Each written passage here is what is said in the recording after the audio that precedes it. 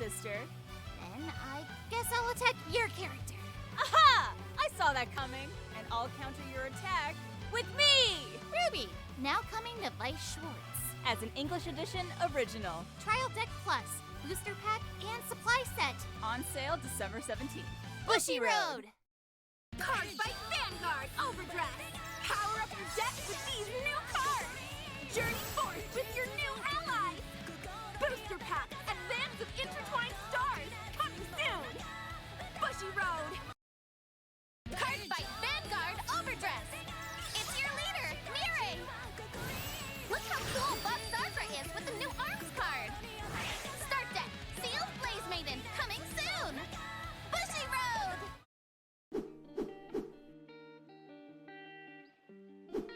Hi, I'm Karan Patel. I'm the BSFO Vanguard Overdress winner for Europe. And the deck I used was Bruce. Lovely Bruce. Preparing for BSFO was mostly to do in a small friend group, because the fun thing about Standard at the time was the lack thereof, not based because of the format, but lack thereof matchups to learn against. And it takes less time to really develop and understand, hey, so in this I'm going to do this, and in this I'm not going to do this, which makes it feel a lot more like free and less diverse than what the other formats hold at the moment. Prior to BSFO, I've been playing in BCSs and team leagues since 2015, and in 2019 I got an invite to a World Finals for V Premium, and the continent that I normally play in is Europe. I love BCS. I am a huge fan of BCSs. Going out to events to meet people that you've, say, either known already or haven't seen in a while or only know via online. It's just that whole community coming together that makes the Bushiroad events really, really satisfying and fun to go to.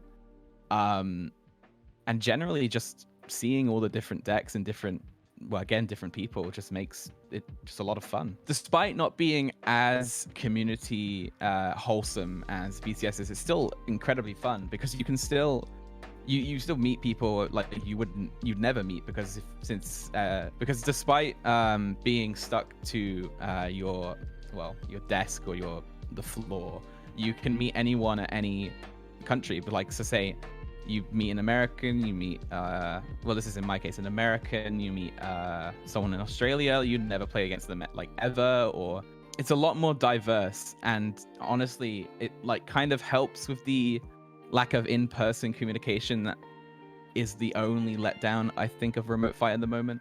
And in between rounds, it means I can just go into a call with a bunch of friends, mostly my local friends, and then we can talk about, hey, did you win? Did you lose? How did it go? My main advice is to try to broaden your player base. Obviously, this can range to say, if you're in a small country, you can always try to go out to different locals, because that's something I like to do, because going to different locals means you meet more people, you meet different type of decks. It leads to, say you'd never go against this deck unless you went here.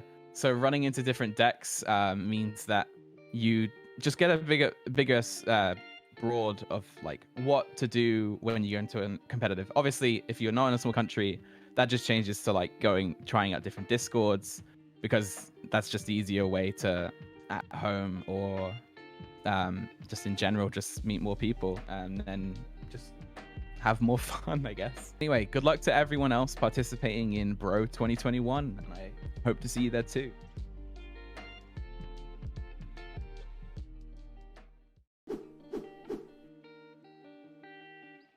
Hello everyone, so I actually won the Springfest Online Championship, the first place, and I was using Murakumo in premium format. At the time, I didn't had a lot of practice because we didn't had local events, but I was just thinking which deck I was afraid most of, and that was Genesis Loop. And then I just thought a lot of other strategies, how should I play against it, and I decided that I need to use a Fire Element Hoenn, and Murakuma was the best deck for that. And also, if I went first with Murakuma, I had a huge advantage. So that was my choices. I most likely prepared just thinking theories, strategies, and watching some YouTube channels. Yes, actually, I was in Japan for 1 year when I was studying, and I had a chance to participate like in Bangasai. It was more like on casual side, but it still was a huge and fantastic event. And actually, I participated in it twice because I also visited Japan a little bit later on my vacation. So twice in Bangasai. I didn't had any experience participating in team leagues or other big Bushiroad events that were happening in Europe. This event was the first event for me, and I was pretty lucky with it. They had like a lot of events, but I also liked that they had like exclusive products that you can only get at that time, at that event. You had to stand in a line for it for a pretty long time, but it was something special. And I also attended the bigger, a little bit bigger tournament, but not the main event, and managed to end with 5-2. So maybe there was one thing that I didn't like, but it was the prizes were a little bit low, but just everything else was fantastic. Just a lot of people, a lot of nice people. They had like corner for only girls to play in it, so it was very unique experience. Actually, the first time I played on web camera event, but that was a different tournament, I was super uncomfortable. I had to adjust playing on webcam. It is totally different experience than playing in the real life. But because it was not my first event at Spring Festival Online, that helped me a lot because I already had some experience playing on web camera before, and I had some kind of advantage not doing a lot of misplays, not being that nervous on web camera and other things. Yes, it's kind of hard because you have to watch out for your own field, and at the same time you have to watch your opponent's field. It's just doing two things at the same time. And I like it because I have a lot of time, and it saves up a lot of time. It saves up a lot of traveling money. So I actually definitely like the webcam online, and I hope it actually will be alive in the future as well. I didn't eat at all. And between rounds I was panicking. I definitely was concentrated only at that time when I was playing. I believe you should just have fun and concentrate as much as you can, because concentration is all that matters in those kinds of tournament. And maybe the next time you will be the one who will be sitting in my place and someone will be taking an interview from you. So guys, have fun, and for those who know me on YouTube channel, don't be afraid, I will be back. I just currently having some issues with my physical shop opening of the card games, so, and yeah.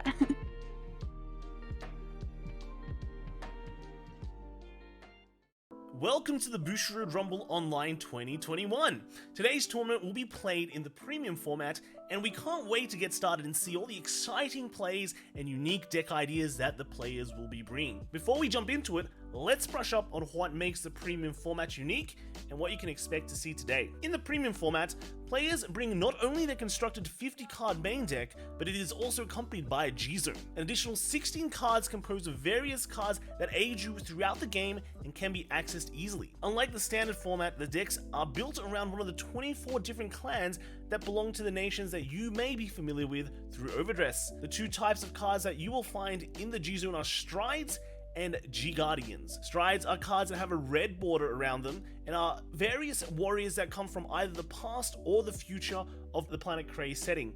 Strides have a power value, a cost that must be paid if you wish to access the stride, as well as the effects of the card. In order to stride, you have to meet one of the following conditions. The first is if both you and your opponent have a grade 3 Vanguard, then after the ride step, there is the stride step. This is where you can choose to pay the cost of stride, which is typically to discard cards in your hand whose grades add up to 3 or higher. There are also special grade 1 and grade 0 cards that are regarded as grade 3s in your hand when you discard them for stride, which you will see quite often. After you pay this cost, you can choose one of the face down strides in your G zone and place it on top of your existing Vanguard on the Vanguard circle, turning the card under the stride into a heart card. This is the process of striding. Now the stride will inherit the original power and card name of the chosen heart, thus combining the 15,000 power of the stride with the card underneath it, thus totaling 28,000. At the end of turn, the stride card will return to the G zone face up, and your Vanguard returns to its former state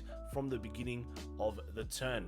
The other approach to striding is when you have spent at least one turn on your grade 3 Vanguard, thus starting your turn at grade 3 even if your opponent hasn't ridden their grade 3 yet. There are some decks in Premium that are able to jump ahead and superior ride to stride earlier, so make sure to keep this in mind. Strides have a variety of powerful abilities that help the player adapt to any situation, so make sure to use this powerful toolbox called the G Zone alongside the cards in your main deck of 50 cards. There are 2 special types of strides in addition to the regular forms we've seen so far: Progenitor Dragons and Xeroth Dragons. These cards are unique in that they do not belong to a single clan, but rather encompass the entire nations that the clans belong to, such as Dragon Empire or Stargate, otherwise known as Brantgate as well. These symbolize the beginning and the end, either bringing additional life to your game plan or putting everything on the line to finish it all. In order to stride a Progenitor Dragon, a player must discard a card of the same name as their Vanguard. The Progenitor Dragons each have unique abilities, but one shared ability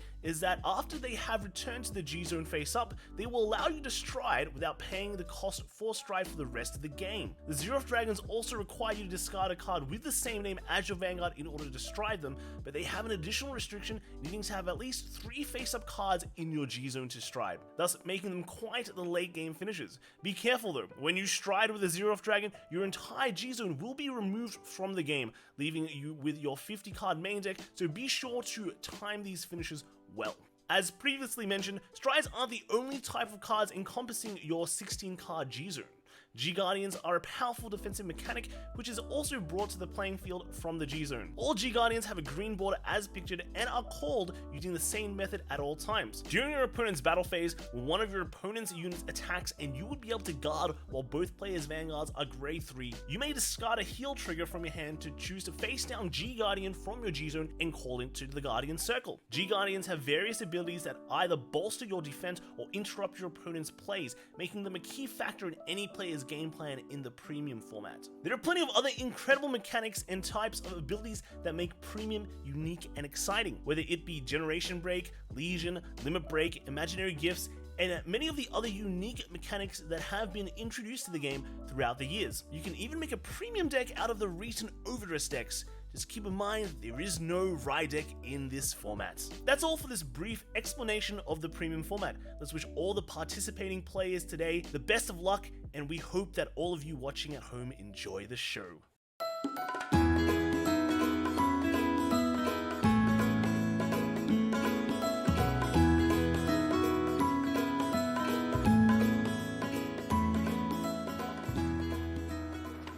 Hey Terrence. Hey Julius. Okay, first of all, thanks for joining me here with Coffee at Bushiroad series. No problem. You are the first of all our interviewees. Well, and there's a reason for that. Then that's because I think a lot of people have seen you in a lot of videos as well, especially for Buddy Fight channel, which you frequently appear. Well, along with me. So, and the other reason is because Terrence you have been with us for about 9 years now. Yeah. So I think you're probably one of the veterans, if not like the person with the most experience number of years in Bushiroad right now. That's true. That's true. Yeah. So I'm very excited to ask you a bit about the kind of work that you do here with Bushiroad, mainly your current position, of course. Yeah, sure. Yeah. So you are a senior development executive. Yes, that's and right. Can you tell us a bit of the things that you have to do as someone in your role? Okay, not only senior development executive, I'm also a team leader, as you know, for Buddy Fight, and our viewers also know. My job comprises mostly of product management, as well as marketing advisory role. So it's like Main part of the job is, of course, products. We can't have a card game without the products going out. So most of it is scheduled around product management, designs, translations, and basically making sure that the product goes out on time. So I guess as team leader, you kind of have to manage everything and not just the product. Like Yes. developing the product is like one aspect of it. Yes. Yeah. Our development mostly central around localization. So Okay. Japan has their main product first. Then we take the same product and try to localize it for the English-speaking community. Okay. But so just for the record, localize would mean to translate into English for the international products. Yeah. So could you tell us more about how you would go about localizing a product? Like probably take us briefly through the steps from the very beginning and to the end when it's actually printed. Well, basically, Japan needs to have their product ready first. Then we just take the designs, the translation, as in the text that they have, and do translations. Okay, then pass it to our designers. Designers put everything into what you see today as a card. Then we take the design, have it sent to the factory. Factory produces everything, including the packaging, such as the pillow pack, which we call pillow because the packs look like a pillow. And although like you made it sound like very easy, like from translating to printing, I know for a fact that it's not. You have done some products. Yeah, I know before, for a fact it's not, because you kind of like split into 3 major categories. But I know it's gonna be definitely a lot more work than that. Yeah, that was just a general description of how it is. But of course, there's many detailed steps along the way. Definitely. So during the course of your translating and stuff, what do you think is the toughest thing about translating Japanese into English? Oh, they have a lot of very Japanese-centric puns. Those are the worst things you can come across if your command of the Japanese language is not as good. What do you mean by that? They have certain puns or play on words that central around the Japanese culture. So if you were to do a localization, you try to look for something in the English language that is equivalent. You cannot just translate the entire thing as it is. If you do, a lot of players won't get what it's trying to say because they are not that into the Japanese culture. So they will just be, it's just another flavor text. It's just another name. They might not even get it as it's supposed to be a joke. Yes. Because that cultural difference just doesn't get through. Yes. To the Western side, I suppose, definitely. So that would be the toughest thing for you as a translator. Oh, that would be one of the most challenging. Toughest is when there's a lot of problems along the way that would cause the release date to derail. Yeah, then you have to do whatever you can to keep this production schedule back on track. Sometimes that's one of the toughest things is meeting deadlines. When everything doesn't go your way. If everything is smooth, it's perfectly fine. So that would be more on the production side rather than just the translating side now. Yeah. So you have a lot of obstacles on the translating side, and then you also have obstacles on the production side. Yeah. So there's a lot of deadlines to meet. Yes. Yeah. Okay. Yeah. So that's definitely tough, and I can relate to that. Okay. Then what's the most rewarding thing about your work? Seeing players use your product in a tournament, major or small. Sometimes you just go to a card shop and people are playing with the cards and you say, hey, that's the latest release. Then you'll be like, oh, are they using? Are they having fun with it? Okay. If they are really making a ruckus and just generally having fun, that's the most rewarding thing for a developer. That's true. Yeah. That's true. Yeah. I suppose when you go and visit card shops or maybe in tournaments and you see that card on the table and you're like, then it brings you back, to the memories of you translating that, maybe in the office. Oh, I have problems with this certain pun, this certain joke. Right. Or that card was changed last minute. We had to make all the arrangements just to make it proper by the time the product is released. They go like, oh, I remember that one. All right. So, okay, maybe you can tell us what's your most memorable product that you have done so far? Like, probably the one that maybe gave you the most trouble, or maybe you had the most fun. limited only to Buddy Fight, or because It could be anything. You know, I mean, you have 9 years worth of experience here with Bushiroad, and I understand you do other titles as well, such as Luck and Logic, and I think a bit of Weiss Schwarz as well. in fact, I've actually handled every single. Welcome everyone to BRO 2021. We are now at day 2 for the EU stage. This is going to be the top 8. And once again, we are your boys. I'm Chris, also known as Different Fight. And joining me today are JJ and Ben from Yellow Card Vanguard. How are you boys doing? Ben, you're gonna take that one? Well, I don't really have much to say. You know, it's been an exciting last few hours. We went from AO to NA with us in between. Loads of different decks across the format. Loads of different players all showcasing their various skill levels. And yeah, we're here at the last leg of the race. You know, the 8 final players. Again, with a huge variety of decks still. Really can't wait to see what comes out on top. I'm also pretty excited as well. It's a diverse format. These are the top 8 players from the couple hundred players that joined the tournament today and yesterday, actually. And it has been so exciting to see all their matches unfold. I can't wait. I'm really, really happy to see how far they've come.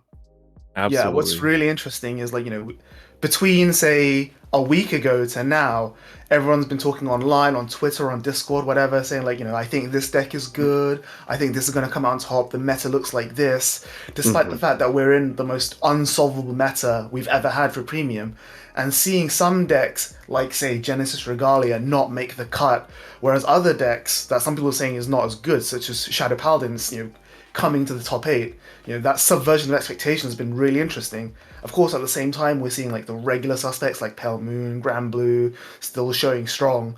And it's that sort of, like, 50-50 that I think is going to really give us the most interesting, like, contrast that we can look at. Yeah, absolutely. Like, there's been so many interesting results looking at all the top 8s from across the regions. You know, now NA has also concluded their Swiss rounds in a very timely fashion. Like, everything ran so smoothly. I think we got to give some props to all the tournament organizers, because it's thanks to them that everything ended on time, everything ran on time. There were very few delays across all 3 regions. And so I think it's a, you know, big part of that is, of course, our tournament organizers, which are ENTCG and Elephant for these weekends. But I'm just very excited by all the diversity. Like, a lot of people going to the event were like, okay, you know, it's a brand new format, but this deck feels like it has a little bit of an edge across everything else. And, you know, people were hyping up like Pale Moon, people were hyping up Grand Blue and like Shadows. But in the end, we have very varied top 8s all across the board. You know, we have some decks that topped, for example, in AO that we don't see at all in EU. And there's, you know, same thing for NA. And so I'm really excited to see how things are going to shape up, you know, across the 3 regions. Of course, it's pretty nice that, for those of you that missed it, on the AO side, Simon Zheng, the current, you know, world champion for Premium, actually took it all in the AO side, which was really, really exciting. He took it with Nightmare Dolls. And I think that, you know, it's kind of poetic that the world champion, you know, comes back now when the format is healthy and takes it all in his own region, which I think is just, you know, it's kind of beautiful in its own sense, right? Oh, it is poetic. I would also like to note too as well, even though we do have established players, we do have some very awesome innovators too who have been bringing decks. Y'all been hearing about this Geese, by the way? This Geese variant? Oh that my plays... god. Dude, I was watching that. Geese variant, bro. I was watching that on crazy. stream last night while I was playing in NA, and I was like, what is going on? What am I watching right now? I told you guys, this format is so actually based. It's so nice. Like, you have so much interesting concepts of people like, hey, I kind of want to go back to 2014 and just play a deck real quick. Just for fun. You know? Yeah. Oh, speaking of the Geese stuff, you know, another really cool thing about having an event like this is that Geese event was being shown while me and a bunch of other friends were just sitting in a Discord call talking about, you know, because they were playing in NA and I wasn't. They were talking about how they were doing and I was just there supporting them.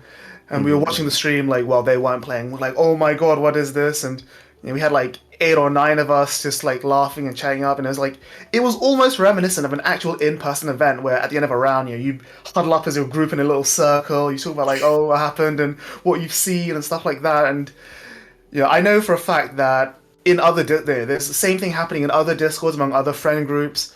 But the great thing is that because we're online, everyone can be connected. You know, you have people from different continents talking to each other now, instead of just, okay, yeah, you drove up in a car with 4 of your friends from your locals. Now it's, oh, there's 3 of us, and 3 of our friends from NA, and 2 of our friends from Australia.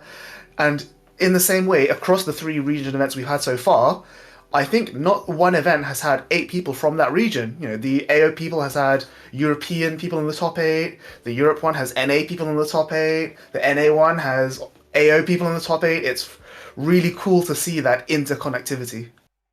Absolutely, 100%. Like that's one thing. I was in the same group call as you. Like it was really fun to just like be able to play around and then get together with the boys again, just to kind of like talk about your rounds, or like even not even talk about your rounds, just watch the stream, see what kind of tomfoolery is going on in terms of what people are bringing, and like I don't know, it really did bring back that feeling, and I think that's why I recommend everyone. It's not too late. You can still sign up for the V Premium events. I'm going to be playing. Dude, I had so much fun playing in NA yesterday. I only played like 5 rounds and went to bed, but just like me being able to meet new people, because I was thinking, it's like normally we have BCSs and it's nice, and we travel out to like all these different locations, we get to play, we get to meet people, and then World's Finals comes, we get to commentate. Whereas here it's like it was nice to be able to finish the show here on EU and then hop into NA, be able to play for a few rounds. Like I didn't have any intent on topping because we got to wake up and watch the EU top 8 over here, but I was just like, it's so nice that we can still like sit down and play and like meet new people. And there was people I was playing with for the first time, from like Mexico.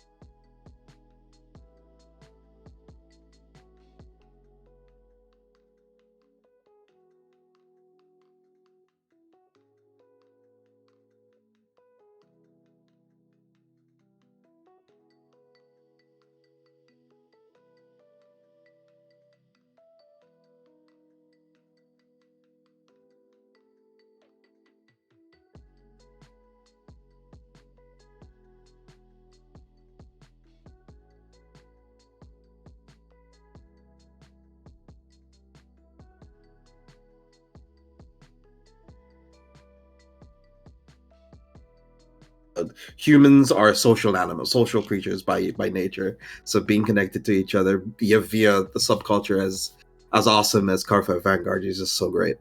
It really is. It really what is. I'm hearing, JJ, is that you've signed up for NAV Premium? I will not confirm or deny such actions. Well, I'll tell you this. In that group call last night, just after Chris went to bed, I also caught the bug, and I literally just signed up myself.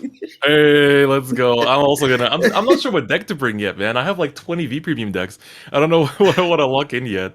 But man, like the amount of fun I had yesterday just playing in NA, like I can recommend this to everyone. Like even if you're just there to play a few rounds, like you have work in the afternoon or like you have some other commitments, sign up, play for a couple of rounds in the morning, meet some awesome people. Like everyone I played with was so friendly and so wholesome. Even the most top competitive players, like they're there to win it, but there's still people that will sit down and have fun with you, and it's a great time. So I think it's look forward to the revenge of the commentators in the V Premium at NA side. Maybe Kai will come back for the EU side. We can cast him once more.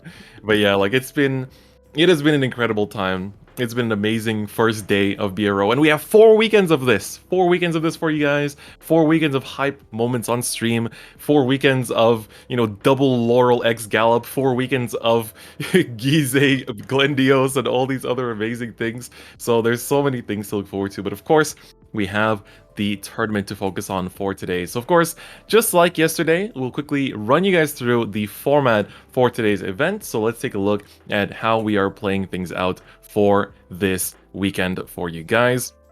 And so of course, it's going to be a, just the usual that you're used to. Day 1 is going to be looks like we're going straight into the bracket. All right, so the bracket here that you guys see for the top 8, thank you very much, production, is looking as follows. So I'll take you guys through the top side. We have Benjamin from Singapore versus Illia from France. That'll be the first match of top 8. And the second one will be Dave from the Netherlands versus Mohammed from Singapore. All right, JJ, how's the bottom side looking? All right, so we do have Kelvin from Australia, and we have Derek Dao from Australia as well. That is the WCC members. They are going to be going head-to-head against each other. Then we have Daniel N from the UK and Karan P from the US of A. God bless, you are up very early to play here. Or up very late. This is like midnight if he's in West Coast. Oh gosh, true. Time is a timey-wimey Yeah, You I know. wonder how that matchup is gonna go for Daniel. My last round of Swiss yesterday was against Luard, and let me just say, if the game goes long, which it does go long, it's a little rough, especially if you don't open your plus pieces and they keep seeing stand triggers onto their Dagdas and you start crying very loud. So that's gonna be very interesting top 8 match to look at. But of course, let's also show you guys real quick, just the format for today's event. Once production is ready to run you guys through that. So once again, yesterday we played a Swiss best of 1, and now the top 8 players are duking it out for the final spot to see who will win. Again, guys, the signups are still live for V Premium. You want it to be top 16, sign up. The more players we have, the more the cutoff will go up, the more matches we'll show you on day 2. We just gotta, just pump those numbers. Get playing. Like I told you already, it's a great event. Everyone wants to see, everyone wants to play, and you have a chance to be featured on stream too, so it's a great time overall. And of course, let's remind you guys of the start times as well for this weekend. But of course, as you're already watching this, I'm pretty sure you're well aware of how we are running this. So you can see here, we started both days at 10 a.m. CET. Don't forget that there's still the NA Top 8 for you guys to watch later on. That will be starting at 9 a.m. PST. So that is 6 p.m. CET.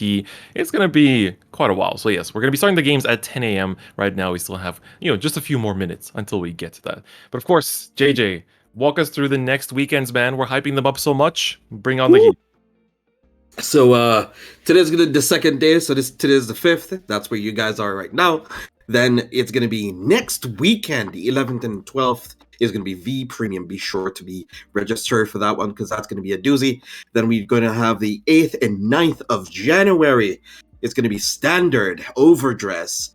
Be sure to hopefully pick up some of your support cards for any of the archetypes you're gonna be looking to play. And then we're gonna have the 15th and 16th of January is going to be Weiss Schwarz. So that's going to be hella fun. And then don't forget, people are going to be here to also get some really awesome prizes. So Ben, what are you going to be winning? Yep. Thanks, JJ. So, quick update from yesterday for those of you who were here. It's actually going to be a booster display of Clan Selection 4. That's right, the reverse set's coming out later in April. Ooh. Really exciting prize. But for those of you who weren't here, I'll quickly recap. As you'd expect, there's a certificate for the top 4 and 1 booster box for each of the top 3 places, which, I think is worth just a little bit more than the medal you used to get before, am I right? Oh, absolutely. Yeah. So I'd definitely rather have the booster box. And of course, the most exciting part is the winners promo. No longer are we limited to just 1 promo for first place. Now all of top 3 get promos. And in fact, first place gets you an entire playset, 4 copies of this beautiful Cherishing Night Branwyn. Again, that lovely VMC art coming through. And for those of you who are interested in V Premium, well, just wait for the prize promo on that one. Exactly. So the V Premium one is going to be pretty hype, but you guys will be able to play for it next week. I'm going to be playing for it next week. I'm generally just considering bringing the most sweaty meta decks just to have a chance to win it, just because it looks so beautiful. But yeah, guys, those are the prizes. And yeah, that is going to be what the players specifically today, are playing for. So the moment somebody wins in top 8, they already have one of these prizes. Isn't that great? Like, you just get one match out the way and you're already winning something, which is excellent. Absolutely incredible. So yeah, those are the prizes. Let's just get back to us here real quick and still talk you guys through for a little while. So yeah, what do you guys think? All of that is having been said, we have quite a lot of favorites in this bracket. The bracket's looking pretty heated. We have a couple WCC members. Sadly, only one of them will survive. And then we have, Dimension Police. That's a fan favorite for me. Victor. So many decks that, we're not seeing represented as much in other regions. And I'm sure that everyone just wants to, already start noting down these deck lists and start, trying them out themselves, play testing, picking up pieces. Luckily, a lot of stuff is very easily accessible because of Revival Selection that came out a couple months ago. So how are you guys feeling? What's the first thing you're going to play after this, after we're done watching this tournament? I think I'll just try pick up something consistent, because Premium hinges a whole lot on consistency. As long as you can try to keep on doing something pretty good, you could work towards building out silver bullets outside of it. But outside of that, just trying to find something that works really efficiently is the most important thing. So I'll have to lab out maybe some Kagero, maybe some my own Nova Grapplers as well, and see how that works. Yeah, what about you, Ben? Yeah, it's really tough because I've been known as someone who like thinks about decks a lot and like theory crafts a lot. So when I look at all the people's deck lists from the top 8 today and that we watched yesterday, I was honestly going, okay, he's playing this, why? He's doing this, why? Thinking about it, like, I like this, I don't like this, and yeah, that really got my juices flowing, and I just don't know where to start. Like, I know what I'm picking for V Premium because I unfortunately don't have my clan collection stuff yet, so my choices are very limited in that front. But for Premium going forward, man, it's really tough. Like, of all the decks you can play, there's so many different routes to take it. Oh man, that's true. That is true. Yeah, there's so many things to consider. So many, like, I've seen people say, like, it feels like even after this event, we still don't know what the meta is for Premium. It's like, even after all has been said and done, we've watched, multiple regions now. It's still hard to say, like, oh, is this the best deck? Is this the best deck? Like, this one feels really good. But, man, it's crazy how diverse this format is, how healthy the restriction list has been. And, people thought maybe certain decks would blow everything open and be able to, change everything for the meta and, like, reshape everything around one deck. But doesn't seem to be the case just yet. Yeah, it's a lot of those like hidden factors, as it were. I remember day one people saying like, "Oh my god, Spike Brothers Hellhard combo is the only deck that didn't get hit by the restriction list. It must be the best deck now, right?" And they didn't realize that with all the fast decks being gone, other slow grindy decks rose up, and now Hellhard 8 has a lot harder time against those slow grindier decks. Or conversely, people are saying, "Oh wow, Grand Blue barely got touched at all," and yeah, it is one of the most represented decks. But there are also a few other clans out there like Narukami who have a very, very good matchup into Grand Blue that have also risen as a result of that. Yep, that is right. That is right. Ooh, man, like there's so much to be excited about. There's so much to be excited about in terms of this format. And I think, also, before we get into it, we do have a little video for you guys, for those of you tuning in. For those of you tuning in to the stream for the very first time ever, just to find out how Premium works if you've never watched a Premium event, and also to just, see everything about Premium, how the rules work, what to look out for. So we'll be back after a short break, and you guys will be able to watch this video. So don't go anywhere. We'll see you very soon. 2021. Today's tournament will be played in the Premium format, and we can't wait to get started and see all the exciting plays and unique deck ideas that the players will be bringing. Before we jump into it, let's brush up on what makes the Premium format unique and what you can expect to see today. In the Premium format, players bring not only their constructed 50 card main deck, but it is also accompanied by a G-Zone, an additional 16 cards composed of various cards that aid you throughout the game and can be accessed easily. Unlike the standard format, the decks are built around one of the 24 different clans that belong to the nations that you may be familiar with through Overdress. The two types of cards that you will find in the G-Zone are Strides and G-Guardians. Strides are cards that have a red border around them and are various warriors that come from either the past or the future of the Planet Cray setting. Strides have a power value, a cost that must be paid if you wish to access the stride, as well as the effects of the card. In order to stride, you have to meet one of the following conditions. The first is if both you and your opponent have a grade 3 Vanguard, then after the ride step, there is the stride step. This is where you can choose to pay the cost of stride, which is typically to discard cards in your hand whose grades add up to 3 or higher. There are also special grade 1 and grade 0 cards that are regarded as grade 3s in your hand when you discard them for stride, which you will see quite often. After you pay this cost, you can choose one of the face down strides in your G-Zone and place it on top of your existing Vanguard on the Vanguard circle, turning the card under the stride into a heart card. This is the process of striding. Now the stride will inherit the original power and card name of the chosen heart, thus combining the 15,000 power of the stride with the card underneath it, thus totaling 28,000. At the end of turn, the stride card will return to the G-Zone face up, and your Vanguard returns to its former state from the beginning of the turn. The other approach to striding is when you have spent at least one turn on your grade 3 Vanguard, thus starting your turn at grade 3 even if your opponent hasn't ridden their grade 3 yet. There are some decks in Premium that are able to jump ahead and superior ride to stride earlier, so make sure to keep this in mind. Strides have a variety of powerful abilities that help the player adapt to any situation, so make sure to use this powerful toolbox called the G-Zone alongside the cards in your main deck of 50 cards. There are two special types of strides in addition to the regular forms we've seen so far: Progenitor Dragons and Xeroth Dragons. These cards are unique in that they do not belong to a single clan, but rather encompass the entire nations that the clans belong to, such as Dragon Empire or Stargate, otherwise known as Brandgate as well. These symbolize the beginning and the end, either bring additional life to your game plan or putting everything on the line to finish it all. In order to stride a Progenitor Dragon, a player must discard a card with the same name as their Vanguard. The Progenitor Dragons each have unique abilities, but one shared ability is that after they have returned to the G-Zone face up, they will allow you to stride without paying the cost for stride for the rest of the game. The Xeroth Dragons also require you to discard a card with the same name as your Vanguard in order to stride them, but they have an additional restriction needing to have at least 3 face-up cards in your G-Zone to stride, thus making them quite the late game finishers. Be careful though, when you stride with a Xeroth Dragon, your entire G-Zone will be removed from the game, leaving you with your 50 card main deck, so be sure to time these finishes well. As previously mentioned, strides aren't the only type of cards encompassing your 16 card G-Zone.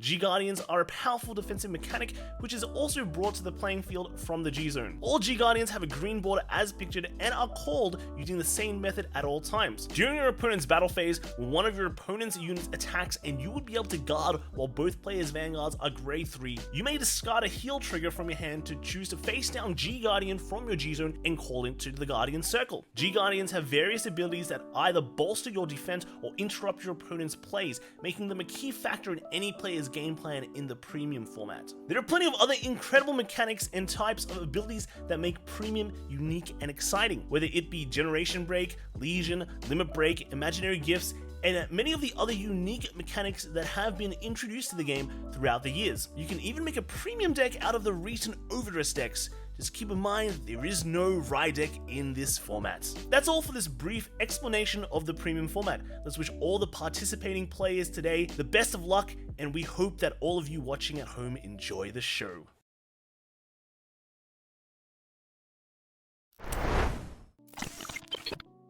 All right, everyone. I hope you took notes. Hope you took notes on everything about Premium. That was your little homework. You know, we had the lovely WCC Kai, everyone's favorite Tachikaze main, tell us all about it. So that was really nice. That was definitely, you know, a nice little explanation video. I'm always going to be happy about it. And there'll be another one for you guys for V Premium for next week as well. So you can look forward to that. But yeah, guys, we have a stacked bracket. But on top of a stacked bracket, we have some pretty hype deck lists. Some pretty hype deck lists that I think we're all just waiting to see, waiting to break down and analyze. What do you guys look forward to seeing right now? You know, we got all kinds of things in here. Oh, that we do. So what are we cooking up with first? How do we want to go about this, actually? I think let's just go through bracket order. Let's just have a look at the decks, you know, talk about them a little bit, and yeah, just jump into the game once the players are ready. All right, let's run it down. So first up, we're going to be looking at Benjamin. So this is going to be the Benjamin versus Illia matchup, and Benjamin is the lone victor player in this entire bracket, and he was the #1 in Swiss. Like, you know, people can say that sometimes, you know, you barely make it into top cut with some kind of, you know, mystery crazy deck, but he was the best player of the tournament yesterday, so he definitely deserves to stand here. And so let's break down this victor list, right? It's really extreme battler heavy. We talked about it a bit yesterday, but JJ, you know, I think all three of us, this is actually a great time. All three of us are victor mains, you know. Yeah. We might as well might as well break it down. So JJ, what stands out to you in this list? One Zubat Victor, because a lot of Victor mains have also opted not to be playing anymore Zubat Victors, but it is an okay way that if you do not see excessive extreme battler, you do have a way of being able to draw extra cards. And it is a extra grade 3 option that you can kind of discard for stride fodder. He is not playing a full of either the stride fodder out of shades. He's also playing a split between the two. So there's like a whole lot of nuance splits depending on the situation that he's going to be putting himself in. And he's of course playing the Brutal Jack, and that's great. That's to me, that's the icing on a cake with Mariaki pairing up with it. That's right. And I think, Yeah. Ben, you can give us some more analysis. Yeah, I for those of you who are watching the NA stream, Peter was on there as well. He's also a fellow Never Grappler main. He and I have been labbing this deck really hard for the last few months. Trying different options, trying completely, starting from scratch, so many different builds. And despite that, it's still great to see like these innovative builds from before. So the two big things that stand out to me is, one, the lack of Ninjad. In both my and Peter's opinion, that is one of the best grade 2s in the deck.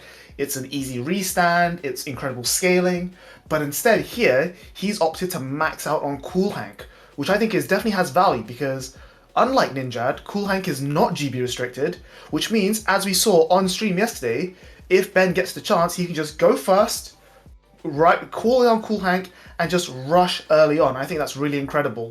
And as we talked about as well, Victor's a deck that really needs that stride into Busted, the first stride. So when you get stride denied, having the Cool Hank just gives you the option to just turn around and be like, nope, I'm going to be okay. And then the second big thing that I found interesting is that he's not playing Dose Ledge. As you said, instead he's playing the Cool Hank as his big beat stick. And, Brutal Jack. So Brutal Jack can't be searched off of the Extreme Battler, but as we say, it has a better early game, it just comes down, it does things, which is very important. And so it's definitely working for him. He's first in Swiss, so I can't really comment there, but it is really interesting to see how, one side of the world thinks, okay, these cards are really good, we're going to play the deck this way, and then the other side of the world is like, no, we're going to go a different direction. Exactly, because I think most of the Western players would often go with something like Shout, for example, or Shout Bird combo, which allows you to play the Beast Deity starter, which can allow you to draw a card and also restand some of your rear guards that you have arrested for the abilities that you're using. It's different to see how they have gone about doing this. Yeah, exactly. And but it also shows the difference in the build in general. And I think especially when we look at the G zone here, that's where we start to see the difference in focus. So let's take a look at the G zone for Benjamin's list and flip over to the sub list. And of course, we see a lot of players, they focus so much on Bustard, right? That's kind of the whole thing, with Shout, with the Bird, with being able to stand more and more like the Riser custom that people run just to get as many stands in the main phase as possible, just to proc Bustard as many times before you actually get into it. Whereas for Benjamin, we've been seeing him just win on grade 3 Victor. Just be able to use the Extreme Battlers, just abusing that Brutal Jack, which is a huge attacker, and being able to restand consistently, the Premium Collection 2020 stride that just restands your front row. That's a great way to make use of all of those powerful attackers. You have the 2 different Victor strides that can give you, or the 3 different Victor strides even, that can all give you different kinds of pressure, whether it's on hits, whether it's full board restands and just focusing another win con. And so I think especially because the format slowed down a lot, even the GB8 is another potential option that you go into. And so I think it's especially in the G zone that we see a lot of what's probably going on when Benjamin is theory crafting this list. No, of course. It's the options in the G zone, I think there's a surprising amount of tech that Victor can play that people aren't aware of. For example, we see here Ben's playing the Tri-Brute, maybe because he's afraid of Honolly, but he's not playing Vict Plasma because he's not as afraid of Lake Joker. It's these small decisions here that kind of add up and factor into each other.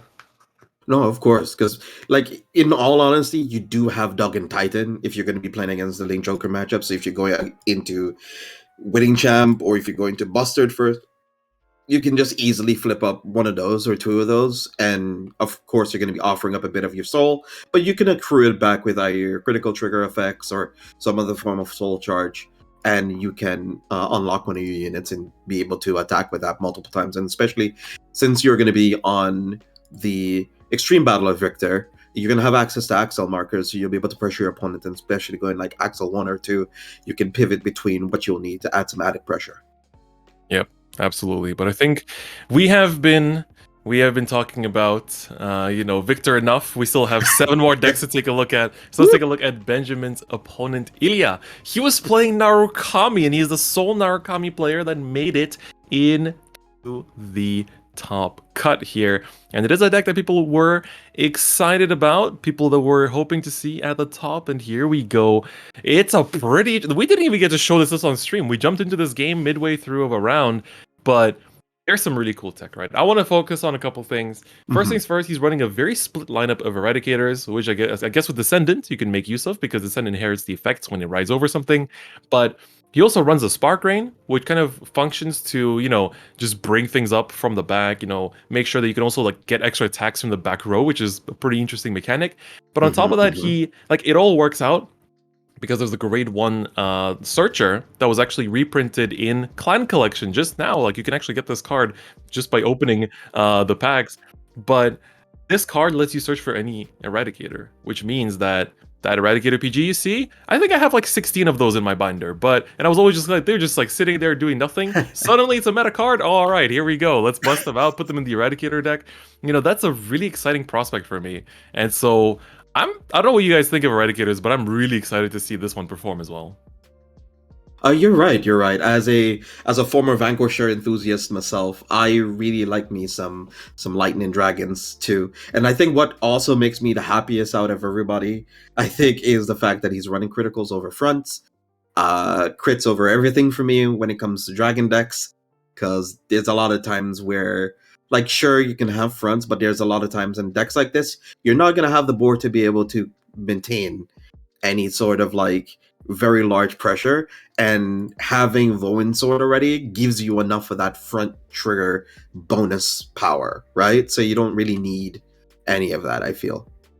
Yeah, two cards I really want to bring attention to here are two of the old cards, being Unruly Dragon and Kernshak.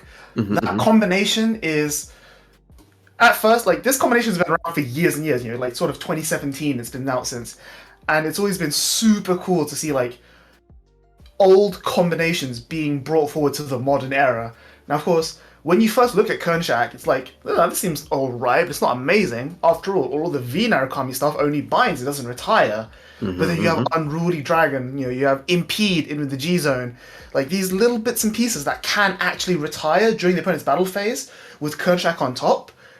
It's something that, because it's not a haymaker, it doesn't come up with like, hey, this is a big threat. It just sits there. Your opponent tends to forget about it, and then they play into it, and then suddenly the tables have changed. Oh yeah, you're right.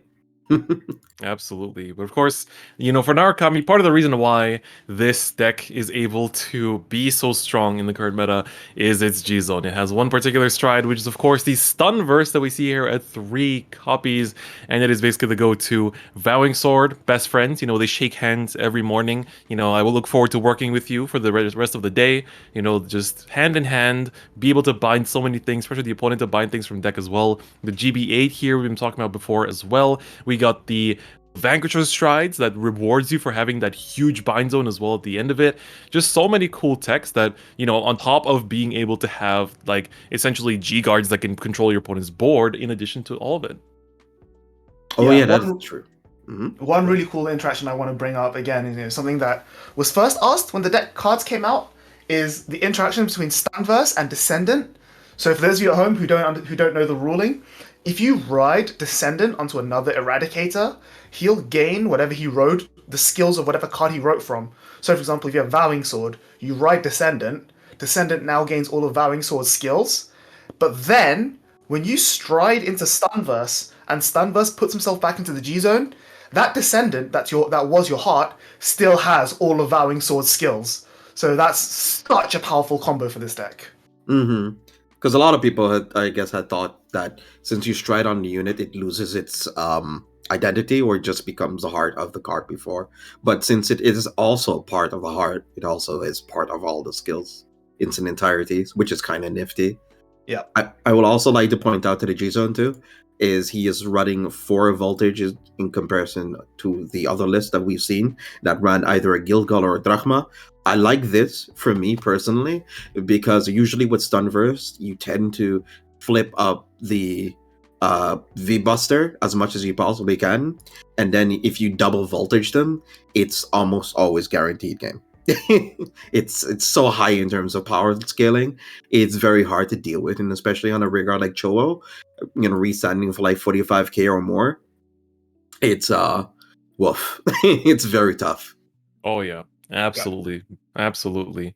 But of course, let's take a look at the next matchup for our top 8 here. We really want to give you all the details. Take this moment to screenshot, guys. Come on, don't forget. You get to see these decks, but if they're not featured on stream, that's the last time you get to see them if these players don't win. So let's move on to our next top 8 here. We're going to have Dave. So Dave is playing Luard. This was the last deck that I played against yesterday before heading off to bed. And he's actually playing the V-Series Luard focus. And nice little shop league. Congratulations, Luard over there too. That's a pretty exclusive that you don't get to see very often. But Luard right now feels very strong. It is quite relying on Dagda, but because you're able to deck thin so much and be able to access your pieces so well, filter through everything, you have Nemain for search, you have so many ways to just find pieces in this deck and be able to compress and make sure that what you have in your deck will deliver you the win. Get those stands on the deck does on the Marfesa turn that really pressures the opponent. I think that Luard is still in a pretty strong spot right now in this meta, and it's the only deck that we have in this top 8 that is represented twice. It is, and I feel that this version of it is just, I think, not to say the strongest one, but just one of the ones that I like the most, to say the least. Yep. Yeah, for sure. Both. One thing I want to highlight is that both of the two Shadow Paladin players in the EU top 8 are two players who are very well known for playing Shadow Paladin Luars. So to see them both still in the top 8 is really great. And we featured this deck on stream yesterday between myself and JJ, and we talked a lot about it. But just a few other things I want to highlight that we didn't get to mention is, one of the amazing things about Shadow Paladin is that because it's such a toolbox deck, because you have so many different options and directions to take it, for example here, Dave is playing the Blaster Dark Damp Hood engine, which is totally cool. It helps you with your early game. One thing he's not playing is the Craftine, the Ritual Stand, to help dig for the Dagda, but that's fine because he has cards such as Blue Espada to mill and dig. He's got Owls, which not everyone is playing in their lists, to maybe get some extra draws. And importantly, by playing the V grade 3 Luards, he has that incredible going first. He doesn't need to grade 2 game people. Yep. When we look at Karan's list eventually, which we'll get to later on, I just want you guys at home to just compare the differences and sort of get into these players' minds and be like, okay, he's playing this, but he's not playing that. He's playing that, but he's not playing this. And just sort of spot the difference and then figure out where that difference comes from. It's all really interesting to see their thought processes.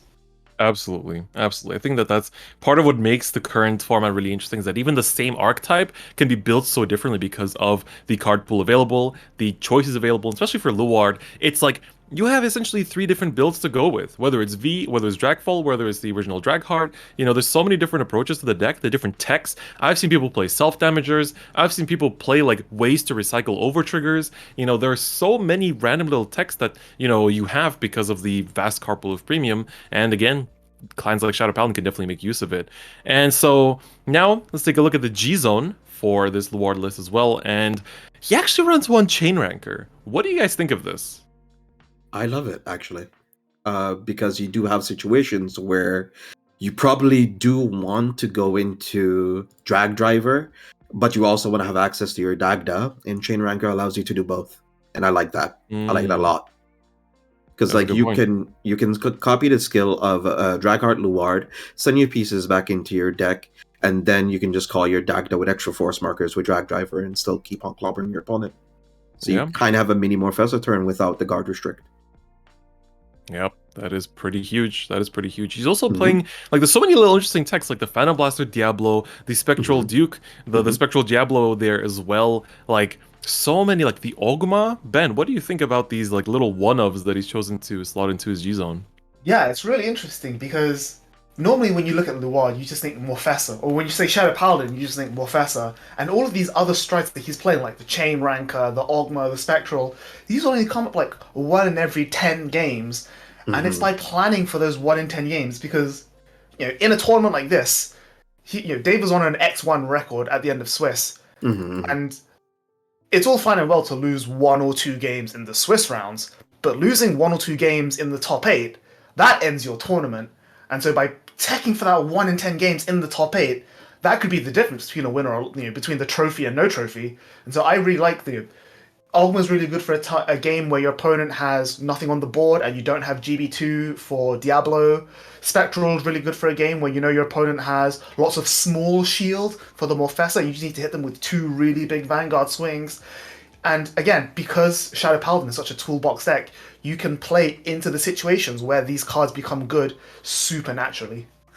Yep, that's a great way to put it. That's a great way to put it. And I think that it's going to be interesting to see, if Dave manages to make it all the way to the top 4 in the finals, to see how he adapts to all these different matchups with the techs that are in his G-Zone here as well. But of course, he is not playing alone. Let's take a look at what is going to be on the other side of this matchup in terms of decks going up against Dave's Luard. All right, so here we have Mohammed with his No Life King Barrow Magnus. Man, we keep showing lists that I played against yesterday during the NA tournament. And so this deck is really scary. Like, being able to just run the Enigmatic Assassin as a starter so that you're always secured to have it. And then, you have No Life King that you can do as early as turn 3 if you open enough of your Soul Charge engine, which is not exactly a tall order. We've seen players be pretty good at that. They even run the Hysteric Shirley draw trigger just to make sure that they, if they're missing that one card in Soul, they can just push that in and have it there. Like the Emblem Master, searching out the copies that you need of things like the Killer Tail. They'll give you the counter charge, give you the ability to Soul Charge things like the Dimension Creeper that you Soul Blasted out. The Hope on Damp, that is a huge card that essentially can end runs for people because it's suddenly like, oh, I have 10Ks and 15Ks in my hand. That's a little awkward. Suddenly I can't really guard this turn. And they're not hitting you with just 3 attacks either. You're taking a rear, an NLK into Barrow. There's gonna be another Enigmatic Assassin that's gonna attack. Barrow's gonna attack, push out another 2 cards. There's another, another Enigmatic Assassin coming out. Just so many things, so many attacks to deal with on that one turn. And the fact is only running 1 Hope on them, I wonder if that's not a bit too risky when that's part of your huge win con. I've seen a lot of lists run 2, and that way, even if you damage one of them, you can still rely on the second one to kind of show up and be able to find it. Because then, if you damage it, Killer Tail, I believe, can take it out of there, but in a worst case scenario, maybe your Killer Tail got cleared off the board by a certain matchup, and then suddenly you're in a bit of a tough spot, right? Yeah, It's a very risky variant of the list, but I do still like it. It's got all the important pieces. The important thing about Hope on Damp is that it's a big meta call right now, and I think him reading the field has worked out in his favor. The fact that he's in the top 8, and I just want to highlight the fact Dark Regulus has been around since pretty much the beginning of Premium. Like, mine a bit of self-plug. I made a documentary earlier this year about Dark Irregulars and the prominence of NLK and Gastile, and people were saying like, okay, well now that Gastile's banned, Dark Irregulars is dead off the format, and we've proved that this is not the case. So Ram has taken inspiration from like the 2017 Ryan Kai Solemn Vanguard Turbo build, where you see the Tragic Claw there, the Hysteric Shirley. He's just really gone for it. There's no more monochrome because it's GB reliant and he doesn't want to rely on GB. He just wants to go first, grade 3, ride NLK, and do the business. And I think the optimization that has gone into this deck is really, really admirable. Yep, absolutely. Like, I think we've talked a lot about the main deck here already, so let's take a look at the G-Zone. What is happening here now that Mr. Gastile is gone? Good riddance. Yep. So here we have, there's so many things, right? Balam, we have the Sharad Stride here as well, Blader Mouse. Like, there's so many things going on in the G-Zone and so many tools that you have, whether it's accessing more of your Soul Charge, whether it's getting that powerful restand, or just in general stalling until you get your pieces or you get enough Cannon Blast to run down that, or like enough Soul even to run down the NLK combo. JJ, how do you feel about this G-Zone going into the top 8? I think he's going to be facing against a lot of matchups that are probably going to have a board a whole lot of the time, so him going first is going to be of the essence here, I think. But if he doesn't get to go first, I think his stride turns can allow him, depending on how active his Soul Charge was before grade 3, to be able to go either into something like Formido, into anything like Balam, being able to retire your opponent's stuff, like key pieces, like a Laura, for example, or a let's see, maybe a Gambaragan, or just like any other utility piece that's probably on the board here that's going to be very important to deal with, and that's what I feel that it should be able to take out. Yeah, one of the really cool things I like bring back to what I said about innovation in Dark Irregulars. One card I want to bring particular attention to is Freiheit. I remember back in early 2019 when myself, Nikki, and John, as part of Team Strictly Broken, were discussing Dark Irregulars, because that was the deck Nikki would eventually take to Worlds. And we were saying how the best way to beat Gastille Dark Irregulars at the time was to damage deny, because they'd either have to run Bobo and open it, they'd have to get multiple copies of Monochrome, or they would just have a do-nothing strike turn because they had no counterblast. And we discovered that Freiheit was a really good non-counterblast option, which also added Strife Orders back to your hand. And it's, you know, finding these, like you said before, 1 in 10 chance opportunities is a really cool optimization. But I think we've talked more than enough about DI, so I think we're going to move on to the next game, which is going to be Daniel versus Karan. So let's take a look first at Daniel's Dimension Police deck. Oh, yes. We've gotten to talk a lot about this one. And I'm still very proud that we're seeing DP in top 8 over here. Daniel making all of us proud today. This is, like, we've broken down this deck list many times. The one interesting thing is that we've seen quite a few lists that run Laurel at 3. He runs it at 4, and we saw that come through big time during the event yesterday, being able to just pump that power. The one Enigman Calm is the only recurring PG that we have in Dimension Police, and you only need 1 copy, because otherwise, if you start trying to loop 2 of them back, you start to run out of soul a little bit, because you use soul for quite a few things in this deck, and the only way to really keep building that soul back is through things like Linka, or one of your strides, like Dimax DX, or the Dizoris after you use its effect. And so you have to be quite aware of that, and be careful of how you are actually playing through your turns, not to overcommit on certain resources. But it's a deck that is excellent at tanking, being able to buff up your grade 3s, incredibly in defensive power, being able to intercept. There are times when you go into Geomaglas and, if you're super ahead in damage, like 1 to 5, you might even pick up like a heal guard from the top 7 just to have like a 35k intercept, just because it might be important against something like the Morfessa Stride or a Hope on Damp, where you are restricted in how you guard from hand, so you're very reliant on how you're going to intercept and be able to chunk away some of those attacks, just in the earlier stages. So this is a very important factor, I think, for the matchups that he'll be facing in top 8. And it's not going to be easy. Luard is a pretty hard matchup because the Morfessa can really eat away a lot of hand. You'll notice that he runs a few 5k shields, which will convert nicely with, the very few 15k shields in the deck, which are just the heal guardians as well as the stride criticals. Everything else is either 10 or a sentinel or the 50 of the overtrigger. And of course, the grade 3s do not have original shield power, so things like Hope on Damp also make it a little bit difficult to guard that, despite the huge hand that you can have in this deck.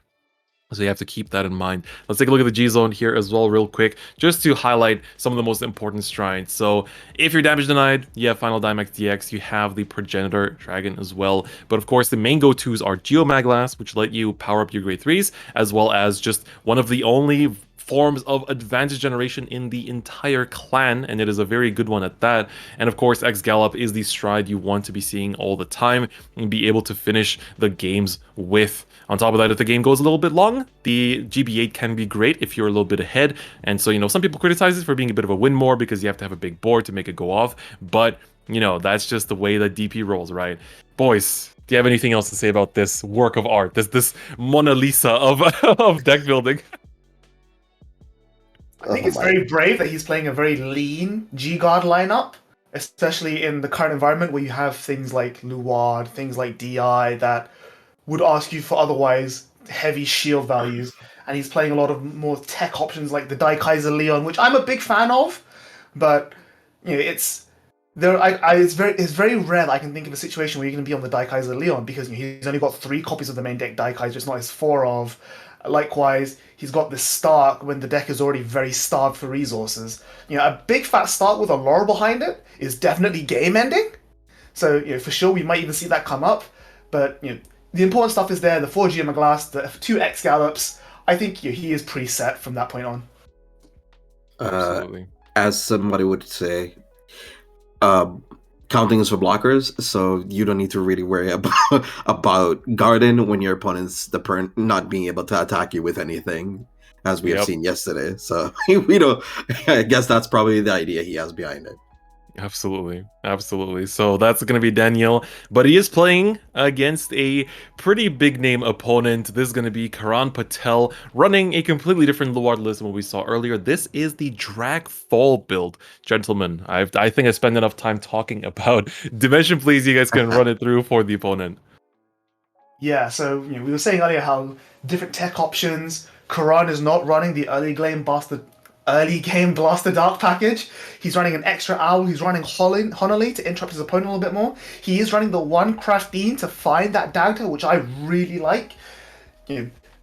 Compared to Dave's, which is very focused and very laser straight on his game plan, Karan's is a lot more. I'm gonna see how the game plays out. I know what I need to do, but I'm just gonna get there slowly. There's no fall and dive eagle. There's no he's playing maxing out on his brand one as opposed to playing a leaner ratio of it. It's a lot more worried about striding, but once it can get to stride, it opens up a lot more, and I think that's a really cool thing. And I don't want to spend too long on the main deck because he talked a lot about it with Dave's, and I think the G zone is where the big differences will come out. So JJ, take us through the G zone. Okay, so one of the bigger differences that he does run is that he doesn't run any chain rankers because of course he doesn't need to, not with his Vanguard type. He does run the Diablo, and he actually also runs the other Diablo stride as well. But outside of it, there is like 3 Mofessas, as we've always commonly seen. And he also runs a Sea Breeze. And I think that's probably stands out the most to me because in something like Luard, unfortunately, he is very much restricted by his GB effects, seeing as he needs to have his GB active to activate the rest of his deck. He needs to get a Sea Breeze if he's going to be stuck on grade 2, so his opponent going to need to rewrite on grade 2 to kind of mitigate that and keep him off of it. Yep, absolutely. One thing I also really want to just highlight is the G-Guard Bronach. This came up during one of my games yesterday, and I was very surprised where Luard, when it plays against that slower deck especially, and it can really go down to the lower deck counts, what they can actually do is essentially G-Guard with it, and then essentially look through their deck. And, it says put the rest at the bottom of their order to the bottom in any order. But when your deck is like 5, 6, 7, you can essentially, stack that bottom pile. And if that overtrigger is still in there, you can essentially have a surefire win on that next turn. Actually, was basically how I got taken out yesterday from the NA tournament. And it was very impressive. So having that option available is, it's not a G-Guard with high power that we're used to, but it is a very interesting tech that can bring about some pretty interesting outcomes for the games. But of course, that is not all we have. One more match to take a look at, and this is of course a WCC team kill. There is a lot riding on this game. There is a lot that is gonna, the narrative of this match. Derek Dao versus, of course, his one and only teammate, Kelvin. So let's take a look at their deck list here, first and foremost. So we have Kelvin here with a Grand Blue list, all teched out. Now I just want to talk about, these players, they faced off at Nationals multiple times. They brought the same decks to Worlds. In BSFO, Kelvin managed to win it all for Weiss, and he actually topped in the Vanguard formats too. Derek managed to top in every region, every format for Vanguard as well, but usually ended up 4th. He definitely wants this win over Kelvin, but Kelvin is bringing a Grand Blue list, which is so heavily teched out. Guys, what do you think of all of these choices? There's so many, there's obvious components, like the, like the Night Storm, the Beatrices, 4 Night Rose, which we see is a lot more than usual. Most players play it as like a 1 or a 2 off to go into from the Bad Bounty. What do you guys think of some of these ratios? Yeah, I think it's a super well-made deck. One highlight I want to make is that, obviously as part of Team WCC, he has an entire gauntlet of amazing top caliber players to test and build with. And when we look at, say, Maxime's deck from yesterday, and another big Grand Blue player, his deck is completely different. So a few highlights to mention. Kelvin's not playing the Night Mist Break Ride. He's going for consistency with a 4 Night Rose. He's playing the Raindrop Cray Elemental. That was the box topper for clan selection. Yeah, that card, I think, is very similar to Diarm. That has a lot of value in the sort of slow, grindier format that is now premium. He's got the Rollock, just like Maxime has, but then his Sentinel lineup is different. Rather than going for the counter-charge PG, he's only got 1 of Dolph the Ghosty, and he's instead opting for 2 crit Sentinels, just because he wants that aggressive pressure.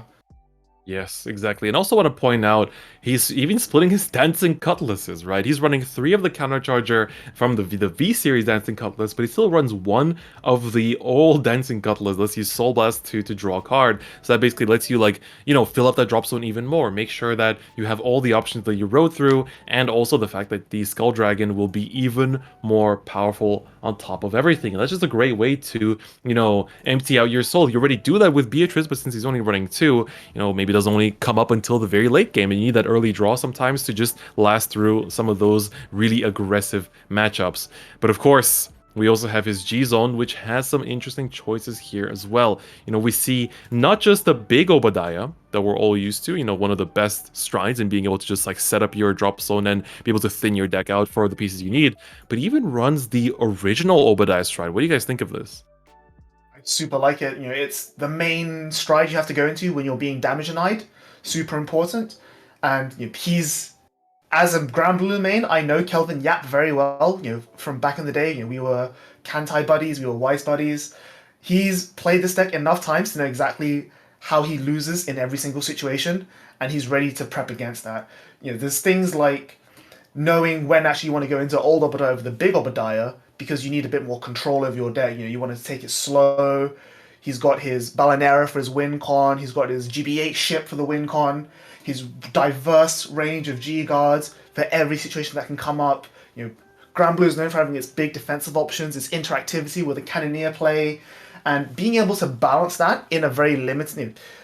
Remember, like 5 years ago, when the G zone went from 8 to 16, everyone's like, "Wow, look at all this space! What can I do with this massive G zone?" And already, as the years go by, it's become a case of, "Oh man, 16 is not enough cards in the G zone." And Grand Blue, I think, is the one that suffered the most from that. And yet, being able to balance everything out, say like, okay, I need X, I need Y, I'm going to fit X, I'm going to fit Y, I think shows you just how well versed Kelvin is with this deck. Absolutely. JJ, any final comments before we take a look at his opponent's list? Deck good, yes. Exactly. Man, it is absolutely incredible. You know, it's great to see Grand Blue represented in the top cut, but of course, it's time to take a look at his opponent, the man who wants to change his name from 4th Rick Fao to 1st Rick Fao. It is not Karan Patel, although his deck is indeed, Luard is indeed cool. That is definitely true. But we have to also take a look at Derek Dao's list here, and there we go, the Nightmare Dolls that won it all in AO, actually. Simon Zhang took it with Nightmare Dolls as well, running a very similar, if not identical list. And here we can see, like, we saw this deck on stream a few times. We saw Derek on stream yesterday too, just showing off, like, the strength of this deck, being able to play a nice grade 2 game, being able to use the Carol to ride down to grade 2 and prevent your opponent from striding, being able to use that Leslie to restand and have that pressure either as a booster or as an attacker, all the different techs that you can bring out, you know, for Alice and make sure that she's on the center stage and swinging over and over and over again. Boys, how do you feel about this list? As a Pale Moon enthusiast, but I think Ben has been also labbing this with some of the members as well. So let's hear what Ben has to say. Yeah, you know, I keep bringing up the WCC Gauntlet. That team, they know what they're doing. As you said, Simon Zhang won with the identical list. Wirab, David Atapatama, was playing also the exact same list. So when 3 of the big members of WCC are all agreed on a list, you know something is up.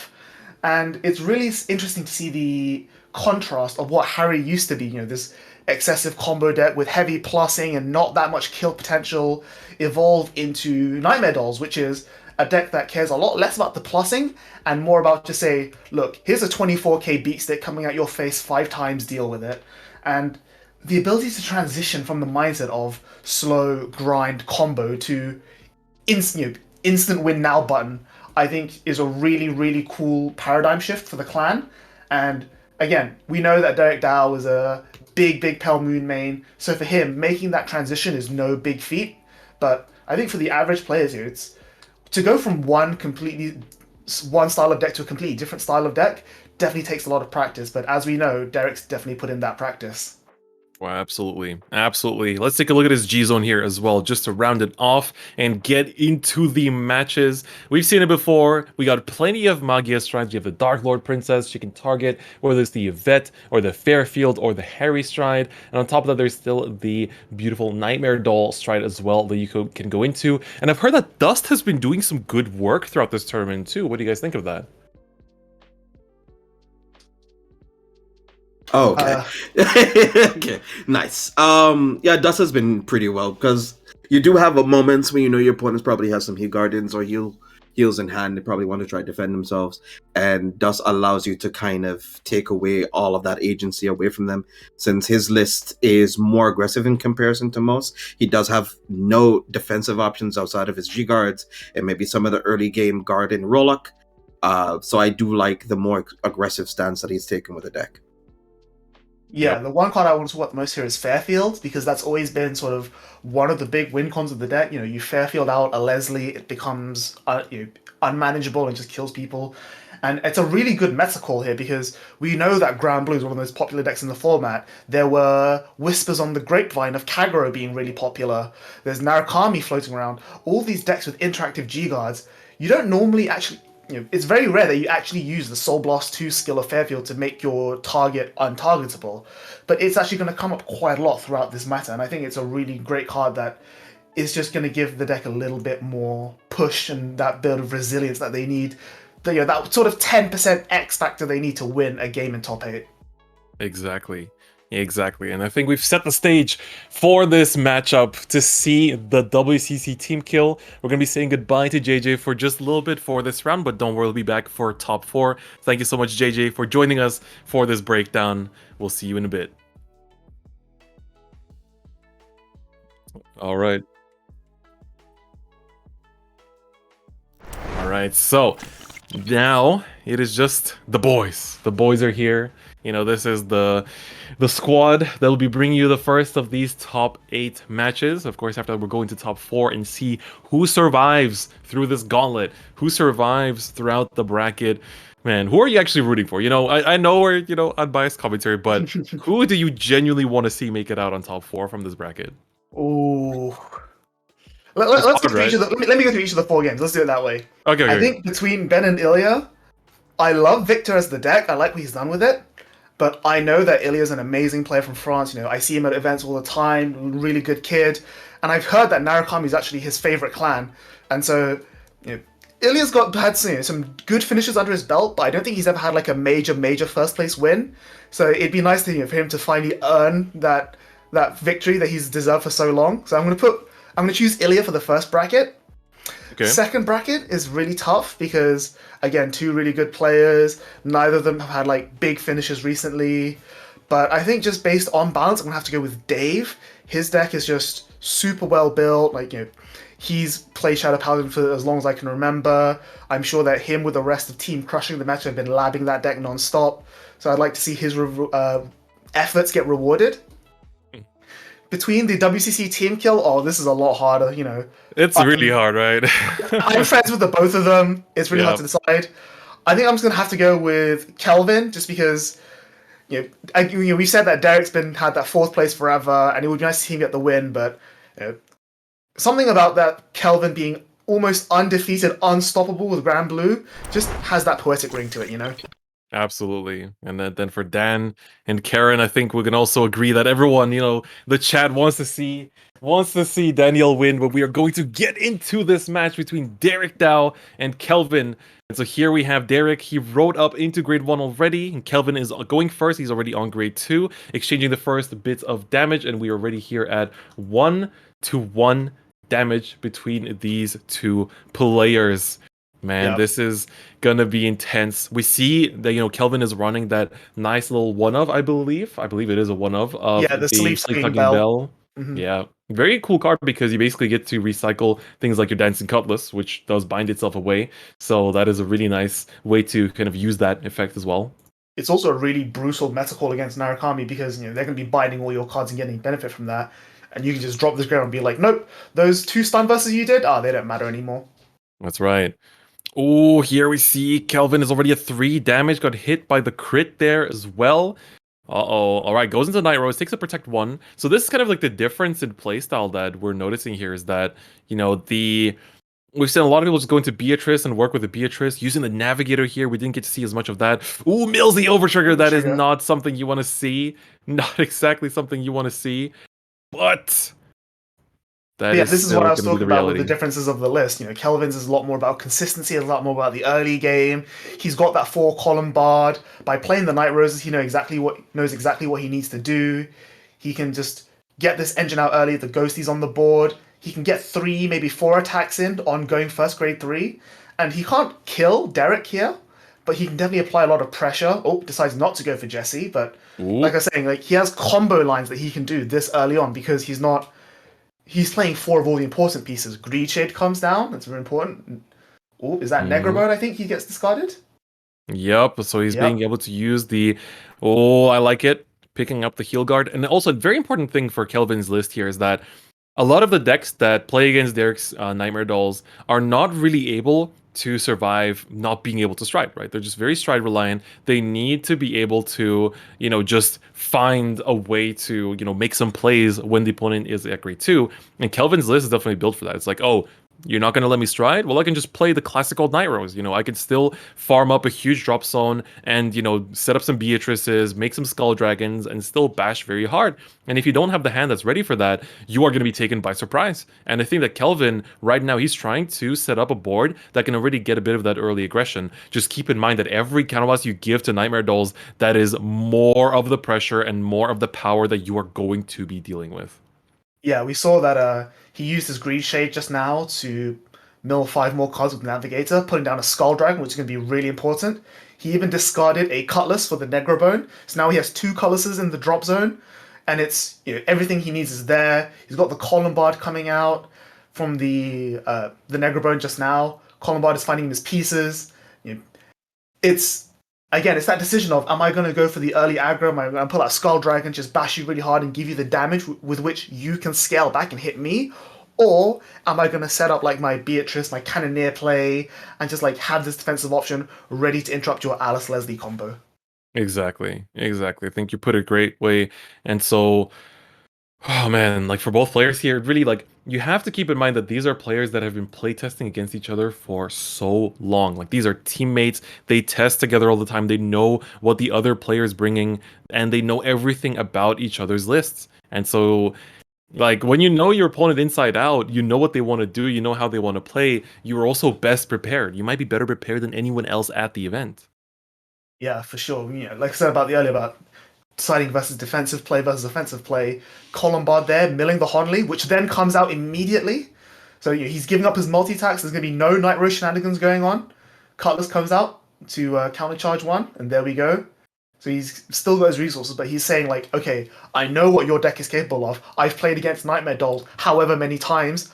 I'm just going to make it so that I'm under no threat for now, and I can eventually win the game, say, next time when I go into Bad Bounty or something.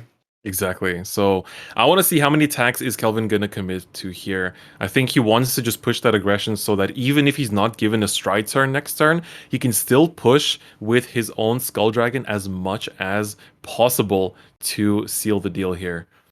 All right, So the global 5k buff is now live. Night Rose's effect, of course, gives 5,000 to every rear guard, but it will be retired after the battle. So he's attacking, I believe, with the Columbard without boosting it. Yeah, he wants to leave some units on the board so that he can actually, do some things with on the defensive play. It is worth mentioning that I don't think he has a Cannoneer in his drop zone yet, which is going to be relevant for the defensive play. But the other big thing is that even if he did set up the Cannoneer now, Nightmare Dolls does have access to removal in the form of Beatrice. So he has to play around that as well. Yeah, exactly. Like Nightmare Dolls have removal, and we're currently, let's just talk about Honolly over here on that board. It's able to stop multiple attacks, but when you have Chelsea that can just like slide that into the soul after she battles, it's not as scary either. So you have to keep that in mind. While it is a very important piece of the puzzle, it is not exactly what is sealing the deal here. Yep, so we see he commits his last counterblast to go for a multi-attack, pulling out the crit, ghostly crit, that pulls itself out whenever something else dies. Really interesting card, again, but it is one of the old crits. It's only 5k power, 10k shield if he checks it. Yep, he only plays 1 copy as well. Yeah. So there it is. So Jesse will countercharge as well. So he gets that free attack, a little poke, nothing big. The fact that Derek didn't get a defensive, gives him that sort of confidence to go for it, which I think is really huge. Night Rose here, will it pull out a Skull Dragon or will it pull something else? Let's see. Yeah, let's see it. Ghost Ship. That's more card draw. But yeah, there's the Cody the Ghosty you guys can see does push itself out of the drop zone, but a Ghosty does have to sacrifice itself to make sure that it does come out here. He goes for a I'm watching where second things are reshape, going. which I really like here. He already has the big numbers on the Ghost Ship. He doesn't need anything else. And there it is. He recycles the overtrigger, gets that 50k shield in his hand, knows that he needs something to guard his Vanguard swing with. Exactly. This is looking really good for Kelvin. A very strong start. Again, he's choosing not to boost here, knowing that everything that he boosts with will have to be retired, so that Honley needs to stay on the board. Look at that drop zone already. It's only turn 3, and Kelvin is just making sure he can set up the most powerful, just field and setup to defeat his own teammate. All right, we're going to see the Rollock there coming down. That's a very important Cray Elemental for this tournament. We've been seeing a lot of players tech it in, and it has been showing up a lot. It is a Cray Elemental that has been a key factor in a lot of these players' game plans. Yeah, we see as well, he drive checked his 1 Mick stand trigger, which is a bit of an unfortunate non-synergy with Night Rose, but it is going to be useful later on when he's trying to combo off, so it's definitely appreciated there. But yeah, Rollock is a card that, when it first got revealed, it flew under the radar, and then over the last few months it's been sort of picking up. Like, I remember, there was one French player who was playing it in Angels that everyone picked up, was like, wow, this is such an impressive tech card I never realized existed. And then slowly, as we got into the format evolved, people realized, like, oh wow, no, early game is important. This card is actually good, and now we've reached the point where we're seeing it as like 3 ofs, 4 ofs in all the major decks. Exactly. But of course, speaking of a major, we have Carol, basically the kingpin of this deck as well. Also, shoutouts to Derek Dao using my favorite sleeves in the entire game, Fighters Climax 2011. Gotta respect the drip here. But of course, he starts another Carol here, which will get called out. And again, he does not find the Alice, which makes us believe that maybe he already has it in hand. Of course, Alice is the cornerstone of this deck. Everything revolves around her. Your Leslie will be standing. All of your multi-tags for this deck are all just revolving around this one card. So yeah, we talked a lot about Grand Blue just now, but we haven't talked about Derek's Pale Moon yet, which is the fact that his early game has been a little bit rough. He hasn't set up much Soul. He misread the grade 1 that lets him set up Soul and deck search. So, and Carol not finding an Alice is a little bit tough, maybe. Obviously, we don't know what his hand is. He does have the Ginny in the Soul to set up his Leslie combo if he needs it. And he can always pull out the Leslie that he rode from the Soul as a piece. But we're still missing, like, say, the Chelsea. We're missing, say, the triggers that he needs, like, Prankster Girl to go back in and find. So we'll see how he wants to play this out. So the Carol is coming out onto the Axel Circle. Okay, so he's not going to choose to Leslie there. Yeah, looks like that's going to be the choice. What else can he do? He still needs to discard for Stride. Let's see what he's going to actually choose here. All right, it is going to be the Dark Lord Princess. That is your go-to over here. We'll see what he continues from that. Again, he has pushed Kelvin to 3 damage, and Kelvin's hand doesn't look necessarily that huge. So depending on how hard he can go this turn, there might be a case where maybe this first Stride turn will be strong enough. Yeah, the big question is, does he have that Chelsea on the rear guard? Because if not, that Honley is going to be a big problem, regardless of if he strides into Yvette or if he strides into Harry. Both of those strides will get shut down by that Honley. He does have a lot of damage, but there's only so much he can do with that damage. He finds the Chelsea, that's going to be huge. It's going to take out that Honley, which means that he can now safely go into the Harry for what? I think it's 8, maybe 9 attacks on the first stride. That's pretty huge. That is very, very huge. And as you said, Kelvin's hand isn't super sad. We know he's got the Protect marker. We know he's got the Overtrigger. We know he's got 1 Heal Guardian. But that's only 3 attacks that's going to stop. That's right. How much further can he go? And of course, he did find the Chelsea off the search. That is the Honley check that you want. That is the way to counter it.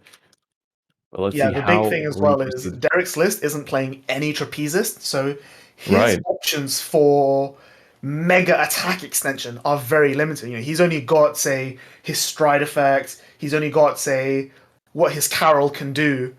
So if he's going into Princess into Harry, it's going to be... he can whistle down Kelvin's hand, but I'm not sure if he can just push the game at the snap of a finger like we're used to Pale Moon being able to do. All right. He also has the countercharge. We didn't even talk about the Cerberus here. That is a very important card in being able to just extend more and more attacks with just that little, sorry, the Chimera, the little bit of extra damage that you are given. Yeah, for sure. A card's also really important for opening up holes on the board. You don't want to be overcalling pieces, especially critical combo pieces like Leslie. So the Chimera just helps you get the most value out of your call from soul effects, while also giving, like I said, giving you that resources, pushing a little bit of numbers. Being boosted by the other counter charger, which is the Abigail, Yes. is also really useful. Again, it opens up holes. It can recycle grade 3, so you can do Carol again next turn. The cool thing about Nightmare Dolls compared to normal Harry is that while it doesn't have this sort of flexibility or the reach of its combos, it has a lot more consistency. It has a lot more get up and go, which I think is really nice to see. Yeah, but ooh, he's committing so many of the soul charge crits here as well. So basically trying to filter through the hand. Like, what is going on in that hand? Like, no Alice, no Leslie, just so You many see an Alice there, pieces are missing. I think he's got to call it. Yeah, we're considering an overcall. Ooh, calling with the great two. But if I'm in Kelvin's shoes here, when I see that my opponent slams down 2 of the insole draw a card 10k crits, that tells me that their hand must not be very good. The fact that they're giving up 15k shields for the chance of drawing a card, especially in a combo deck like Nightmare Dolls, he's looking for, like, say, an extra piece like the maybe he's looking for Ellen, or maybe he's fishing for a trigger, or maybe he's fishing for a second Chelsea, maybe. Yeah. Or just more Leslies too, right? The more Leslies you have, the more attacks you have for every single count. Every single time Alice goes back, that's all the Leslie restands. So that does seem to be a very big missing component. And it's like, sure, the Alice is the biggest component. That's what triggers everything. But it's really the Leslie here restanding that is able to keep you going. And he already had to ride one. And, he still has 3 more in the deck. Can he find them?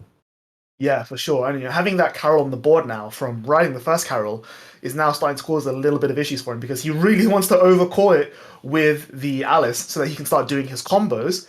But the problem is, if he does that, he's now relying on the Abigail to pull out the Alice again in case that Alice gets hit with a Cannoneer play or something. As well as that, it also means that there's one less Carol in rotation for him to combo with, because as you saw earlier, he did discard one for Stride.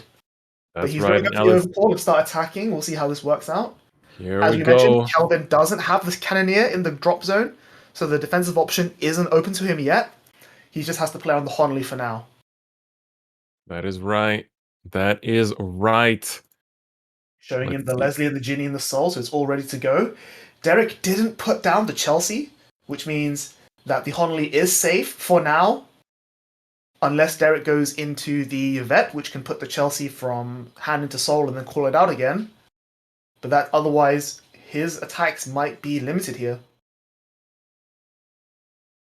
All right. How will he proceed? Looks like Kelvin is choosing to take the damage, going up to 4 now, so the damage is equalized. But look at the deck count for Kelvin as well. It is definitely much lower after all of that aggressive milling. But we have to see Alice swing coming through here. This is going to be big, right? It's nowhere near as big as I think Kelvin is used to with multiple Leslies on the board. But of course, there could still be more that comes out of the soul. We still don't know how we are going to be proceeding. Okay, he's going to heal down, staying on 4. That's a huge defensive right there. Because the big thing with Nightmare Dolls is that it does have a few big attacks compared to Harry. Harry's only known for poking. But beyond that, like any other Axel deck, like Pale Moon that we're used to, most of its attacks are just like 10, 15k shield. So having that defense is going to make it a lot easier for Kelvin to, say, guard Leslie's if they come out, guard the second Alice if it comes out. And I think that's going to maybe influence Derek to sort of princess into Yvette instead of a Harry, because he needs that 15k power. Exactly. All right, it's time to get those Alices running. So he managed to bring it back out. And so soon we're going to be seeing the Dark Lord Princess here. Don't forget, it can stride only into things with the Magia ability. So whether it's going to be the Yvette, we shall find out soon. All right, we get the deck count already from Kelvin. He's already needs to be aware of what is left in that deck. He wants to go to 5, sees another Night Rose. And so now, Kelvin is basically just seeing, like, how many defensives can I find to make guarding these swings as light as possible. Even when Nightmare Dolls doesn't find everything at once, it is still so strong. Like, this deck is still able to pressure so much. And now, for Derek is the question. You know, you just attack with the Alice. What's next? Yeah. Like, Kelvin going up to 5 here is really good because it A, turns off any heals that Derek might get. You know, Derek can no longer heal down, which is huge. And the second thing is, Kelvin needs, just like Pale Moon, Grand Blue is a deck that scales with damage, and Kelvin's not playing the G Grenache to countercharge 2. So his only form of resources is the Dancing Cutlass. So I think here he's, you know, he's getting a 2-for-1 deal, which is huge. That's right. Derek, what's going to be the call on this Alice, buddy? How are we going to proceed? I'm assuming he's going to just call Genie and reset on the attack again, right? It's tough because he doesn't have that much soul left. Because he has to then Soul Blast either the Leslie, which is a huge combo piece, or he Soul Blasts the Ginny to pull out a Leslie, which then doesn't do anything. So he could maybe just choose not to use Alice here, and then Princess into Harry, and then just suck it up and then try again afterwards. That's a good point, huh? Yeah, because he didn't get much of his early soul charge, he needs to still attack with the Vanguard here to get these crits into the soul, which will give him some of those like dud soul blasts. That will allow him to actually abuse that Alice a little bit more. Looks like he's just going for that, not using the Alice for the time being. Dark Lord Princess will swing. Is he gonna use the crits here? He's gonna use the first one. He might be waiting on the second one for the second Vanguard attack, which does actually make sense. Yeah, for sure. And the other point to note is, this is now the 4th attack of the turn. Which means Honorary is now live. Let's bring that up. We thought that card would not stick, but looks like it's going to be the opposite. Putting down the Overtrigger that he salvaged from the drop zone here. Kelvin being able to stay alive and stave off these attacks. Yeah, the Overtrigger is a really smart pickup from the Greed Shade earlier because, like I said, Pale Moon's attacks aren't really massive, so having that one card that can safely guard the Vanguard swing is just really important here. We get some nice drive checks from Derek. He does find a trigger, which makes the Chimera a little bit scarier. Another Alice found as well. Not exactly what you want to see. But of course, you know, he cannot heal down from this. So all he can do at this point is use the Dark Lord Princess.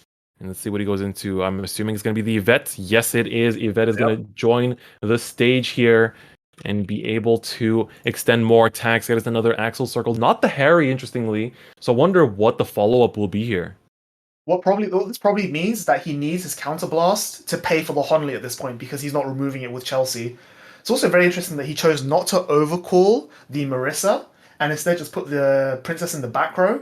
Probably because, you know, he's seeing that he knows that Grand Blue, once he's done with Derek's done with his turn, he knows that Grand Blue can just aggro him right back. So maybe he's just saying that, okay, I'm going to give up this 5k poke because it doesn't hit because you're a defensive trigger, and I'm instead going to leave this 5k intercept on the board just as, you know, that little thing in the pocket I have. Yep, there comes another Alice. All right, this will be able to continue these attacks. This will be able to extend a bit more. One more card played. Just one more effect used. These players are playing it out. The person that wins this match gets to stay. The loser, unfortunately, that's the run for the day. You know, both of them just want to be able to land one more attack, push one more damage, make one more hit. That is all they want to see. And here we have a quick update of the other top 8 games here. You guys can see the current results. Looks like Illia took it over Benjamin. Dave took it over Mohammed. And unfortunately, Daniel lost to Karan. So this is the last of the top 8 matches. You guys can see. Thank you, production, for the quick pop-up. We will take a look at the bracket later on. No, I'm just going to be very proud that I got 2 out of 3, right? Yeah, unfortunately, no more Dimension Police on stream. But top 8 is already... It's already a really great finish, though. Top 8 is something to be proud of. But getting back to the game here, let us see. So while Kelvin decides about how he wants to guard and play the rest of the time, I just want to call back attention to the fact of his deck size. You know, his deck is smaller than his drop zone at this point, which is not great because a lot of his strides don't give him that reach. You know, Bad Bounty is going to be 3 drive checks, rewrite into 2 drive checks, potential to deck out there.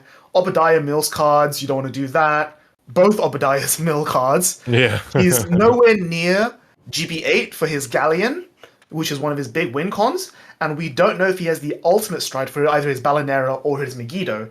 He does have the damage for the Megiddo, but the problem with Megiddo is that he's not yet GB3, so he can't go into the Megiddo. And whether or not Balinera is going to be lethal enough is another question, because, you know, having to guard all of these attacks, his hand is looking quite small now, so the Balinera is not going to be hugely threatening either.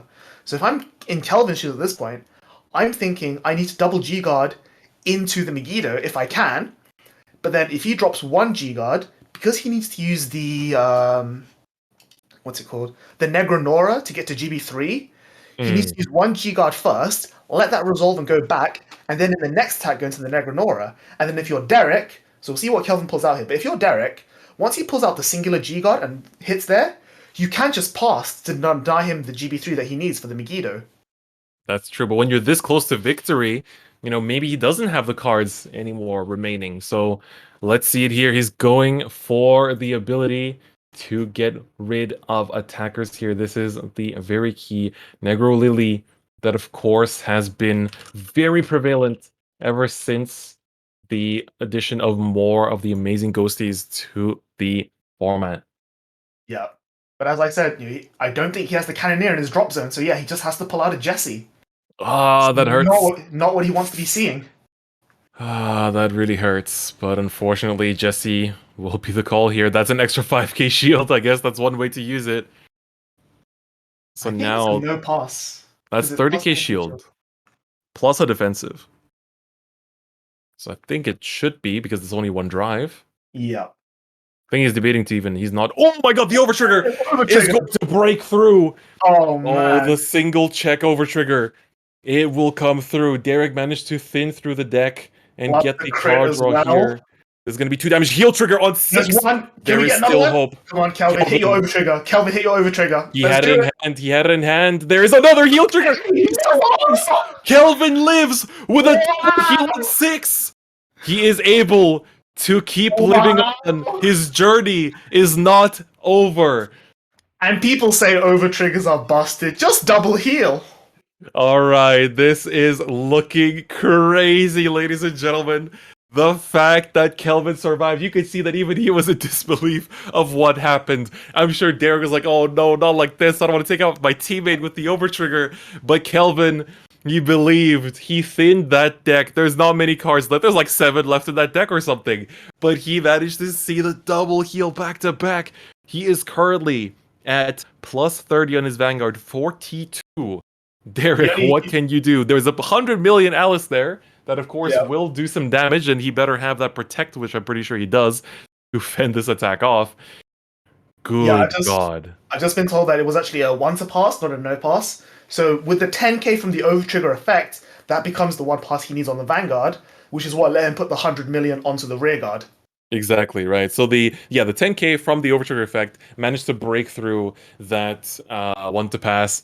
And so with this, oh my god, that is what a crazy moment here we have on this tournament day. I cannot believe what is happening. Al is going to be going into the soul by the effect here of the Chimera to countercharge, but don't forget that the Anomaly is live. I believe that, that's just the way to... Oh, he's going to be paying the counterboss here. Yeah, he realizes that it's just gone off. But yeah, one other thing I want to mention is that, like I said, Kelvin's probably main play was to double G-Guard into a Megiddo, and now we see 3 of his heals are in the damage zone, and he G-Guarded 1 earlier, so he's lost that line of play. Absolutely. Like, even though he survived, like, what is next? Derek's hand is healthy, and there's, I still can't believe, I cannot believe what we just saw there. It is truly, as some would call an anime moment, and a true anime moment for everyone to witness here. And it's fitting that this is the last of the top 8 matches for everyone to see.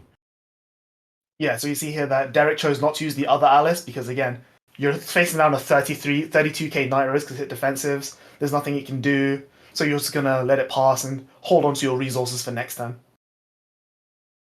All right. Resolving his end of turn effects there. Yep, and once again, so because Derek attacked the rear with the Chimera that did not actually proc the Honolly, but he did pay the costs for the Honollies that did attack into the Vanguard there. And so here he's basically rewriting. It's a really cool interaction we have here, which is that at the end of turn, because the Yvette was called out via Magia, it has to go back into the soul after the Alice was called out from Yvette's Magia. At the end of the turn, when the G unit returns, the Alice will go back into the soul for Magia, which then procs the now active Carol on the Vanguard circle, which lets him rewrite for the extra Axel marker, which also then procs the Ginny, to pull out itself, which can maybe pull out an Alice if he wants it, or he's going to leave the Genie as a 5k intercept, which I like as well. It's a super cool interaction. Yeah, it's really cool to see. And it just again shows what is so strong about this deck. But finally, we are back on Kelvin's side of the field. These players have been going at each other, and it's so fitting for the team kill, for the WCC matchup. The two players have been testing so much. They have so much history between each other. They are each other's best testing partners for this entire event. And now they have to fight it out. Only one can survive. Only one gets to fight in top 4 for those prizes. And now Kelvin is eyeing up his Skull Dragons there, we can see. When the drop zone is that big, I can definitely understand. The question is, what's he going to go for? Like I said, his strides are... It's very dangerous to go into a stride now because he has so few cards in deck. Did he just ride the Skull Dragon? Yep, he rewrites for a Protect marker. Discards Beatrice to stride, okay. What is he going into, though? Oh, no, he's going to do the critical trigger instead. I think he wants to have the Beatrice in hand to do things with. Bad bounty. It's a bad bounty, ooh. Do we not deck out here? He has to use, like, all of his bones here, no? He has one draw trigger in the deck, which I think as long as he doesn't hit, it's fine. Yeah. He has to use bone here to not deck out. He has to use both bones. Both bones and not hit the draw. That is really scary. Is there any other way? Is there any other way he could? Where's his Night Storm? If he has the Night Storm, that could also like. Oh, don't tell me that's still in the deck. Don't tell me that's still in the deck somehow. No. This Night Storm is so key in extending those attacks. Like, I cannot stress how one common from GBT06, released like, what, 5 years ago, is still one of the best cards in this entire clan. Oh, apologies, that appeared on the wrong side of the screen. This Night Storm, ladies and gentlemen, pay attention to that GB1 ability. Being able to counterblast one and just call something that isn't himself from the drop zone to trigger something that he is not on. That means you can recycle those Beatrices, you can recycle those Skull Dragons. There's so many things you can do with it. This turn is going to be very scary. Like, if he has the Night Storm, he'll be able to essentially like swing with a Skull Dragon, swing with a Night Storm, call out a Beatrice, you know, use that to call out the other Skull Dragon. Depends how many Skull Dragons are in rotation. He just rode one. And so I wonder how many he has in drop because he only plays... Wait, there's only one because he only plays 2. Yeah, but that's fine because it retires itself at the end of the battle. So you attack the Skull Dragon, it'll retire itself, then Night Storm will attack to pull out the Beatrice, to call out the Skull Dragon over the Night Storm, then Skull Dragon will attack, retire itself, and then when you rewrite into Night Rose with the Bad Bounty, Night Rose's on attack will bring back the Night Storm over the Beatrice, and then just the exact same combo just happens once again. That is right. That is right. And of course, keep in mind that because he went to the Bad Bounty, oh my god, he's actually... Columbard. Yep. He Columbards for it. It's like we said, it's a super important combo piece. And now he can use his Negra Bones to pull out the last remaining Night Storm. Okay, that'll do some work for sure.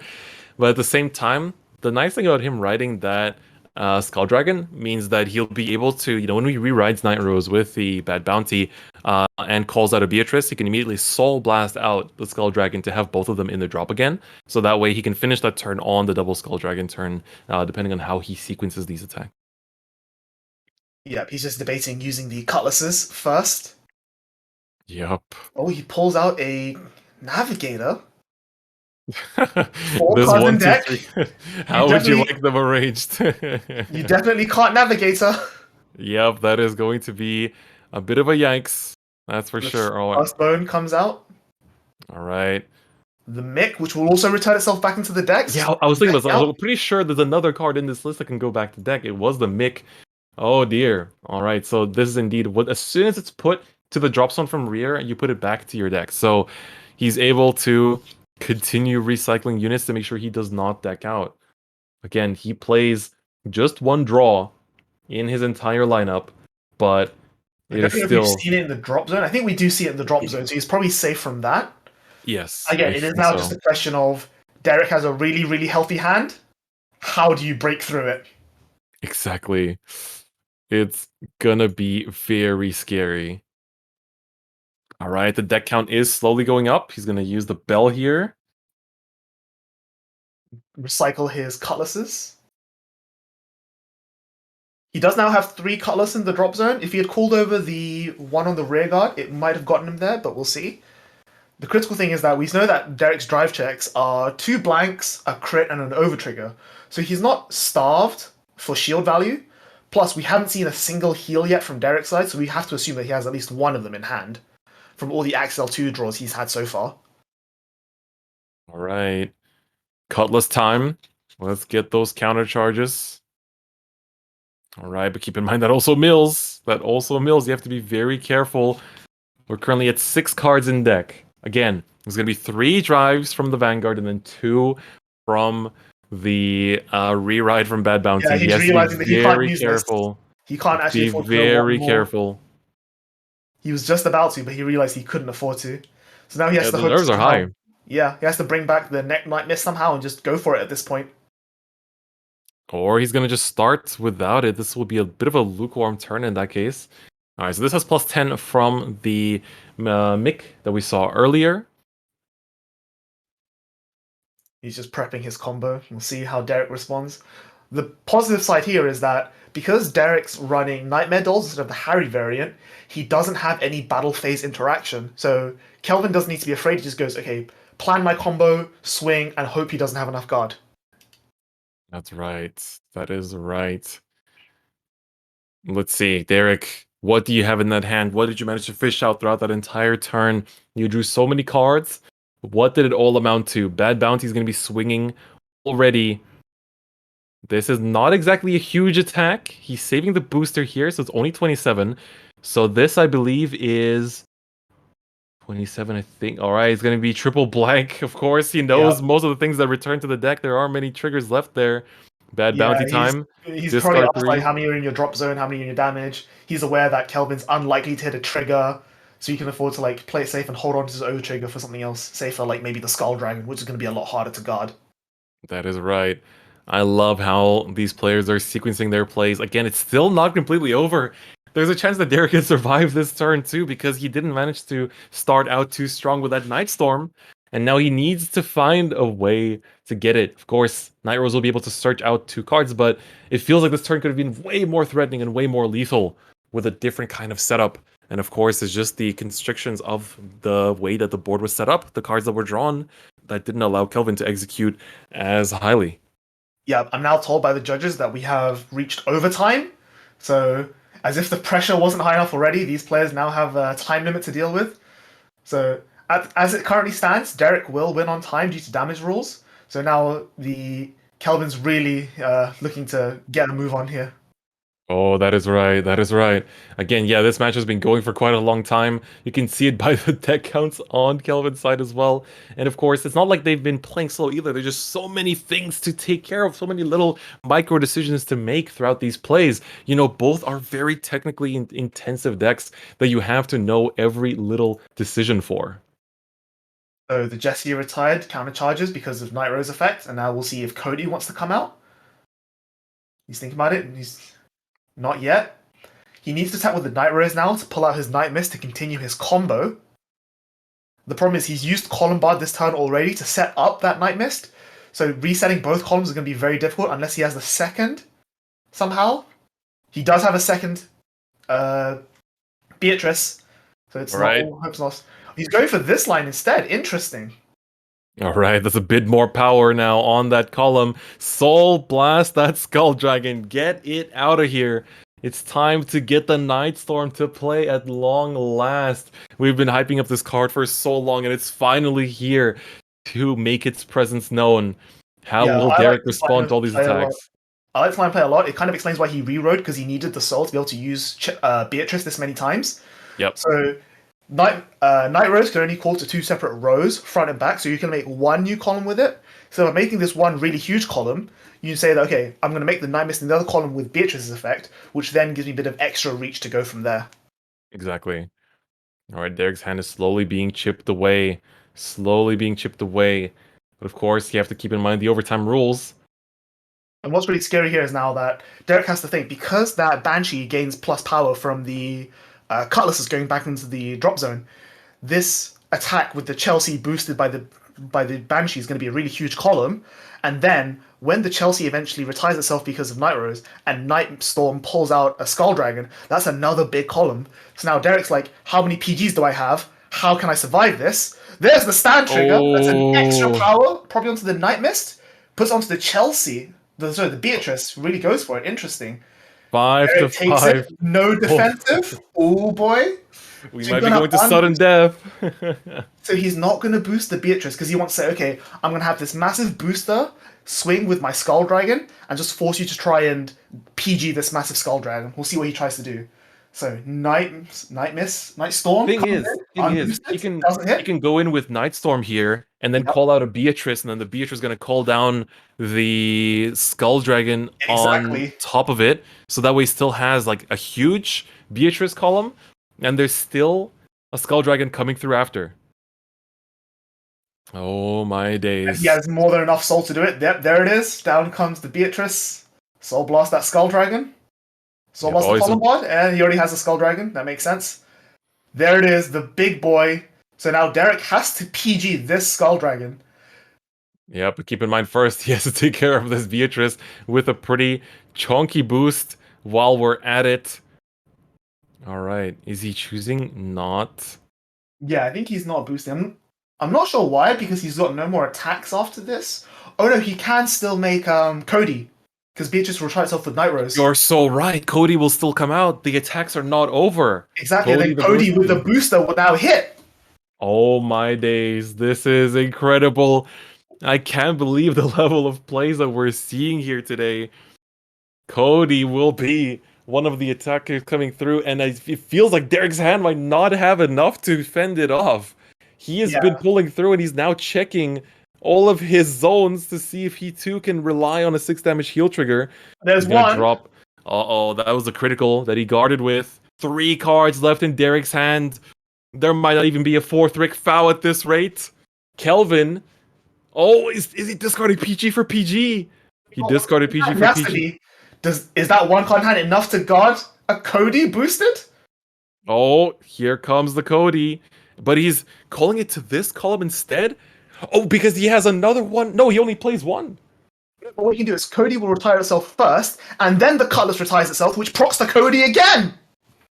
But it has to be a unit without Ghosty. No, without Ghosty. Oh, without Ghosty. The Cutlass retires. Yeah. That is right. And with that's the 6 damage, and Derek will lose. Kelvin takes it. Kelvin goes to top 4 over his teammate Derek Dao. Nobody expected this. That is it. What a top 8 game. Incredible. Again, like you said, these two are really high level technical players. Just like the way Derek knows, okay, I need to defend this way, I need to aggress this way, you know, I need aggro here, aggro there. It's incredible. And then Kelvin likewise respecting, like, okay, I'm gonna Honolly, knowing that you're gonna have all these mega combos. Derek seeing the Honolly, going, okay, I'm gonna hold back and leave intercepts for your big turns. And I need to dig for PGs to like stop the Skull Dragons. It's just this incredible back and forth. What a way to start top 8.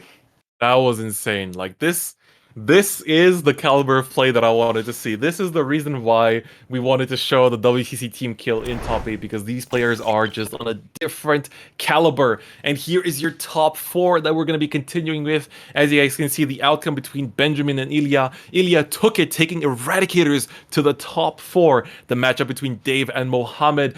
Dave managed to take it with his Luard over the Dark Irregulars as well. We just got to see Kelvin Yap versus Derek Dao. That was an insane match, but Kelvin barely made it out with his Night Rose Grand Blue into the top 4. And unfortunately for Daniel, Karan was just stronger with his Luard and managed to bring the Luard, a second Luard, into top 4 here.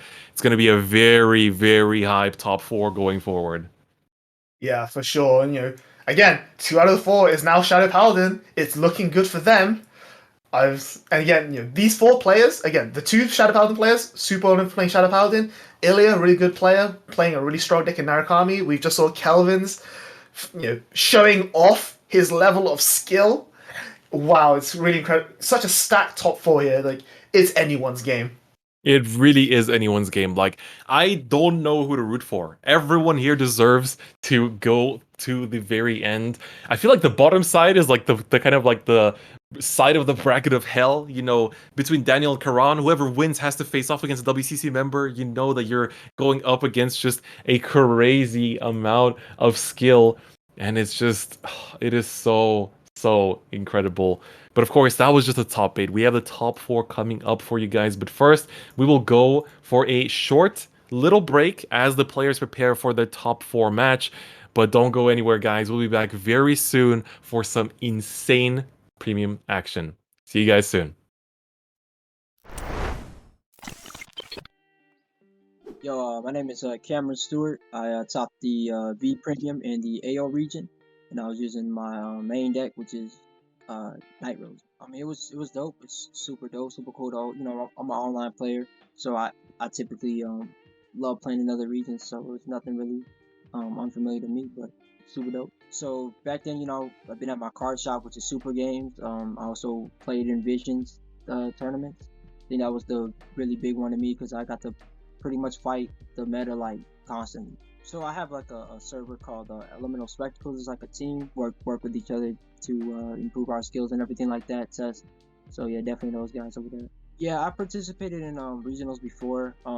It started V Premium. I'm from Atlanta, so I always go down to the Atlanta regionals they have over there. It was pretty nice. Definitely, you know, I loved getting the free promos and everything. You know, being with all those people. Definitely, you know, when you win or whatever, you lose, you always go back to your friend group that you with, and you know, you talk about how everything went. I mean, it was pretty smooth. You know, I definitely like being in the comfort of my own home. You know, after the match, I could, you know, take a deep breath or something. You know, my opponent, you know, you don't really get to see, you know, your facial expressions or not. So, you know, if they hit the trigger or whatever, or you do like a 2 to pass, or, you know, like just to see if you're confident or not. You know, you don't really get to know that.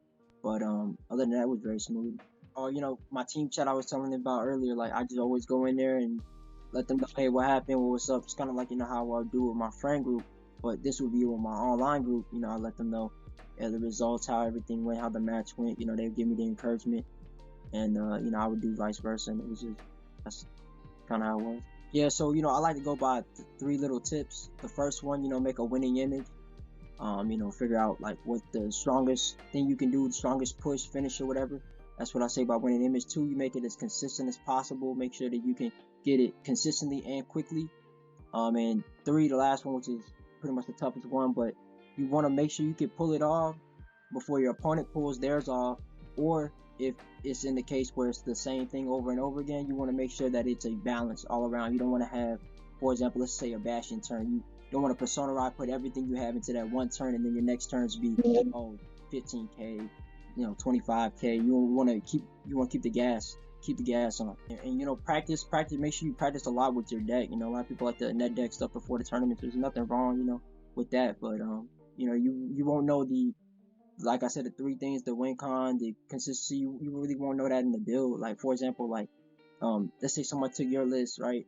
DF, they didn't watch your video. They just took the list. Somebody put in the video, yo, DF dropped this Daikaiser. They took it, and then they go and force 1, riding Daikaiser, you know, like stuff like that, and they're like, oh man, DP ain't it, bro. You don't even know all the stuff that went into the list, and then so stuff like that, you know, you gotta just really, you know, make sure, you know, practice playing for it. Make sure, you know, grind it out. The more you practice, you know, you'll run into different matchups if you try to get it last minute.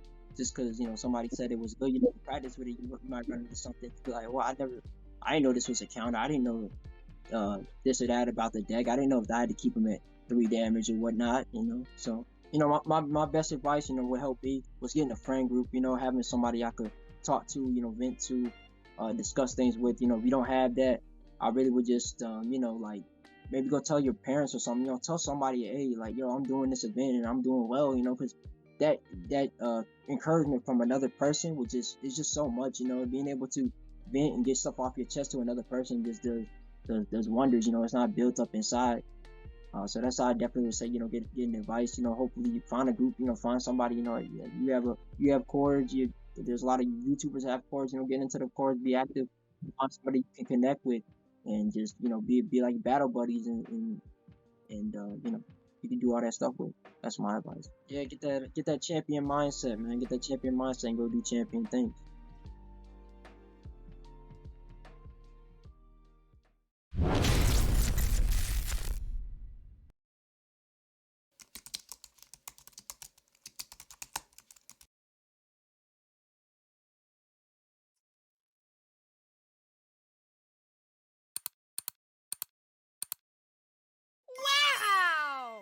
Now that Decklog is available, you can register your deck list for tournaments with ease. If you have not used Decklog before, no worries, we have a tutorial video. You can find both the links to Decklog and the tutorial in the description box. Now, due to the shenanigans from the last event, this time we will be introducing a new procedure into the tournament. We will be conducting spot checks by requesting a player in a room to show us that nobody is nearby to give them help, that there are no extra cards or suspicious items around. First, the players who will be checked are based on a highly scientific method employed by many entities and game designers all over the world.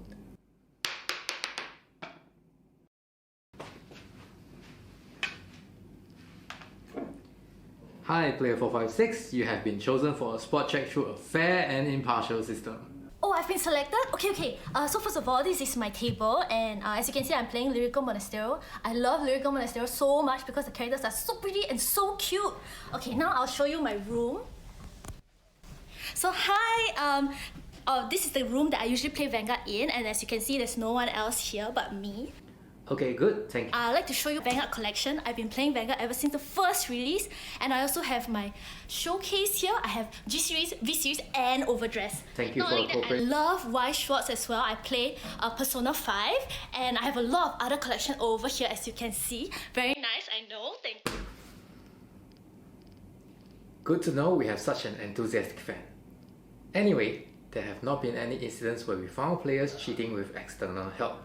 But we hope this extra layer of precaution will deter any attempts, as well as reassuring all participants. On a side note, please do not use your phone during the tournament. This has been a rule for physical tournaments all along, and it is not any different for online tournaments. Players caught using their phone during a match is considered an infraction. First infraction, you get a warning. Second infraction, you get disqualified. We meet again. Yes, but this time it will be a different fight. Oh! Guard!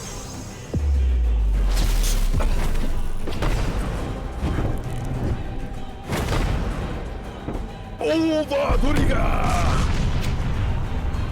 Please don't heal, please don't heal, please don't heal! And the championship goes to Chris! Okay, yeah, that was a good fight. Thank you for the game. That match was so close. Thank you so much for the game as well. So Judge, when will this game be uploaded to the official Bushiroad YouTube channel? I want to show my friends like the epic fight I just had with Chris. Oh yeah, I want to show my friends too. Because one of you used a playmat with a yellow rat and a blue turtle? Actually, it's closer to a tortoise than a turtle. As we can't show merchandise that isn't from Bushiroad, we can't upload the match.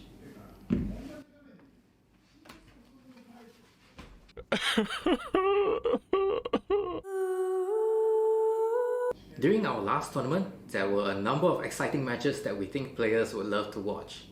However, because unofficial merchandise were used, we couldn't upload the videos. Non-official Bushiroad merchandise are not allowed in tournaments. This includes card sleeves, playmats, and any other objects appearing in your video. Dragon Shield and Ultra Pro generic sleeves with no art are allowed. If you do not have an official Bushiroad playmat, you can buy one at our Bushiroad online store. You can find the link in the description box below. We have a lot of beautiful card sleeves and deck boxes, all of which are allowed in the tournament. And from now till December 10th, if you use my code, you'll get 5% discount, 5, for all TCG related products. Use the code BROTHER2021. That's brother, not brother. BROTER 2021. While stocks last. Okay, fine. You can also flip over your playmat and play on it. Hi everyone! So in order to distinguish between offline and online tournaments, we have rebranded it to Bushiroad Rumble Online, BRO or BRO for short. That's right, if this is your first time participating, we've created a video with some rules and do's and don'ts to take note of. We've also included some links to useful videos such as how to shuffle and how to prepare for a remote fight, and the links to all these videos will be available in the description box below. That's right, please do take a look at the tournament page where there will be more detailed rules and information. Alright, thank you! Hope you guys have fun. See you there. Bye. See you there! Bye-bye! See you there, bro! Bro. Bro. That's all we have for today's video, and I really hope you guys enjoyed it. During Bushiroad Springfest Online, we had a lot of players, both new and experienced veterans, come into some of their first online tournament experiences through Remote Fight, and we got to see some amazing narratives develop. Some people start new chapters in their competitive history, some people start playing competitively for the first time ever, and I can't wait to see how the stories and the narratives of these players will further develop throughout Bushiroad Rumble Online. In case you don't already know, I will actually be commentating all of the Vanguard stages for Bushiroad Rumble Online, so I can't wait to see you guys in the chat for the tournament. This couch I got on sale. It was like very cheap, and it's very good as well. So I recommend you guys to go and get it. Not only that, I have a lot of Bushiroad posters. I love Bushiroad games. Oh my god, I'm so happy. After seeing that Cody MVP finish in the top 8, we are back with more exciting games here for the top 4. Joining me this time is JJ. Which direction am I pointing in? There we go. How are you doing, buddy? Did you see that game? What are you feeling right now, man? I mean, I saw somebody literally got attacked with a crit for game, so hey, it is what it is sometimes. And that was a stunning finish to both really prominent players in the community currently, and I'm happy to have witnessed it. Man, that was just... It was emotional. It was moving. There was so much going on there that... Man, I couldn't be proud of both players. You know, they both gave it their all. They really showed the high caliber of play that, you know, that would have been a fitting finals. Like, if the whole event ended like that, you know, I think nobody would complain. But now it's Kelvin that remains. But we still have the top 4 for you guys today. Let's take a quick look at the bracket that we have for you guys as well to see which of the players still remain in this tournament right now. So here we go. Our matchup that we're going to be watching on stream is going to be Illia versus Dave. France versus Netherlands. Man, it's just like football. It's going to be crazy. The European matchup, the last remaining European players, and only one will remain. And JJ, that bottom side, Kelvin versus Karan, it's looking pretty fire right now. It's going to be a matchup of Shadow Paladin versus the Grand Blue finishing. So it's going to be also a pretty interesting matchup. All of these, actually, you don't really see them that often, top tables fighting against each other. Because on paper, theoretically, you could be like, a lot of these matchups are kind of easy to figure out. Yeah, Narukami gets rid of the drop zone, but if you have a very stunning early game from Shadows, you can still bring it in. Yep. This is going to be a very intense matchup, and like, especially how these matchups will play out. You know, we have Narukami versus Luard. Man, if Narukami gets the right binding going, that's going to be very rough for those ritual counts. Like, he's going to be making Dave work for every little bit of his ritual counts, which is going to be pretty intense, in my opinion. Oh, it is. I can't... Oh, here's some of the conversions rates that we have on the day as well. So while we were talking about some of the matchups and how the representation has been going, we do see that the conversion of Grand Blue being closer to 20 is currently dropped off to a 1 as of today. We have Shadow Paladin also at 2, Narukami at 1, in comparison to the 9 or 8 that we had started on the day. That's right. So you guys, you know, you're curious about which clans were brought to Swiss yesterday. You can see that Grand Blue was number 1 with about 16 players or 17 players. And then we have Shadows, Narukami, and Genesis, I think, share the same. Oh, and Kagura too. Those 3 clans were all brought the same amount, tying for 3rd. Then, of course, Bermuda Triangle, quite popular as well after that. Pale Moon, Golds, OTT, still quite common. Tachi and Nobatama also brought quite frequently. And of course, you can see the one Murakumo, the one Neo Nectar, you know, those lower sides of the tables with the lower player counts. But just look how varied the playing field is over here. Like, there's so many different decks, so many different, you know, matchups for us to look at. Just look at how diverse this format is. I think it's a dream come true for premium players right now. Oh, it is. Like, loyalists are quaking. They're shaking. And I'm happy to see, like, they have brought their A game to this tournament, and I'm so happy to be casting these games. It's been a real treat. Same.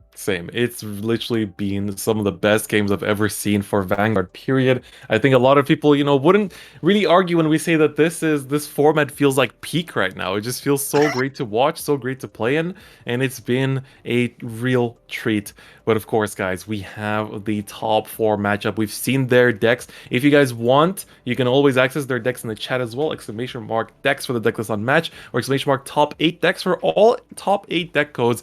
And of course, you see something hype, you want to scream about that overtrigger into triple 6 damage heal, you want to scream about Cody the Ghosty, ! BRO 2021. That is how you're going to scream into the void. And we're going to be reading out some tweets maybe later on, so make sure you let your voice be heard. But now it's time to see this European matchup between Dave and Illia. This is gonna be exciting. All right, and with that being said, let's stand up. The Vanguard, here we go. Both players are ready to go. So Illia's going to be taking the first draw here. All right. Oh, he's riding into the Eradicator Searcher. That is a very nice way to start. We've been really highlighting this Nusku so far. Nusku is just an incredible card for Eradicators. You can even search your PG. Isn't that fantastic?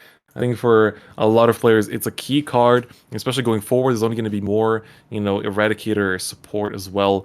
So it's going to be a great time overall. Being able to find something from the top. He did find himself a Spark Rain. That is going to be a nice card that he runs. Not every Eradicator list actually has access to that, but it is a nice card to just be a super strong attacker. And on top of that, also potentially just like swap columns and get another attack. Yep, and you can also force your opponents, like, if Dave is trying to keep away any domains, he can bring them to the forefront and bind them again with any additional effects he might find. Yep, exactly. So this is going to be an interesting way, especially for Dave. I think he has to really tiptoe his way around this matchup. He needs to play very, very carefully. Otherwise, his drop zone will be gone as he knows it. All right, blue spotted here. We'll be milling 3. Don't forget the quick shield. Let's see, what will it find him? Raven, a Dagda there as well. Those are some pretty good guards, but you gotta protect them. Your main is gonna be coming down, immediately searching for a unit with 5,000 power. And I think the thing you'll probably want to pick up here is gonna be Damphood, possibly, to search for a Blast of Dark, or he might go for Owl for the card draw. Yeah, let's see what it's gonna be. It is the Owl, so maybe he already has Damphood in hand, I would imagine. Potentially, right? But unfortunately, he won't be able to use it since it's grade 2. So he'll have to write it. He'll have to hard write Blast of Dark. But I guess that probably shows that he just has a grade 2 ride and he doesn't really care about the search right now. Or he probably just has Blast of Dark already in hand. Yep, exactly. So if you did open the Damphood, that means it's no longer a valid search target. You just have to see what you find. So he gets to draw, of course. The Owl allows to draw for Soul Blast 1 instead of Counter Blast 1. And so here we get the first swing of the game. Let's see, does Illia take this one? Or will he guard? He will guard with a Stride crit. So that is going to be a overtrigger to pass. And he will find a critical, which will not hit. So good on Illia for protecting himself from a 2 damage ping there early. He definitely doesn't want to see, especially with that Morfessa coming down later on with all those attacks. Rising to Cho-Oh. Cho-Oh is a pretty nice card going into this. Of course, it does potentially be able to move up anything in the back row, but he's not going to have any counterblast to use the skill, so that might be seen a bit later. Heal Guardian comes down for Dave in the damage zone there for the first damage of the game so far. So he's going to be writing a Blast of Dark here for Dave on his end. He's deciding what he wants to do with the main. Looks like he might get... He doesn't have any more access to Owl since he only runs one of them, but he could possibly just hit another main, possibly hit a Vicro here. I think he's debating on which one he wants to do. That is right. There are plenty of targets in the deck, and of course you have to be very careful in this matchup because you know that the moment that Stunverse hits the board, it's going to start looking a little yikes, because this is specifically the deck that gives a lot of targets for the Narukami deck to have a bunch of things to bind, right? There's so many things that it can target, and so it chooses to search another main instead, just to push another attack. And I think one thing I wanted to point out too as well is the fact that Dave is going second. So him going him having a chance of maybe going for a Stripe Mafessa is probably like one of the biggest deals here. Because it forces the opponent to deal with 15k crit attacks in the following turns. That's right. All right, Dave. So he has a pretty strong turn here, being able to get the extra drive check now on the Blaster Dart by discarding 1, as his opponent has no rear guards. Let's see, what is he going to choose to discard? That hand is already looking pretty good for a turn 2. He's going to discard here a Xeroth. Xeroth. So he really just wants to get the numbers up of his grade 1s in the drop zone as quickly as he possibly can here. But gotta be careful. If that gets bound, it's gonna be bad news bears. Critical trigger comes through already, so that's gonna be 2 damage going to Illia on top of the Luard. The V-Series Luard being picked up here as well. So now he'll be using the effects of the critical, giving 1 damage extra to his opponent, and using the extra 5k give to the rear guard. So that'll hit now for 15. All right, excellent. Being able to push damage. No defensives coming through for Illia either, so this will still need to be guarded. And surely he doesn't want too much of the counterblast early going into potential Morfessa.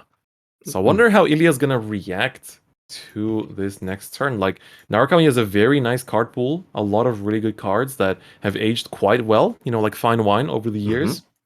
And so now that we have a nice, strong main Vanguard like Vowing, it looks to be... Ooh, not the Vowing though. It's going to be the Dragonic Descendant. So of course that has its own hit pressure. And of course we'll be able to make an Axle 2. But what will he choose to do here? Possibly just Soul Blast one of his...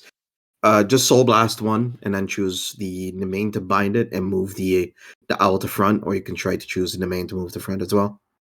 That's right. So... let's see what he decides on. Keep in mind, he also inherited the Cho effects, which, well, just the Vanguard Circle effect of being able to technically control another piece. So it's actually using the Cho effect here to counterblast 1 and get rid of the Nemain first, and then move up the Owl. And now he can use the Descendants effect to Soul Blast 1 and bind another. So now he'll bind the Owl. So already have 2 cards in the bind zone here. The Nemain behind the Vanguard is still safe, though, for the time being. That it is. A lot of people tend to not realize that you can do something like really cool like that, and then he moves it to the front, because it doesn't bar you from moving it from the center column or left column to anywhere. It just tells you to move it to the front row. That is right. So now, Illia, what is the play? What else does he have that could potentially be put down to the board for the time being? I think he's probably posing, hey, do I just pass a turn? Because for every extra damage I give to him, it's a possibility I'll be getting myself punished more by it. But he also needs to get the extra cards, because he ended up wasting like 30k shield on the earlier guards that he did early in the last couple of turns. So he's contemplating which one is the best option. I think maybe just attacking the main here might be better, to be honest, because you still get the card draw, and you also still get rid of the potential like piece he's being able to filter throughout his deck. All right, let's see here. We have 5 cards in drop for Dave. He is slowly setting up, but he has to be careful. We keep saying it, right? You gotta really tiptoe around this matchup, knowing what Illia can do. Illia also has to just consider, right? He has the ability to pressure with his Descendant. He has the Axle marker just sitting there, waiting for something to be occupying that circle. But what will he commit to? He has to be careful. 2 damage. Might not seem like much, but if he can turbo into the Morfessa on Dave's side, that's going to be a little bit scary. Could also just see him go into a Chain Ranker as well. That is a card that he runs in this G-Zone lineup. Oh, that is the promo coming down. All right, that is the Unruly Dragon there. That, of course, kind of functions as almost a Denial Griffin in this list. Oh, it does, because it allows you to get rid of a rear guard your opponent is not attacking with, and it could keep away a pesky Dagda that might be threatening you. Yeah, unfortunately, Unruly Dragon is also a very old card, and therefore in the official database you'll notice that the quality of the image is also just about as dated as the card itself. But, you know, fear not, it has a very powerful effect when it intercepts, so that's something that, of course, Dave will have to be very aware of and careful of as well. So now swinging with the Descendant, and looks like that is going to be a pass, if I'm not mistaken. All right. Mm-hmm. So he did end up attacking into the man here and just Not give more leaving damage. this up. Yeah. I think that's the right play. It's going to take his turn. All right, back to Dave here, riding the Draghard Loire. The V Series 1 puts the force marker on the rearguard circle. So, of course, depending on how this turn is played out, there's going to be a lot of things being called, but he's going to be striding with another Draghard. What will he go into? Will it be the Morfessa? Will it be the Chain Ranker? He has a lot of options in this G-Zone. Could also go for Agma. there's so much. Okay, so it is Morfessa. Morfessa, it is the Drag Principal. Of course, this is a very strong card. Being able to kind of just like a jack of all trades, like you get to set up your drop zone. Oh, the double owl, that is so nice. You get to essentially use Morfessa's skill here to counterblast 1, flip 1, and retire 2 rears to draw 2. And then all triggers in your drop zone are counted as grade 1s, right, for your ritual counts. And these owls give you even more draw. So he is virtually drawing quite a lot of cards, let's just say. A total of 4 from just this one action. Yep, and especially if he ends up drawing into cards like Cursed Eye Raven, and then the Cursed Eye Raven could probably hit a Karan off the top. He can still have access to many more options to work with here going forward. Yep. All right, there's also one thing to keep in mind is there's a certain grade 2, the Koenshak, that is on the board right here that has a pretty interesting interaction with, the G-Guards that are available to Narukami. So essentially, when an opponent's rearguard is put into the drop zone by an effect of one of your cards and your Vanguard's an Eradicator, all fighters have to choose one of their rears and retire it. And of course, it doesn't specify your turn while it is once per turn. This means that if, you use a G-Guard to get rid of one of your opponent's rears, you will then force them to retire something else on top of that. Which is pretty huge when you think about what Morfessa wants to do here, right? What the combo is going to look like. Mm-hmm. Especially since they want to, have a Dagda on board, have some targets to use their stand triggers on. So for sure, guaranteed, Dave will need to call his whole board here. His whole hand here to mitigate a lot of the pressure. But then again, if Illia also has a double G-Guard turn, he could G-Guard once either on one of the rearguard attacks, and then intercept on the other, and then impede after, or impede in the middle of it. He has way more answers towards whatever Dave is probably going to be looking to do. Keep in mind, the double Unruly on the board also means that he'll be able Dave has to think about how do I attack when there's double Unruly on the board, and he can just intercept and CB1 and just kill something that's not attacking. And then that immediately triggers the Koenshak, which forces Dave to select another rear to get rid of, and then it'll have to be a back row, otherwise he's losing an attacker. So it's going to be pretty wild. In terms of the interactions here, and especially with G-Guards coming down. I think Illia is preparing to shut down Dave's turn before it even starts, he even gets to the battle phase. Mm-hmm. He's looking for it. So I guess what Dave could probably do going into this turn here is maybe attack with the unit on the force marker and have that be the target for the stand trigger if he happens to have any more left in. Because we did see him mill 1 or 2 Cursed Eye Ravens. Exactly. Ooh. Man, I don't know. This is going to be I feel for Dave. There's no easy way out of this. You have to really it's one thing to plan out your turn, get your ritual counts up, make sure that you got the guard restrict and the power up and the crit on board. But it's one thing to play around this board setup from Illia. This is a very rare thing that we see in Vanguard where you just play down cards and pass and you tell them, hey, answer this.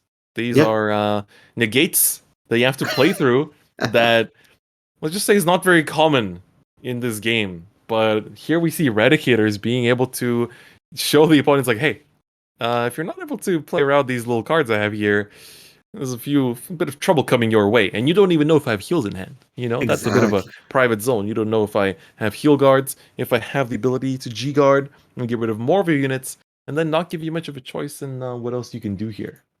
And I do love that Eradicator is the more defensive option in terms of playing Narukami, and Vanquisher is just the mirror side of that and the more aggressive action that you can play with, like Full Bronto and Jaggy Shots and any of the other additional grade 1s and 2s that you could run into. Exactly. And again, this matches everything for both of these players, right? Every decision has to be carefully assessed because, you know, one card played wrong might mean the end of the run. They still get a prize for coming in top 4. They'll be playing for 3rd place as well. But the focus right now is simply on making it through this match and getting it to finals, you know? So I also had a thought in my head here. I was wondering if he chain rankered and got rid of one of either the Koshak or one of the unruly dragons, do you think he might have been able to add a bit more pressure? I suppose, yeah. I suppose, but at the same time, it's a bit of a sticky situation, right? Because then he wouldn't have any crits anymore. Yeah, that's right, huh? Yeah, I don't know, man. It's pretty difficult. Pretty difficult. Right, looks like Dave is literally just farming up. He has his Morian Spears here, both 15k. Although I think the one on the right is actually even stronger, plus the force marker on top. So now he's going to be just showing his drop zone to confirm that he has hit the Ritual 10 for the Morfessa here. So Ritual 10 being able to give 15k and +1 crit to your front row units, and also force your opponent to guard with 2 cards when they guard from hand. And you know what the cool thing about this is here too? Yeah. Is the fact that he needs to commit one more card here, actually. Word.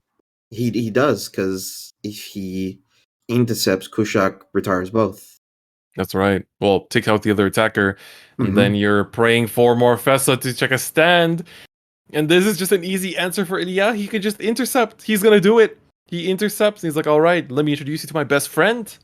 Let me introduce you to my best friend, Unruly Dragon, who's gonna counterblast one and get rid of the other Morian Spear. This feels like a terrible matchup for Dave right now. All he has is the Vanguard swing. Of course, he still needs to guard this attack, but he will just say, like, okay, now the effect of the Kurshak is gonna come into play and take out both attackers. No stand triggers are available. This is the battlefield. That is what Kurshak is making it be known for Dave. And we're gonna have to see what's gonna come out of this drive check. Dear. Critical trigger. Wait a minute. Uh-oh. Crit? Is it crit though? Hold up. This is 3 damage. This is 3 damage. One more check. All right, 3 damage it is. We are not going to 6 here. That was a very risky play from Illia. Surely there are things in that hand that could have protected him. But I guess that is going to be the play. 5-1. While Illia managed to, get away from that turn without dropping a single card from hand. Dave, on the other hand, well, he lost his front row. He basically managed to get as much damage in as 3 attacks hitting. Yeah, he did. And one thing that you also want to note too as well, I noticed that he was fanning through his drop zone a little bit, and he had like 10 cards separated from each other and like 4 cards separated. So now he only has to bind 1 card from his hand in comparison to the potential 2 cards he might have missed. Because if those 2 rear guards, or at least like if he had committed the 3rd one, he'd left with 1 more rear guard on the board, he'd have 7 cards bound, almost to 8 cards bound, depending on how we did it. And the Koshak and the Unruly Dragon, he already resolved them again. He's going to need to have the same cards again next turn. That is true. That is true. I mean, he does have one of the Unrulies, but does he have another Koshak to actually change this? All right, Stunverse coming down, flipping face up the Vanquisher there as well. And now it's time to get binding. Dave, show us the 4. And so now, because you draw 1 for every 4 in the bind zone, and this will be only 6 in the bind zone at the moment. That means that for Dave, he's only losing 1 card from hand and Illia's only drawing 1. Definitely not as strong of a Stunverse as we would have expected, and that's kind of the thing that maybe Dave was assessing. Do I commit more to the board and take out a booster for the Kunshak, or do I just leave it to 2 attackers? He empties my board, but as a result, I bind less, and therefore I lose less from hand, and my opponent draws less. And looks like that is the decision he made, and it's looking to pay off as well. And if he gets rid of something like a Dead Grey 2 or a Luard, for example. Yeah, especially that. But then again, he would probably need to have to use that for striding, wouldn't he? Yeah, you get rid of Dampwood. That's a really good target. Yes, that was dead in hand for sure. All right, that's, oh my god, the double Kunshak coming down onto the board here. That is, well, we're back to square one, boys. This is going to be just denial plays left and right. He's going to swing with the Descendant. He doesn't have to worry about big power, big swings. He's just swinging here with the Twin Drive, no hits. That means that that attack didn't hit. That was 12 on 13. Yeah. So will the Descendant come through here? So the skill of Descendant does allow him that if it doesn't hit, he could discard a card from his hand. It gets him a drive less, and he gets to restand it. Yep. So Kalmas 1, discard 1 to restand with 2 drives. Looks like that was a pass. He just passed on it already. So while Dave isn't doing much, Illia is just denying, but Illia's not been doing that much either. Like, the binds have been kind of lukewarm, I would say. While it's just the battle phase tricks that are able to completely shut down Illia's plays. Dave's plays. So Dave is probably trying to consider like what he wants to go into here. Because if he has a way to countercharge, he can actually possibly Diablo this turn, maybe, by making his opponent get rid of some of his cards too. Because he could probably go into Phantom Blaster Diablo. That's a very interesting choice, actually, but how does he pay the cost for that? That's the only question, right? He has no CB. No, I know. But it's just so like if he can find a way to either Vicro or main Vicro and then have the Xeroth or 2 in his drop zone, he could possibly do that. Yeah. It'd be very super, super, super convoluted, but it's a possibility. Okay, rewriting first. Second force marker. Needs the soul as well, so that's a good way to build that up. Let's see where it's going to go. This has plenty of targets, whether he wants to commit to 1 force marker and make it stronger, or whether he wants to split that power. It's going to split it. All right. Because we do know that Illia does have the perfect garden hand. So we'll see what he does with it. All right, Dave. What are we going into? Ooh, the Luard Stride is going to be the choice here. It is going to be the Drag Abyss. So what I like about this a whole lot is the fact that he can get 2 Xeroths here and get rid of either a Koshak or a Unruly. That is right. Like, Drag Abyss is really strong just because, like, if you've built up that drop zone, like, especially in late game, like, it's not doing as much at this moment in terms of that GB3, but in the late game, this can be a plus 30, plus 40 to the front row. If you have Dagdas and stuff to play with, that is a lot of pressure. Like, that is a very, very scary board to deal with. And he found the CC, it seems. He did. Off in the main, you get a Vicro, and since he is paying the cost of a ritual ability, he'll be able to countercharge here, which does keep him from being damaged denied. So if he also does happen to have a Dagda, he could probably break this game open from here. That's right, Dave. It's not over yet. It's not over yet. Let's see what he finds off of this Drag Abyss. It's going to be the Branwen and the main. All right. Just checking the Drag Abyss Lord text here as well. Which is a pretty old card. You don't really even use like all the rest of the text that often. Yeah, that's true. That's true. So you choose a card face up from your G zone, and you call 2 cards to separate rearguard circles, and then you shuffle your deck. If you call 2 cards with a ritual ability, you retire one of your opponent's rearguards.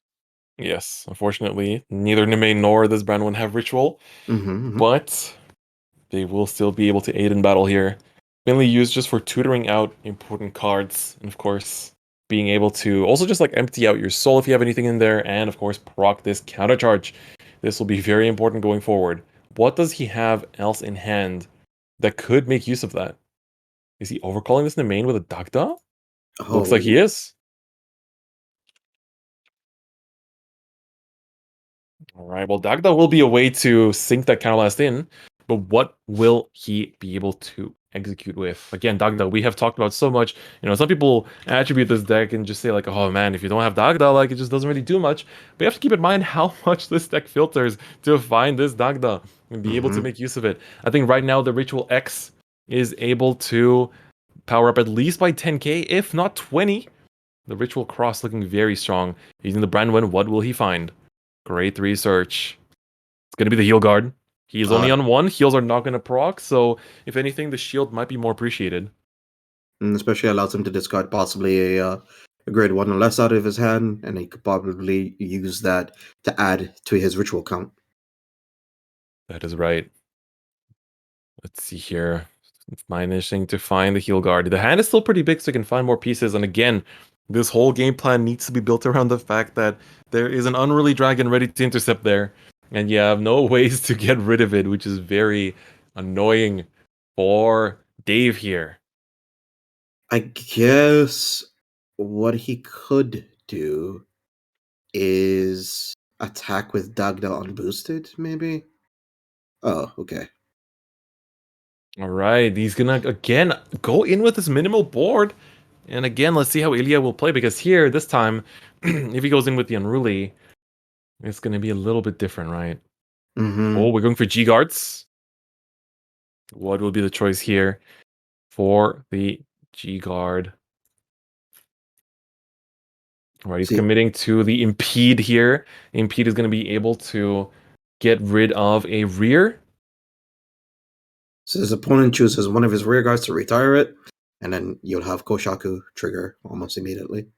Yes, exactly. So that is going to actually take out the entire board, which is pretty dramatic for Dave. Every single time he tries to push, his board just gets checked. But as a result, there's also less to bind. But I wonder if it was worth to put that Dagda down, knowing that it was just going to be removed.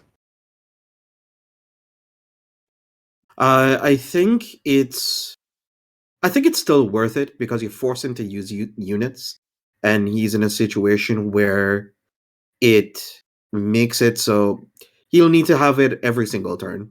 Like this momentum is not going to stop, and he's only on 1 damage. So then next turn, whether he goes into either a Diablo or he goes into another Morfessa again. Oh, that is overtrigger here. That is pretty wild. But that's also unfortunate because he had an overtrigger with no board and a crit on top of that, which means that the overtrigger just got wasted. It just got burned on nothing into a PG. It ran straight in. All you can do now is destride, finish your end of turn resolutions, and that's it. Yeah, that's it. He is going to be binding, I think now, like 3 or 4 cards now from hand. And Illia's going to be drawing an exchange of 4 to 5, so he'll also be going up to a pretty comfortable 9 cards maybe by the end of his turn here. And then Dave will have to try to push through that again.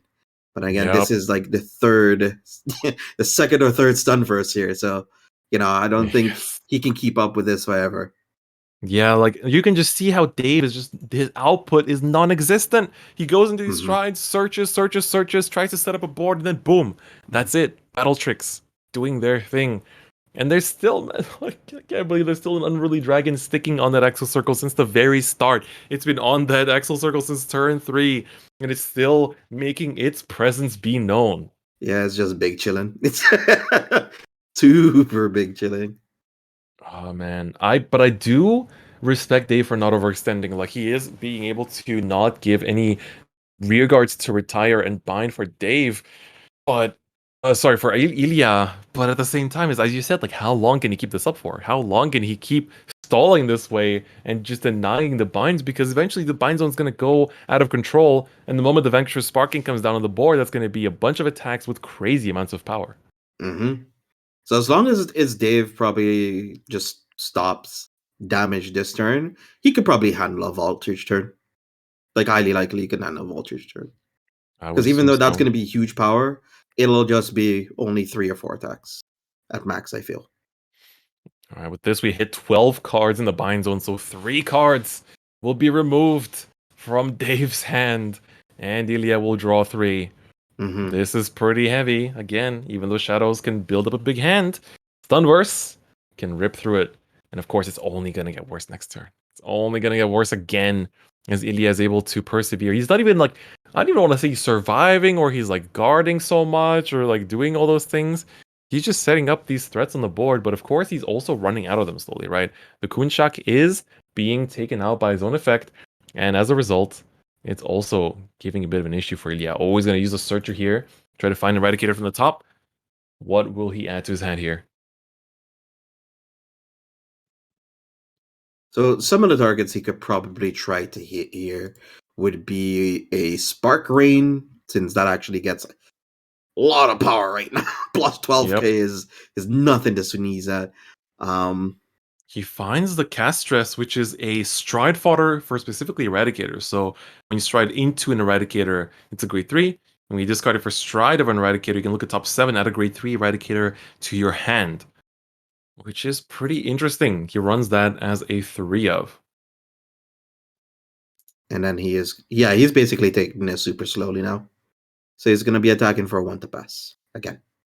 It's critical. That's right. He gives that to the... Apologies, does not have to stride into an Eradicator. It just when it's discarded for stride if you have an Eradicator Vanguard. So it is very excellent. Very excellent for this deck in particular. Wow, he's just solo swinging with this Descendant here.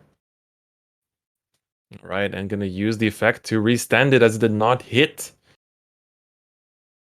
Looks like he just wants to filter through his deck for another card here. Yep, this one will hit. He has a heal trigger going down to 4. That is actually very huge. Getting a little bit more comfortable, especially with Dave being at 1 damage this whole time. You can only stall for so long, right? You can only keep delaying the inevitable for so long. Finally, a damage comes through here for Dave. What will he see? Or was... All right. Or did that one not hit? Did he just... Oh, I think because he swung under. Yep. He passed a turn, yeah. He's just trying to deck Dave out. I think he's just trying to deny him everything possible. He's like, I will let you search. I will let you draw. I will let you get everything you want in the world. You can have every mystery answered. You can have all your questions answered. But at the end of the day, we're emptying out that board. We're emptying out that hand. We're emptying out that deck. And it's just a slow countdown to see how this will end. You're 1 damage? No problem, buddy. I actually think oh my god. I'm thinking of it again. Is going into just drag driver just not better here? Yep. And it looks like we might be going into overtime as well, man. The stream games are just going for so long. It is really, really rough for these players. Again, there's so much on the line.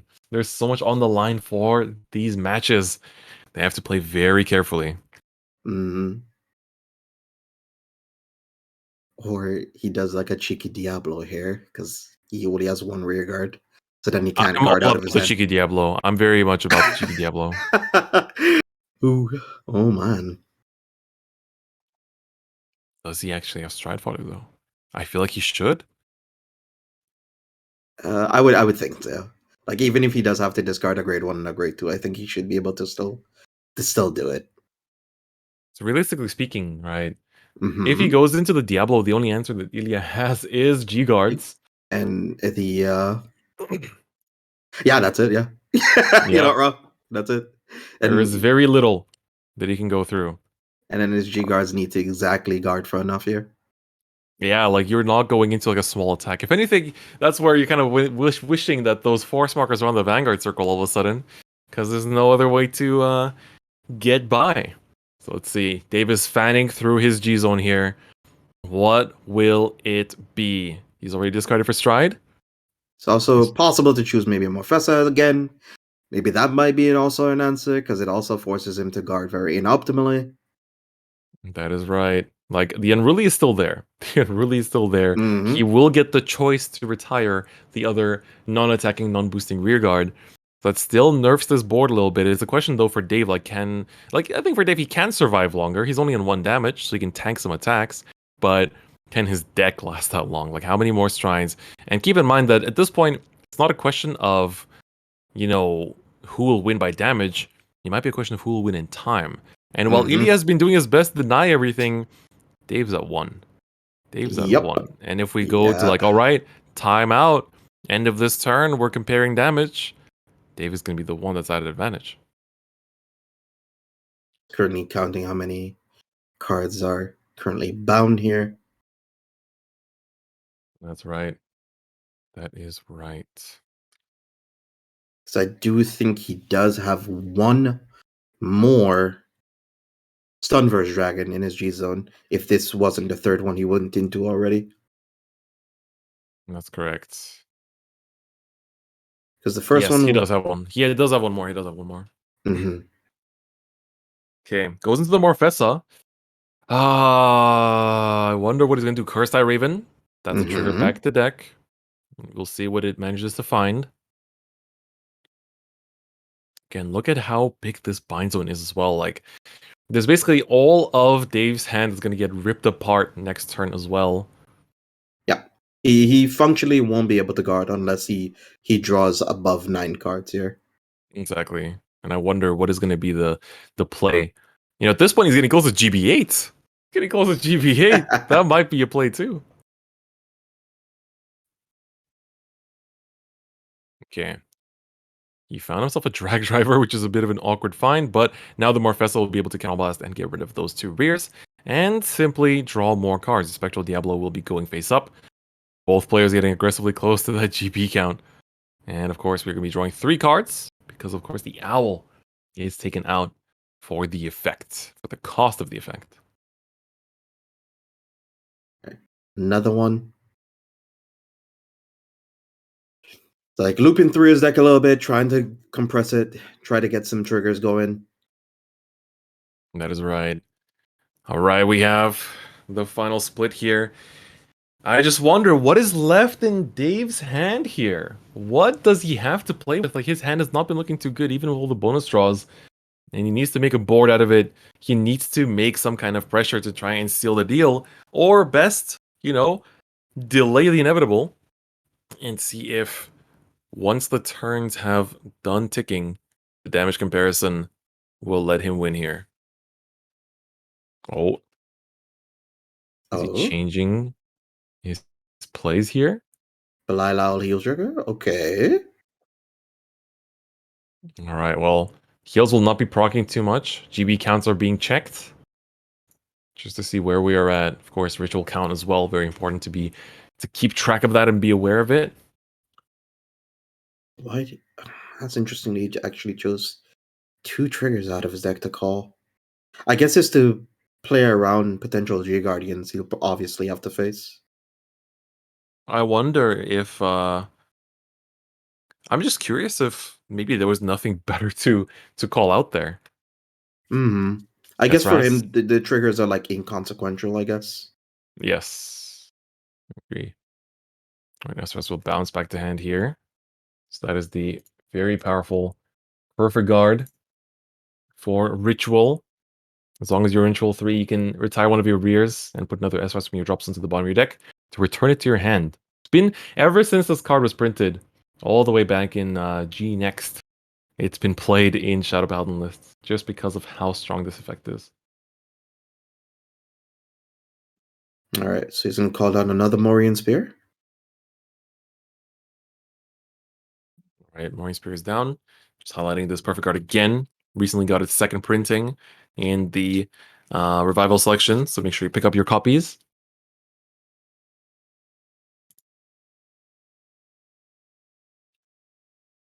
Alright, so we have not hit time yet. There's still 3 more minutes on this match. Let us see here. Alright, Dismal coming through. He's protecting that Unruly. He's protecting that Unruly. Is like, I do not want this thing to die. Do not touch my son. I wanted to be able to intercept with it. That's probably one of the most decisive Dismals we've seen so far in the event, too. That really just allows him to have that ability to retire that for this turn, but might be saving it just because, nope, he's going to intercept with it now. And of course, he wasn't able to earlier, but he wants to protect himself from any stand triggers that could do some funky business. But of course, this attack still needs to be guarded. 5k is not enough. Nowhere near it. And it has to be 2-card guard as well because of the Ritual 10. Don't forget there's a forest marker in play as well. I think there's Morion as at 30k if I'm not mistaken. No, 45 because of the plus 15 as well. So that's a pretty tall order. If Illia's hand is not looking too hot, he's going to G-guard so he can actually avoid calling from hand potentially. All right. Bulwark coming down here. So Bulwark is another one of the disruptive G-guards that can take care of the threats being posed here. So of course it is a 25 key shield on its own. And at the end of the battle that you guard with it, for every 4 cards in Points Bind Zone, they have to get rid of one of their rested rear guards, which of course will take care of the rest of this board. But you still have to answer this attack first. He's going to still drop 2 more cards from hand to guard it. It's a very big Morion Spear. But now the Bulwark will take care of both of those rears, and they will be retired. That Bind Zone is very healthy. So of course, nothing will remain. Nope. No board is left. And I think the only thing he can guard with now is the perfect guard that he possibly has in hand. Plus, he needs to discard 3 cards out of his hand. Yes. All right, so this Healed Guardian also needs to be retired. It is in a rest position. Mm-hmm. As long as it is in a rest position, is at a resting rear guard for every 4 in the bind zone. All right, that might not have been relayed to the players correctly, so maybe a judge can remind them that unfortunately, as there is a resting rear guard, and it is for every 4 cards, in the opponent's bind zone. So you count, it's not if there is 4, you choose 1, but for every 4, you choose 1. All right. Oh, no, wait a second. There's no perfect guard in Illia's hand. This is a 45k shield, pushing him right now. Is it? Hold up. 28 plus 15 is 43. 43, yeah. Unless I'm miscounting. Am I miscounting here? It is. Actually, no, it is more than that. Oh, wait, hold on. Luard is coming down. There's a critical trigger putting Ultra Vanguard. I think it's 2 to pass. This might still be possible for Dave to somehow win. Third check will show us nothing. Illia barely survives. There must be a sigh of relief there as he is able to survive. So he was able to barely bring himself up there. I think he was at 57. So he was at 57 against the, what was it? So 43. Yep, so that was 2 to pass. That was very close. When your opponent only has 1 valid target to put things on, the triggers on, that is very risky business you're partaking in. You gotta be careful. Goes into the Vowing Sword. At long last, we've been talking about this card all weekend long. And he's gonna be coming down to play onto the field. Does he have a Stride Fodder here to go into another Stunverse? Or will it be something like a GB8? They are in time, so this is turn 1 of time, I believe. As time is called during Dave's turn. And so let's see what he can do here. Stunverse coming down. We have to really keep in mind Vowing Sword's effect. This will build up a lot of power if Dave does not bind cards from his drop zone. Oh my god, another Unruly. It's still there. It's crazy, man. I think by the time Dave is done playing, he's probably going to just dream of Unruly Dragons every single time now. Yep, for many days to come, I think. Good lord. So 2 Drive Draggers are getting bound here. And the dog does as well. So those are gone. So we're going to count how many cards he'll be binding. 4. Let's count that bind zone. 4. Oh! Oh my god. That's essentially a small deck. He's got a small deck over there in that bind zone. All right, let's go. 1. He has to think about every single card. 2. The thing is, Dave can still play next turn if he... I probably would have kept a drag drive in the drop zone at least. Because then he could still make a play next turn. All right, 4 cards. 4 cards being bound. What's next? He's still thinking. There's still more to go. 5. There's only, 2 or 3 cards left in Dave's hand at this point. And now we have the beautiful choice is will he bind cards from deck, the same ones as were bound for Stunverse, or will this vowing get extra swole?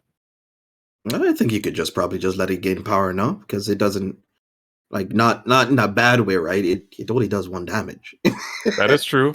That is true. Even though it's going to be gaining a whole lot, it is only 1 damage for the time being.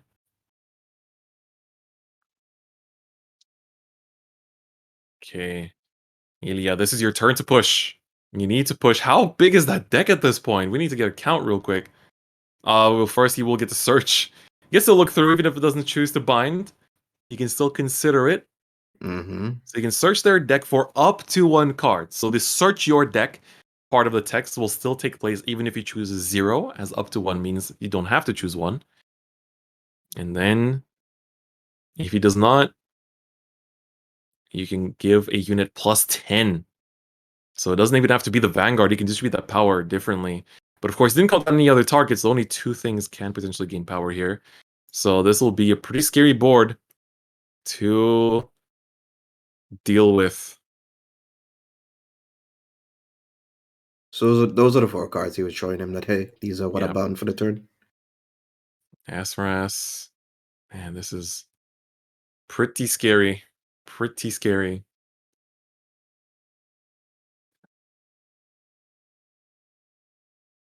Yeah, he's thinking about it. He's really thinking about it. He's looking through his whole binds. Was like, what do I even have left in here? Like, what has he done to me? What is going on?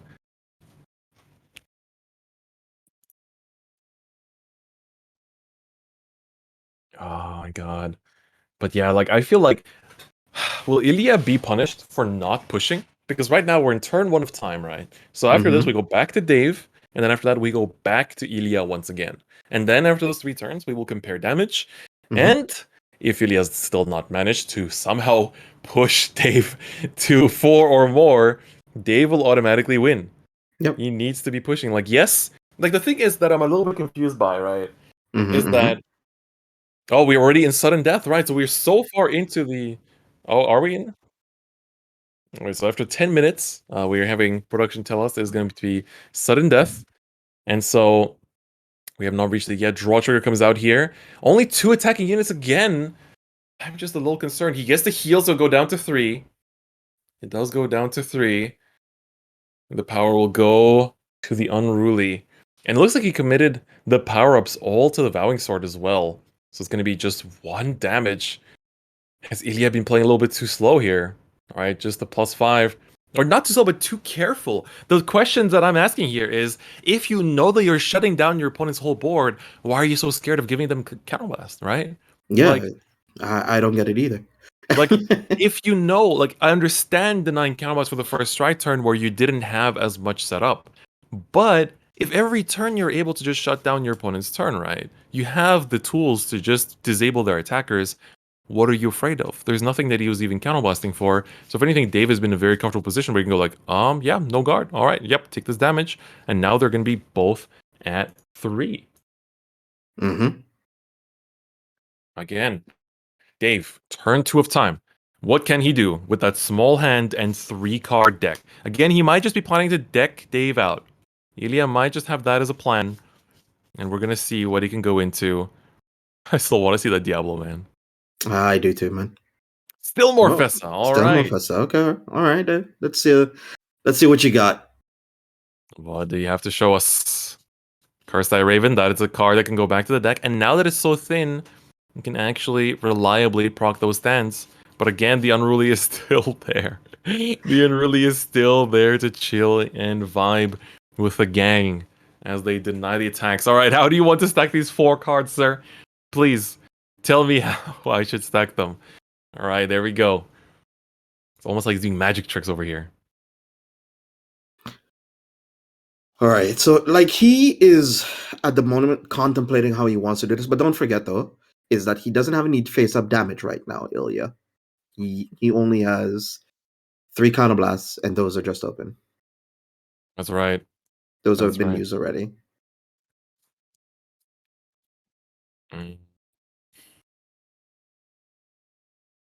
It's gonna be rough. Very few cards in deck left for Dave.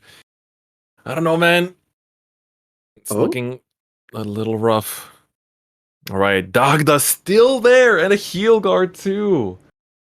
He managed to actually have another Dagda, but again, you have to be careful. He's gonna be just swinging with rears here and using that Dagda, and again.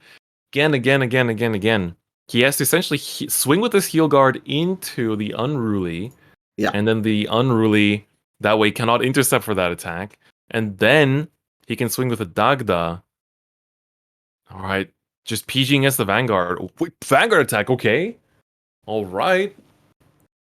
So there's still drive checks to be made here for Dave. Wait, he needs to guard. Wait, doesn't he have ritual? Oh, hold up. That's a critical trigger coming out. It's going to be going to the heal guard. All right. I think there might... Was there an issue here? Yeah, like I'm wondering whether or not he had ritual. I guess. All right. Well, we have the stand trigger come through there. More power for the heal guard there. The deck is very, very small. There's no ritual actually active. Oh, you're right. Man. No ritual is active here for the Morfessa. Oh boy. All right, that's how it goes. That's how the cookie crumbles. Again, he could not draw. He couldn't activate the ability to change all grade 0s to grade 1s for the ritual count. And because so much of the drop zone has been bound, there's no natural grade 1s in there anymore for the ritual 10. I think he still might have for the Dagda, but with one card left in deck, I think that might just be it. Both players are at 3, but he can just pass turn, and that's going to be draw for deck out. And Illia has won with Eradicators decking out Dave. He stuck to the game plan from the very get-go. It took us a while to get there, but that is how Illia will take it over Dave, taking Narukami to the finals of BRO 2021 Premium. Wow. I mean, hey, we have a European going to the finals, so that's great. That's still great nonetheless, be it from the Netherlands or be it from France. Congratulations to them both for playing. Thank y'all.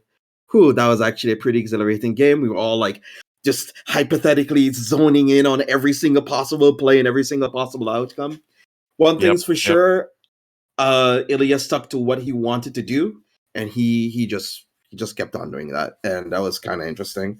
I felt there were some moments that maybe Dave could have been a bit more aggressive, maybe commit a couple more rear guards to the board to mitigate how oppressive Koshaku and the Upheaval Dragon were, Unruly Dragon were, and maybe via that way he could have possibly forced some extra guardians, maybe not let him get to stride on that turn, or maybe go for the Diablo option, force him to use G Guardians early. So that's sort of like a lot of shoulda, woulda, couldas.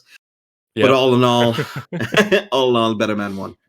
Yep, absolutely. Like that was a really close game. Just like goes to show how strong Eradicators are in Premium right now. Like being able to control the opponent's resources to that extent is very, very impressive. But of course, we need to see who is going to be playing in finals. We know Illia, but how did the other side of the bracket actually go down? I want to see it, man. I want to see who is in the finals. Did Kelvin make it through? Or we don't actually have the conclusion of that game yet either. So both rounds have been going to the end? Wow. Well, in that case, all right, we're going to find out from the production side. The game is still going. It's Grand Blue and Luar. That's a matchup that can definitely take quite a while. That is a match that can definitely take quite a while. Especially since, like, Grand Blue and Luar are basically two ships passing in the night. Both of them are trying to achieve their own goals to their own ends. And then there's, like, sometimes a little bit of interaction from Grand Blue, and then there's sometimes a little bit of interaction from Luar. And that is very few and far between. I think what do you think you have is like Cannoneer, and the other one is like Abyss sometimes, and that's kind of it. Yep, exactly. Like, man, both decks are also just their game plan goes on for quite a while. It takes quite a bit to get to that stage as well. Man, I'm looking forward to seeing who is going to win here and what is going to be the case for finals. Who is going to be fighting it out for the big prize? I'm stoked, man. I can't wait. Oh my god. I just, it's time for that bracket. Oh, I think we got the update. We have the update. Who's gonna be playing in finals? Oh my god, they already put Illia in the champion spot. That's not true. We haven't played the finals yet. But Karan took it over Kelvin. That's crazy. WCC stopped in top 4. Kelvin will not continue, but he will still be playing out the 3rd place match between Kelvin and Dave. So Kelvin has to play another Luard matchup. That is going to be crazy. But of course, this will be your finals. Karan versus Illia. France versus USA. Will Illia manage to defend the region, the EU region, and take the crown? Or will Karan be able to fight it out? Will we see the same game plan? Is another Luard matchup? It's the same as we saw in top 4. It's going to be really exciting, JJ. Oh gosh, it is. Because, but don't forget, is that Karan's list is a bit more late game oriented, a lot more lean and more to the point of what it wants to do in comparison to the early game strategy that Dave piloted before him. So we'll see how much more resilient this version of the list could be, or whether or not it's just probably a pretty rough matchup. Yeah, man, it's going to be really hype. It's going to be insanely hype. I cannot wait to see how that match is going to end. We're going to go for a short break, guys, while we prepare for the finals, but don't go anywhere. We're going to be back, all 3 of the boys, casting the finals, bringing you all the action. We'll see you guys very soon.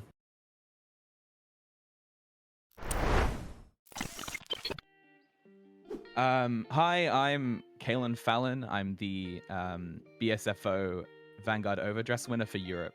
And the deck I used was Bruce. Lovely Bruce. Preparing for BSFO was mostly to do in a small friend group, because the fun thing about Standard at the time was the lack thereof, not based because of the format, but lack thereof matchups to learn against. And it takes less time to really develop and understand, hey, so in this I'm going to do this, and in this I'm not going to do this, which makes it feel a lot more free and less diverse than what the other formats hold at the moment. Prior to BSFO, I've been playing in BCSs and team leagues since 2015, and in 2019 I got an invite to a World Finals for V Premium, and the continent that I normally play in is Europe. I love BCSs. I am a huge fan of BCSs. Going out to events to meet people that you've either known already or haven't seen in a while, or only know via online. It's just that whole community coming together that makes the Bushiroad events really, really satisfying and fun to go to. And generally just seeing all the different decks and different people just makes it just a lot of fun. Despite not being as community wholesome as BCSs, it's still incredibly fun, because you can still you still meet people you'd never meet, because despite being stuck to your desk or the floor, you can meet anyone at any country. But so say you meet an American, you meet this is in my case an American, you meet someone in Australia, you'd never play against them ever, or it's a lot more diverse. And honestly, it kind of helps with the lack of in-person communication that is the only letdown I think of remote fight at the moment. And in between rounds, it means I can just go into a call with a bunch of friends, mostly my local friends, and then we can talk about, hey, did you win? Did you lose? How did it go? My main advice is to try to broaden your player base. Obviously, this can range. To say, if you're in a small country, you can always try to go out to different locals, because that's something I like to do, because going to different locals means you meet more people, you meet different type of decks. It leads to, say you'd never go against this deck unless you went here. So running into different decks means that you just get a bigger broad of what to do when you go into a competitive. Obviously, if you're not in a small country, that just changes to trying out different discords, because that's just the easier way to, at home or just in general, just meet more people and then just have more fun, I guess. Anyway, good luck to everyone else participating in Bro 2021, and I hope to see you there too.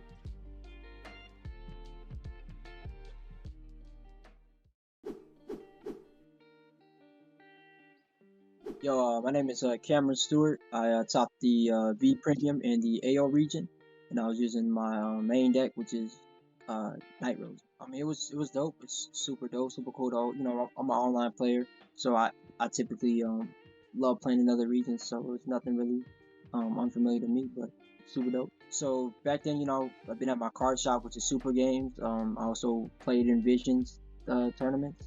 I think that was the really big one to me because I got to pretty much fight the meta like constantly. So I have like a server called Elemental Spectacles. It's like a team work with each other to improve our skills and everything like that. Test. So yeah, definitely those guys over there. Yeah, I participated in regionals before. It started V Premium. I'm from Atlanta, so I always go down to the Atlanta regionals they have over there. It was pretty nice. Definitely, you know, I loved getting the free promos and everything. You know, being with all those people. Definitely, you know, when you win or whatever, you lose, you always go back to your friend group that you with, and you talk about how everything went. I mean, it was pretty smooth. You know, I definitely like being in the comfort of my own home. You know, after the match, I could, you know, take a deep breath or something. You know, my opponent, you know, you don't really get to see, you know, your facial expressions or not. So, you know, if they hit the trigger or whatever, or you do like a 2 to pass, or, you know, like just to see if you're confident or not. You know, you don't really get to know that. But other than that, it was very smooth. Or, you know, my team chat I was telling them about earlier, like I just always go in there and let them know, hey, what happened, what's up. It's kind of like, you know, how I do with my friend group, but this would be with my online group. You know, I let them know the results, how everything went, how the match went. You know, they would give me the encouragement, and you know, I would do vice versa. And it was just, that's kind of how it was. Yeah, so, you know, I like to go by 3 little tips. The first one, you know, make a winning image. You know, figure out like what the strongest thing you can do, the strongest push, finish, or whatever. That's what I say about winning image. 2, you make it as consistent as possible. Make sure that you can get it consistently and quickly. And 3, the last one, which is pretty much the toughest one, but you want to make sure you can pull it off before your opponent pulls theirs off, or if it's in the case where it's the same thing over and over again, you want to make sure that it's a balance all around. You don't want to have, for example, let's say a Bastion turn. You don't want to Persona Ride, put everything you have into that one turn, and then your next turns be 15k, you know, 25k. You want to keep the gas. Keep the gas on, and you know, practice. Make sure you practice a lot with your deck. You know, a lot of people like to net deck stuff before the tournament. There's nothing wrong, you know, with that. But you know, you won't know like I said, the 3 things: the win con, the consistency. You really won't know that in the build. Like for example, like let's say someone took your list, right? DF, they didn't watch your video. They just took the list. Somebody put in the video, yo, DF dropped this Daikaiser. They took it, and then they go and force 1, riding Daikaiser, you know, like stuff like that, and they're like, oh man, DP ain't it, bro. You don't even know all the stuff that went into the list, and then, so stuff like that, you know, you gotta just really, you know, make sure, you know, practice playing for it. Make sure, you know, grind it out. The more you practice, you know, you'll run into different matchups if you try to get it last minute. Just because, you know, somebody said it was good, you know, practice with it, you might run into something like, well, I didn't know this was a counter. I didn't know this or that about the deck. I didn't know if I had to keep him at 3 damage or whatnot, you know. So, you know, my best advice, you know, would help me was getting a friend group, you know, having somebody I could talk to, you know, vent to, discuss things with. You know, if you don't have that, I really would just, you know, like maybe go tell your parents or something, you know, tell somebody, hey, like, yo, I'm doing this event and I'm doing well, you know, because that encouragement from another person which is just so much, you know, being able to vent and get stuff off your chest to another person just does wonders, you know. It's not built up inside. So that's how I definitely would say, you know, getting advice, you know. Hopefully you find a group, you know, find somebody, you know, you have chords, there's a lot of YouTubers that have chords, you know, get into the chords, be active, find somebody you can connect with, and just, you know, be like battle buddies, and you know, you can do all that stuff with. That's my advice. Yeah, get that champion mindset, man. Get that champion mindset and go do champion things.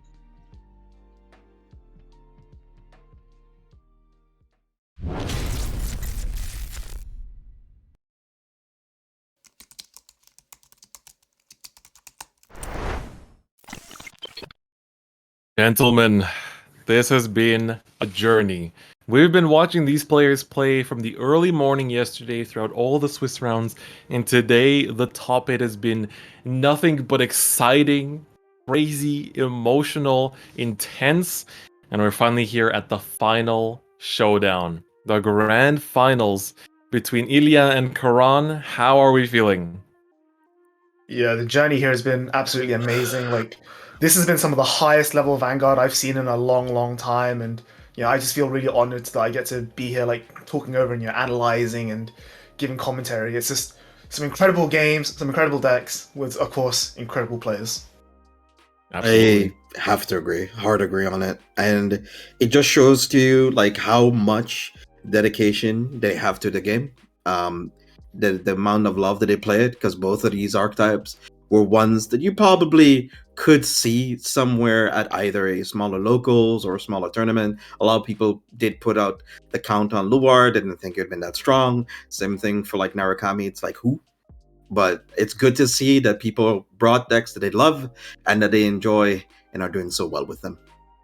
Yeah, it's gonna be. It really is representative of the region. We get to see players with their favorite decks, with their favorite clans, coming through for this finals, and I can't wait to see how it is going to go down. Because, man, but let's take a look at the bracket to see how these players got here. How did they reach the finals? Who did they have to beat? And of course, we had Illia, who had to, in the top 8, go up against Benjamin, the Victor player. That was very hard. I mean, when you think about it, like, it's a pretty fast deck. It can definitely beat you before you set up, but he was able to control the board, control the resources, deny them the battles, and finish it off. Then we just saw him go up against Dave and completely shut down all the Morfessa turns, all the attempts to make multi-techs with Dagda. It was quite rough there as well. JJ, what about Karan's journey to get to this finals? All right, Karan also had to play against a pretty stacked matchup as well. Playing against Daniel too, playing against Dimensional Police Boy, the 30k, Mr. 30k himself. 300k. Yeah, you're right. Sorry, 300k himself, and devastating him and being able to get that win. And then playing against a WCC member, a very prominent player also in the Australian community, and also being able to pull out a win on that one. And that's how he got here. Yes, sir. That was incredibly played by all players. Just an amazing top 8 so far. And I'm really, really happy with how things have turned out. Man, it's been an amazing bracket. It's been an amazing bracket. Ben, how are you feeling? Yeah, it's really amazing because when you look at these players, these decks, and these matchups, none of them you would say, like, is favored in one direction or the other. Take Illia versus Benjamin, for example, Nova Grappler versus Narukami. You would think, oh, Narukami has the binding, has the retiring, has the field control, this should be an easy win. But remember, Ben's list is playing multiple copies of Gunsdon, which gives resist, so he can interrupt all these defensive plays. And these one or two things. Likewise with Illia and Dave, we saw that, man, he just gave him the damage denial treatment, played it slow, decked him out, but it could easily have just gone the other way. Dave could, there was one turn, we had a 2 to pass, and he saw one crit, just another trigger would have changed everything. Other side of the bracket, again, we watched Kelvin versus Derek. Derek hit the over trigger, and Kelvin said, no problem, bro, double heal. Like, all of these, literally butterfly flaps its wings, the matchup changes. Yeah, it's crazy how intense this match has been. Man, I just want to get into the finals and see it all, because these have been some of the craziest plays we've seen so far. We've seen their decks as well. Luard versus Eradicators. Man, I don't know, man. I'm just really hyped to get into it. For sure, but I think let's have a quick minute, just, one last time, go over these players' decks, just show off their incredible deck building prowess, maybe talk about the matchup a little bit. Yes, absolutely. So let's take a look at the players' decks one more time. They deserve the one last feature as they made it all the way to the final stage. So let's see who we're going to take a look at first. Man, it's been going to take a second, but we're going to start off with Illia's list in just a moment. Just give us a bit of time to get everything loaded up. Illia, he hasn't had an easy journey to get here. He was the 8th seed as well. He was the last person in the Swiss round rankings. I think he was X2 as well. So managing to make it all the way to finals with that kind of journey really goes to say a lot here. And we can see all of these cards, all the hardworking grade 2s, especially in this list, that have been winning him these games. Yeah, I think some of the biggest the biggest carries in this archetype right now is the Unruling Dragon and the Koshaku, Kunchak. At the moment, it is just been super putting in a whole lot of work here in the tournament. And like it being one of the more defensive options that the deck has, and him just using regular heals too, it's just been like, huh. Well, that's wild. All right, so he opted for no heal guardians, but he said, "No, that's fine. I have unruly. I'm good. I don't need a 5." Yeah, the critical thing is obviously this heal isn't eradicated, so you can search it with Nusku. Of course, we saw in the last game against Shadow Paladin, and we'll see in the game coming up also against Shadow Paladin, he was playing a very slow defensive grind style, as you said, with the Unruly and the Kernshak. But something I want to highlight is that, you know, when he needs to, this deck can turn on the gas. He's got 3 of the column swapper, you know, it retires itself and then pulls out something from a back row. Yeah, Spark Rain. He's got 2, Spark Rain, that's the one. He's got 2 copies of Cho-O. So if he needs to, you know, he can just turn around and just go, right, I'm going to try and push the game this turn. Especially as we've seen the Vowing Sword Stunverse interaction really helps him get through with that. Absolutely. Let's take a look at this G-Zone one more time. Speaking of Stunverse, so of course, that's definitely the heavy worker in this list for sure, but he still has, you know, the Vanquisher Strides, being able to build up power when your opponent's bind zone is so huge, like we saw at the end of that game. And of course, the GB8 as well that can bind all players and drops and get all kinds of big power going through. Interestingly, he doesn't play neither a Xeroth nor a Progenitor. You know, we talked about those being some of the unique strides that you can have in a G-Zone, but he chose to forego both of them, just relying on the strong power that Narukami has in Premium.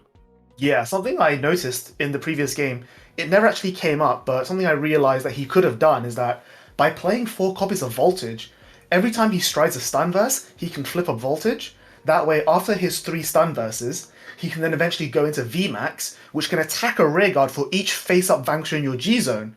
So by foregoing the Xeroths and the Progenitor, he can play more Vanquishers, meaning his VMAX can attack the entire board, and then do the Thunderstrike 5 Counterblast to deal 1 damage if he needs to round out games that way. And it just gives him, I use this word a lot, but it's just that little 1% of reach I think can absolutely make the difference. Again, we didn't see it come up last game because the game was a very grind, you know, multi-Stunverse style sort of game. And I don't think it's going to come up again in the second Shadow Paladin match. But, you know, he's fought through 8 rounds of Swiss, against Nova Grappler in the top 8 that we didn't get to see. I'm sure that that's a line of play that he's aware of, and he goes, okay, my opponent has a massive board, I need to wipe his board, I'm not playing Kagero, I don't have Zanbust, so here's just a big VMAX, swing your entire board, and then also, you still take damage. Oh, that is right. But you still take damage, that is correct. But of course, the one that wants to deal the damage here as well is Karan. He's been evading us on stream so far, but we're excited to see Mr. @King_Luard even got his socials referencing his deck over here. This is the Dragfall centered Luard, so quite different from what we saw earlier. And we know we've spent a lot of time talking about it, but there's plenty of text. But how will he play around Illia's Eradicators? I think it's a deck that a lot of people haven't even playtested against too, which is part of what it, you know, is the success of the Eradicator list as well, right? Yeah, the huge thing we saw in the previous game is that Illia wants to take it slow, defensive, play the deck out, and Dave's list was playing the V-Luards, which is much more early game focused, aggressive, you know, ride first, have plays. And the big difference here is by playing the Dragfall, very critically, he has targeted retire. So if he sees Illia's board, it's like, oh, you have Kernshak and an Unruly Dragon? Not anymore, you don't. Pop them with Luard. And I think that's going to be a huge interaction that's going to make or break this game. Absolutely. Absolutely. Let's take a look at the G-Zone as well, just to see what else he has available to him. And of course, Morfessa we've seen to be so important. The Drag Abyss as well in the late game can be so punishing. I still want to see the Phantom Blaster Diablo make some moves over here, man. There were a few situations where it felt like the right call, more so than the Morfessa at times, I would say. But didn't commit to it, so I want to see what's going to be the case, you know, whether that will actually see the light of day in this specific matchup. And that's correct, because like where we did see a whole lot of Morfessa turns where I felt, hey, why not just go into your drag driver turn? Why not just, you know, use the criticals that you get naturally from your van? Whereas in this Dragfall Luard list, they're gonna be able to use that utility a whole lot more. And I don't know about grade 2 gaming. I don't think Narukami has the ability to do so. So you could also see some of them happen from the Dragfall list until he hits a Luar too. And there are some other tech options that he also is playing, like in Brunak. We did talk about that earlier. Being able to tutor any other like grade ones out of the deck, or just being able to filter, just try to decompress his deck to try to get some triggers. Exactly. So, gentlemen, are you ready? It's time for finals. All right, it's time to let the players know that they may begin and get started with this final match. The final showdown between these two players. They have shown us an excellent high-level caliber of play between themselves throughout their journeys, throughout Swiss, throughout the top cut, and it all comes down to this: who will get the playset of the Brandwins? I'm sure that Karan wants the man as the Luard main. That is definitely an amazing card to have. You know, it's a special VMC exclusive art that he would have access to. So both players are just waiting for the judge to give them the signal, and they are off. So 3, 2, 1, stand up, Vanguard, and it begins. See here that Illia's going to take the first turn play. I think that's good for him, but also good for Karan. Illia's probably going to give up the first stride pressure, which Karan definitely wants. But of course, Illia does have that really good turn 3 in the form of either ride Vowing Sword, or ride EDD, or even just ride Gauntlet Buster, and just you have empty front row. I'm just going to crit you out here, put you on 4 damage turn 1. Exactly. Let's see. Oh, there we go. Right off the bat, he finds the Unruly. We've talked about it before. We'll talk about it again. This card is insanely key in this matchup. That it is, because it does allow you to get rid of any of those pesky Dagdas, any of those pesky multi-attack options that Luard is going to try to be able to weasel out. But Luard, this version Luard, does have a trick up its sleeves in Dragfall Luard, in being able to call a ritual unit, and if it does have the ritual ability in the same column, you can possibly snipe a rear guard for your opponent, but I do expect them to possibly put it in the Axel zone so that he doesn't get sniped out. See him discarding a Kernshak there for Nosku's effect. Something I'm curious to find out about Illia's thought process now is that after having just gone through that massive slog of having to deck out another Luard player, when you see a route on the opposite side of the table, are you going to stick to that game plan? Are you going to try something different? Are you going to go for some aggro? I'm really curious to see what he's going to do here. I think he'll probably try to do the same thing at the beginning, but it might be due to the Dragfall that he might want to try to put Kunchak or any of the Unrulies into the Axel zone, because that's kind of one of the only ways that he can kind of keep him alive outside of Karan having to go into Drag Abyss. That's only one of the other ways of him being able to take care of it. Yeah, so Karan misses his Brandwin there, which is huge. It reveals no information to Illia. Illia, it is open deckless, so Illia knows he's playing Drag Falls and not V Luards. But knowing that Karan doesn't have a grade 3 in hand means that if I'm in Illia's shoes right now, I would be thinking, wow, okay, he's probably doesn't have a grade 3. I might be able to get a bit of pressure on, put him in a bit of early aggro, and just really get him into a position where he's playing on the defensive. Early aggro is like the opposite of what he's been doing so far. He's just happy to play it out until deck out, happy to push these games to the final last cards drawn possible. So we'll see how Illia actually adapts, because so far, the way he plays this matchup, I don't know, man. It's definitely not too aggressive, and here he's going to ride and swing as well. So that's a critical. Right, that's going to be 2 damage coming in here for Karan. The first damage dealt of the game after the one that he took earlier. Yeah, Karan damages Curse Light Raven there, which is huge. It makes it harder for him to avoid decking out. We saw that he drove check 1 already, so he can always put that one back. But getting the second Raven back is going to be a real difficult thing here. Gets the Illia fall. That's quite huge, and being able to just have the search not be denied. Gets to find the Nemain. What will he search from this Nemain, though, now that we know that it's not going to be any kind of Blaster Dark write-ups? So yeah, because he's not... Yep, go for it. So possibly he could be hitting some an Abyssal How to get a draw here, since they're both grade 2s. He can get the card for free, possibly. Yep. And I also just realized that he does not play the Blaster Dark engine, so this was, if anything, the optimal ride. And so he's going to just search out the Owl. And this time he will have the Counterblast for the draw, though. Yeah, I was going to say that by not playing the Blaster Dark engine in Karan's list, he loses a lot of this early game aggro. If nothing else, if you do write the Blaster Dark, Damper's a 10k attacker. If nothing else, Blaster Dark is just a 10k attacker on its own that can intercept later on. It does provide value at this moment in time, which is where Karan's deck is at its weakest. But like you said, Illia's just playing defensive. He's not abusing that. Karan's made another owl. Nothing huge going on. He is making a board that I think at some point Illia is going to be eyeing up and licking his lips, ready to destroy. Mm-hmm. But Illia is going to go first, though. So I mean, Karan is probably going to get rid of that board quicker than Illia will be able to do it himself, possibly. At most, he might end up losing like both of the owls or maybe the main if he ends up going into a descendant for next turn. But we'll see how that transpires.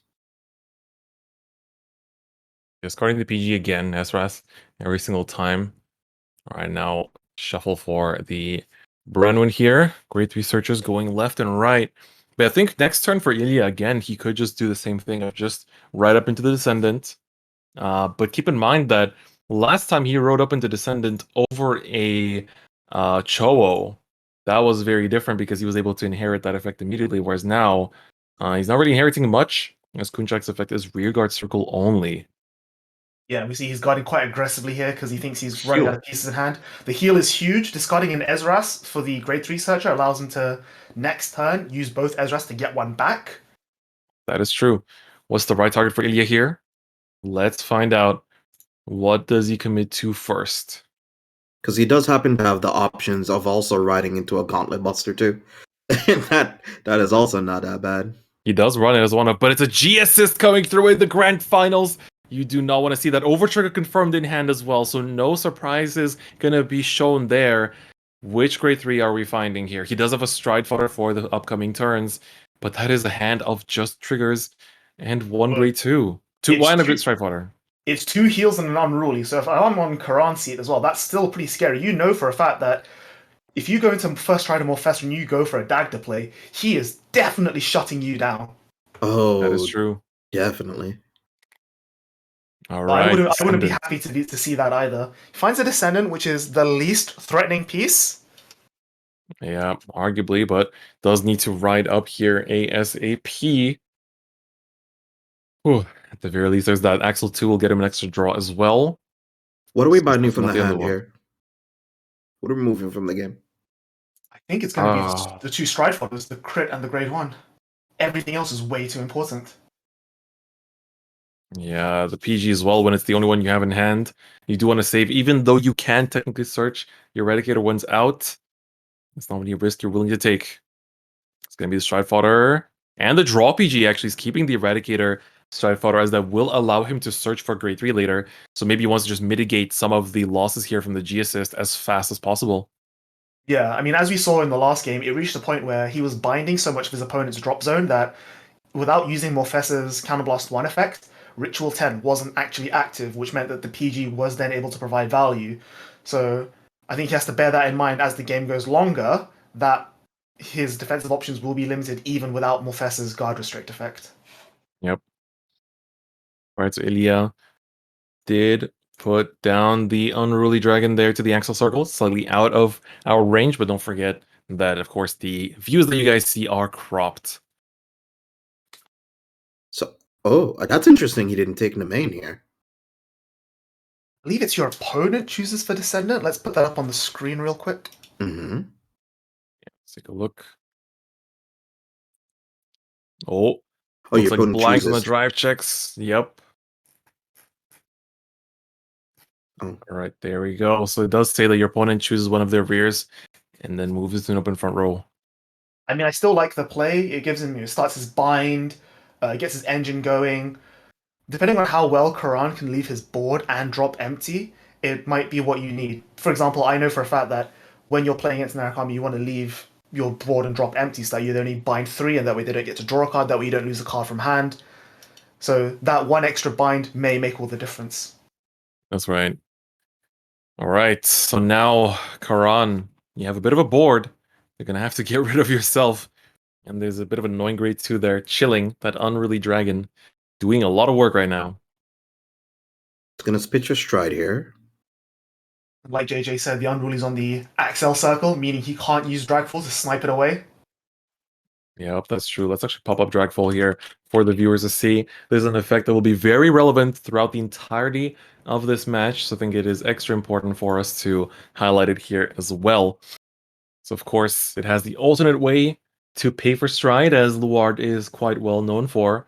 And at the same time, it lets you search out grade 1s and get rid of opponent's units in the same column as the thing that you call.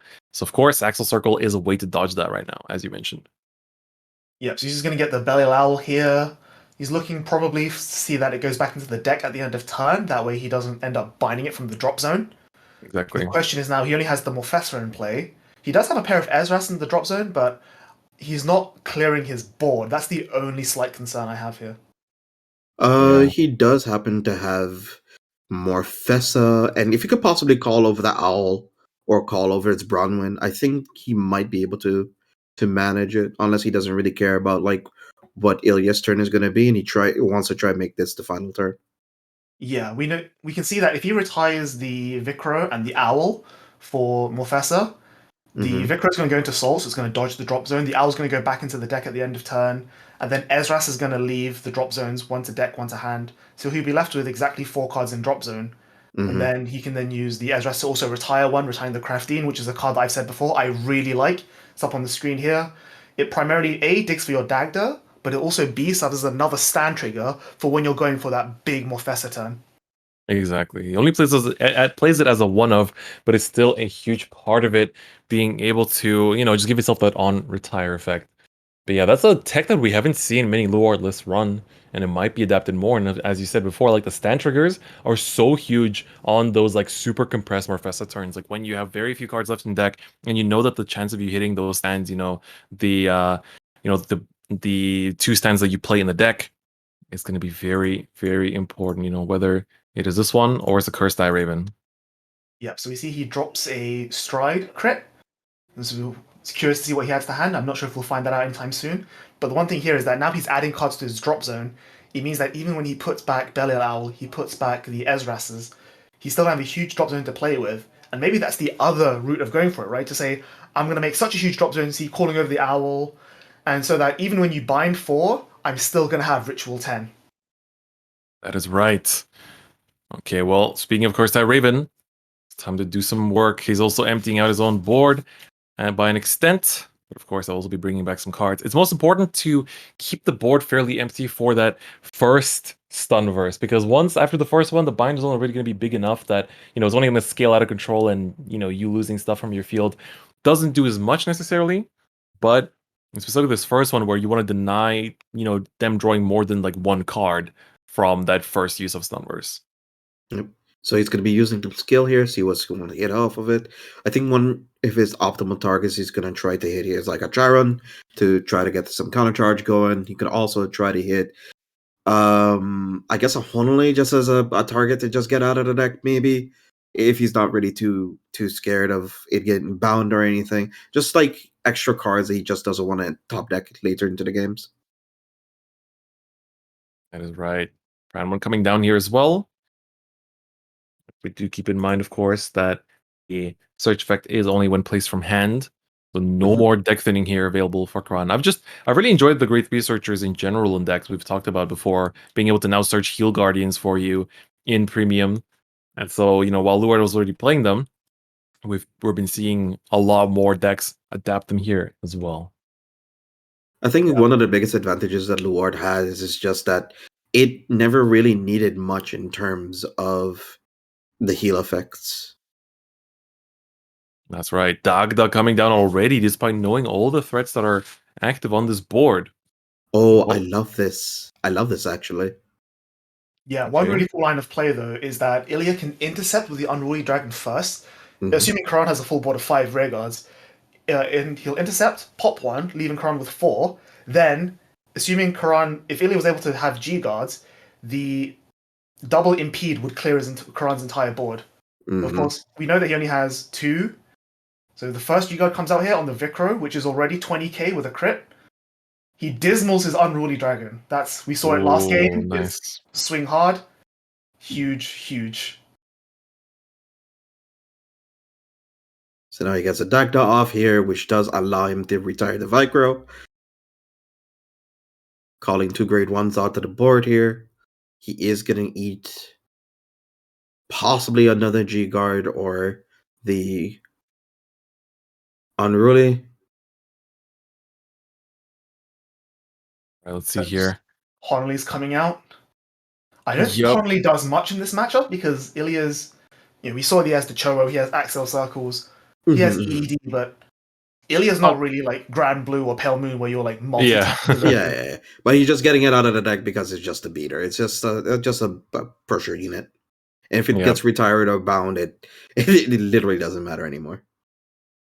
Yeah, so I'm wondering, is Illia trying to save the Unruly for the Vanguard swing so he can pop the Dagda? Yeah, perhaps. But now that the Dagda has swung, it's going to be, this is now untargetable for the Unruly, so you could take out the Branwen. But then once the Morphosis hits and hits a stand, that Dagda is active again, and that Counterblast is back up for grabs. I guess he was wondering like how he got a counter charge back is due to the effect of Vicro, which is one of the most staple cards for almost any Luard list, since it allows you to get counter charge back if it's retired by a ritual unit. Oh, he did the intercept, so now the Branwen is being retired. Of course, that 5k is not enough yet to guard. He's going for G Guard as well. So this is probably the impede now to try and absolutely wipe down Karan's board. There it is. Yep, speak of the devil. Impede making itself known once more. It has been a very key G Guard for all of these Narukami players. Yep. So now that is an intercept that is 24 to his 32. So that does not hit anymore. Yeah, this is always going to interrupt the attack no matter what because Karan was losing 2 rear guards. So he either loses the booster, so the power drops, or he just loses the Dagda itself. But I think here Karan just values having another attacker. Even if he stands the Dagda, it can't attack it. It can't use its effect again because there's no other rear guard to retire. But at the very least, it is still a 24k beat stick. Now 29, which is nothing to scoff at. Heal trigger comes through. Critical trigger. This could be pretty big to turn this around as well. The crit is going to the Vanguard and no stands. Fortunately, no stands. So we're going to be seeing 3 damage, which we've seen this before, where Illia just takes 3 like that. No fear. And like that, he's now on 5. That one of Gauntlet Buster is in the damage zone. But that was pretty risky. Again, one more crit that would have just ended prematurely. I mean, you gotta break a couple of eggs to make an omelet, I guess. So you gotta take some risk with it. So end of turn, we see that Bill going back again, playing Dragfall, playing Belial Owls. Karan's got that slightly more late game going on, and he's left his board relatively empty. Of course, Illia was influencing that, but his drop zone is also quite large. So this Stunverse is going to do some work.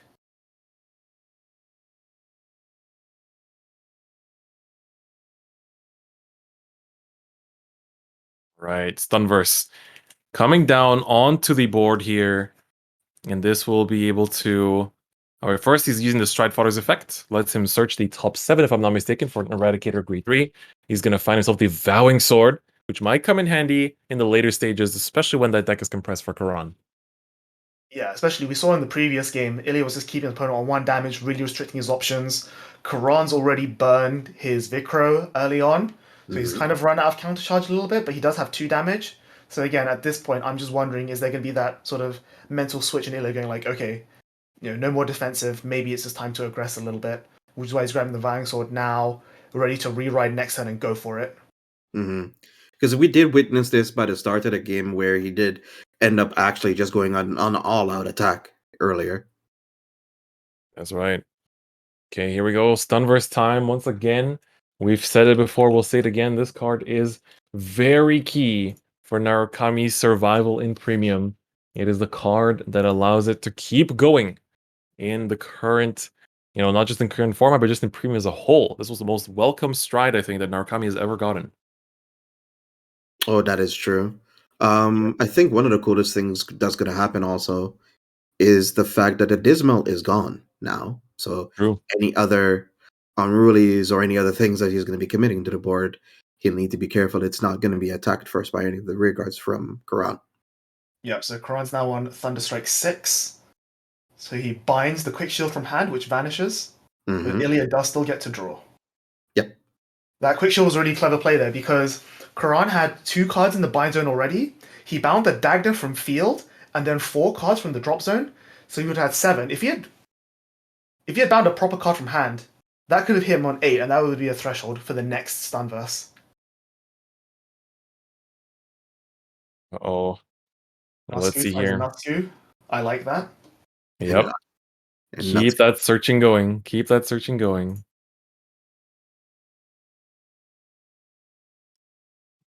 They're going to stack here. Okay.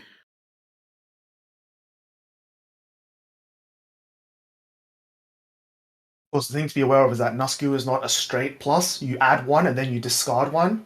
And so when it comes to sheer card advantage, we've seen the draw 2 from the Morfessa, the draw 2 from the Belial Owl, search for 2 from Cursed Eye Raven to add Ezra's back to hand. In terms of raw number of cards in hand, I think Karan is always going to be ahead. And so I don't know if Illia's going to be able to do enough to sort of, not fall behind here. I think he'll just need to pressure now more than he's ever done before. Oh, he did find Unruly Dragon, so he might get rid of the Koshoku from the Axum zone and maybe overcall it possibly. Ooh, yeah, that's one way to, because you have to keep it on the axle just to dance around the dragfall, right? It's either that or he has to find a Kernshak to put onto the board. That way you tell Shadow Paladin, well, you can only kill one of these 2. You have to choose which one, and neither of them are right options. Yeah, that's true. Although saying that, actually, I think one of them would be a right option because it would be much better to take out the Unruly. As we've seen, he's already used up 2 of his G guards, so having a lone Kernshak on the board is a lot less threatening. That's true. That's true. Great point. But we see he's going to attack here. We're actually attacking. All right, Illia. He's no longer waiting around. He's ready for battle. Gonna be swinging with just a 13. The power is not as high, but of course, that may change going into the future turns. So Karan here wants to confirm all the power, all the attacks, every little thing here about this turn. Especially when he has Illia at 5. He knows that one well-executed turn is gonna take it all. And I think that for Karan, if he can actually use a Dragfall to take out, specifically as you said, the Unruly there, that does make the Kunchak way less threatening just because of, again, having burned those G-Guards. Oh, but there's another one. A critical trigger comes through. That will be able to confirm 2 damage, but this hitting will turn off the Descendant effect.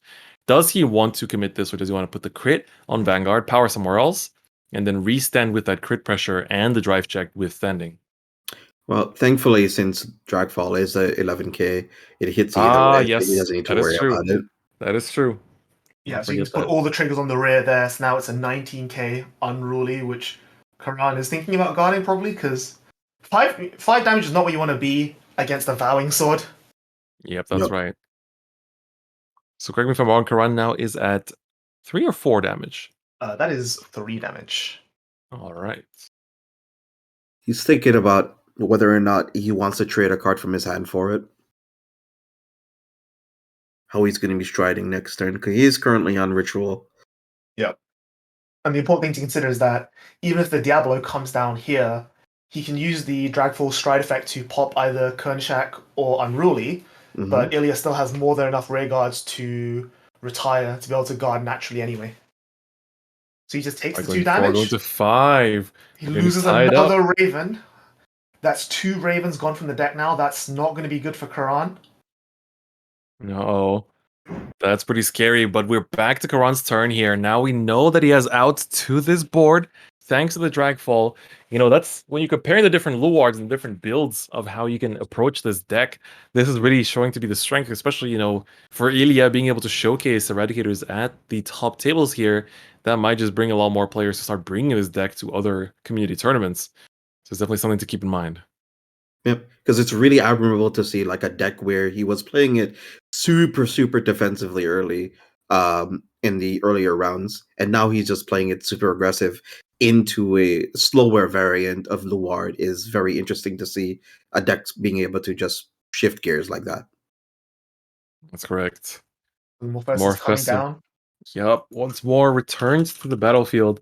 They really do continue to push through with this stride. It's worth noting that he put back a Branwen for the stride effect of Dragfall Luard, and Dragfall Luard can only retire rear guards if he calls a grade 1 or less unit with Ritual.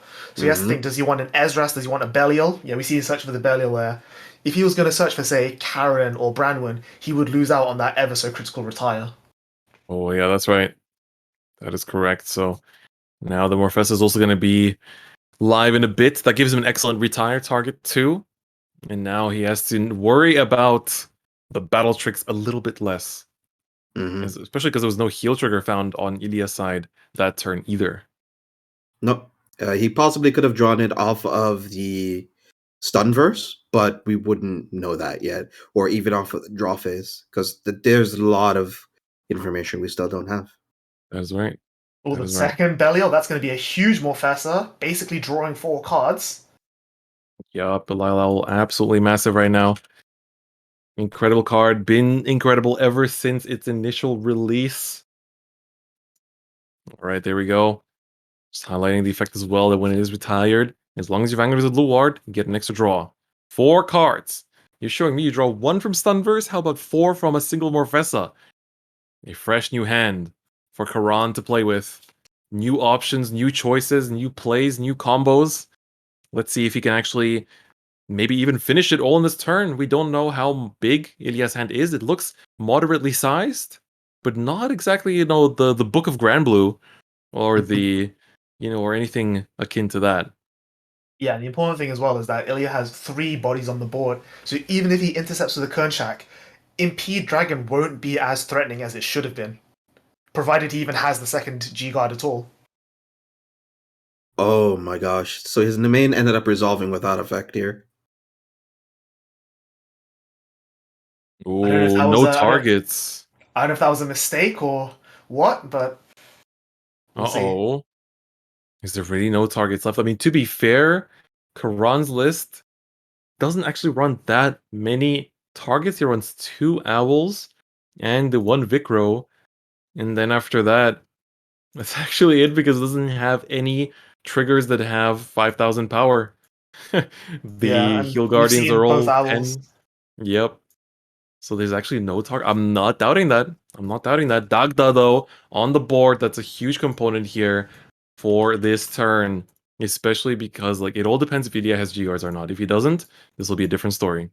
Oh, yeah, we see there, he puts the Dragfall behind Vanguard. He's saying, you probably don't have it, but I'm still going to respect your disruption anyway. That's right. It's like, you have to have it now. You have to. If you don't have it, then that's the game. So he's using Marion Spear there for power up, so it's going to be 35k with a crit. Very excellent. Illia at 5 damage. Every card has to be guarded by 2. Everything has to be guarded by at least 2 unless he G-Guards. And we know that some of those G-Guards are already out for the count, and it's gonna be close. It's gonna be very, very close if he does manage. Thinking of the sequence attacks, I think we probably just go Morian Spear first, Vanguard second, and then Dagda, or do you think Morian, Dagda, Van? It's very difficult here because obviously you don't have to worry about interruption anymore. You've seen 1 Impede, Illia's only playing 2. 2 Unruly Dragons are in the drop zone, so that's not even a threat anymore. At this point, I would just go Marion Spear, Dagda, Vanguard, because you do still have 2 stands in the deck. 2 of them are in damage, but 2 of them are still in the deck. You're not going to stand both your rear guards, I think. You're not going to get the full 7 attack combo. But I think you can definitely you're favored to restand the Dagda. We had a deck count just now. It was 10 cards in deck, 2 of which are stands. So you can definitely stand the Dagda. I just don't know if you're going to be able to stand Dagda's target. So I would attack with Dagda before the Vanguard, make the new column, but then attack with the Vanguard so that you can put the triggers on that new column. Yeah, that's a great way to sequence it. And I think you might actually have 9 at the moment because it should still be at 10 here. So Marion Spear swinging, there's going to be a huge attack It's 15k on its own, plus the 15 here from the Morfessa with the bonus critical. So for Illia, this is, I mean, it's not a hard 2-card guard, but the hand is going to start trickling away. Yeah, 2 cards is always painful, especially when your hand is not as healthy as it wants to be. Mm-hmm. And having to assist like earlier in the match as well is gonna be rough on him, to say the least. It's gonna be super taxing because he can't use any of the perfect guards or the extra guardians that he had was trying to save up for. Yep. Do you reckon there might have been an argument for just not G-assisting? As much as Ilya's deck wants to go first, knowing that Karan's deck wants to go second, could he have just said, I'll just spend a turn on grade 2, see if you ride up? Or do we think Karan's threat of being able to grade 2 game was a little bit too high? I think the threat of grade 2 gaming was too high, since this version of Narukami, like if you told me, hey, the Vanquisher variant, I probably would have said yeah. But I think this one doesn't have much in terms of grade 2 gaming, because Unruly is like a 8k grade 2. You have Koshaku, you have so much like really high impact units that really is dependent on a lot of UG guards. Mm-hmm. We see here Karan's really interesting placement from his Dagda. Branwen is the only new attacker. He puts the Karan behind the Dagda, and I think it's because he doesn't want to call over the Dragfall on his rearguard, because again, he's respecting that the second copy of Impede, and he's just afraid of having his entire board go bye-bye. That's right. So the deck count is low. It has been thinned. This Dagda still needs to be guarded, by the way. Mm-hmm. So I have to keep that in mind. Yeah. So he's just trying to make sure that his opponent has to get rid of all of his threats if he has any G guards for them. Because 2 cards he doesn't have any information on. Ooh, that's a perfect guard.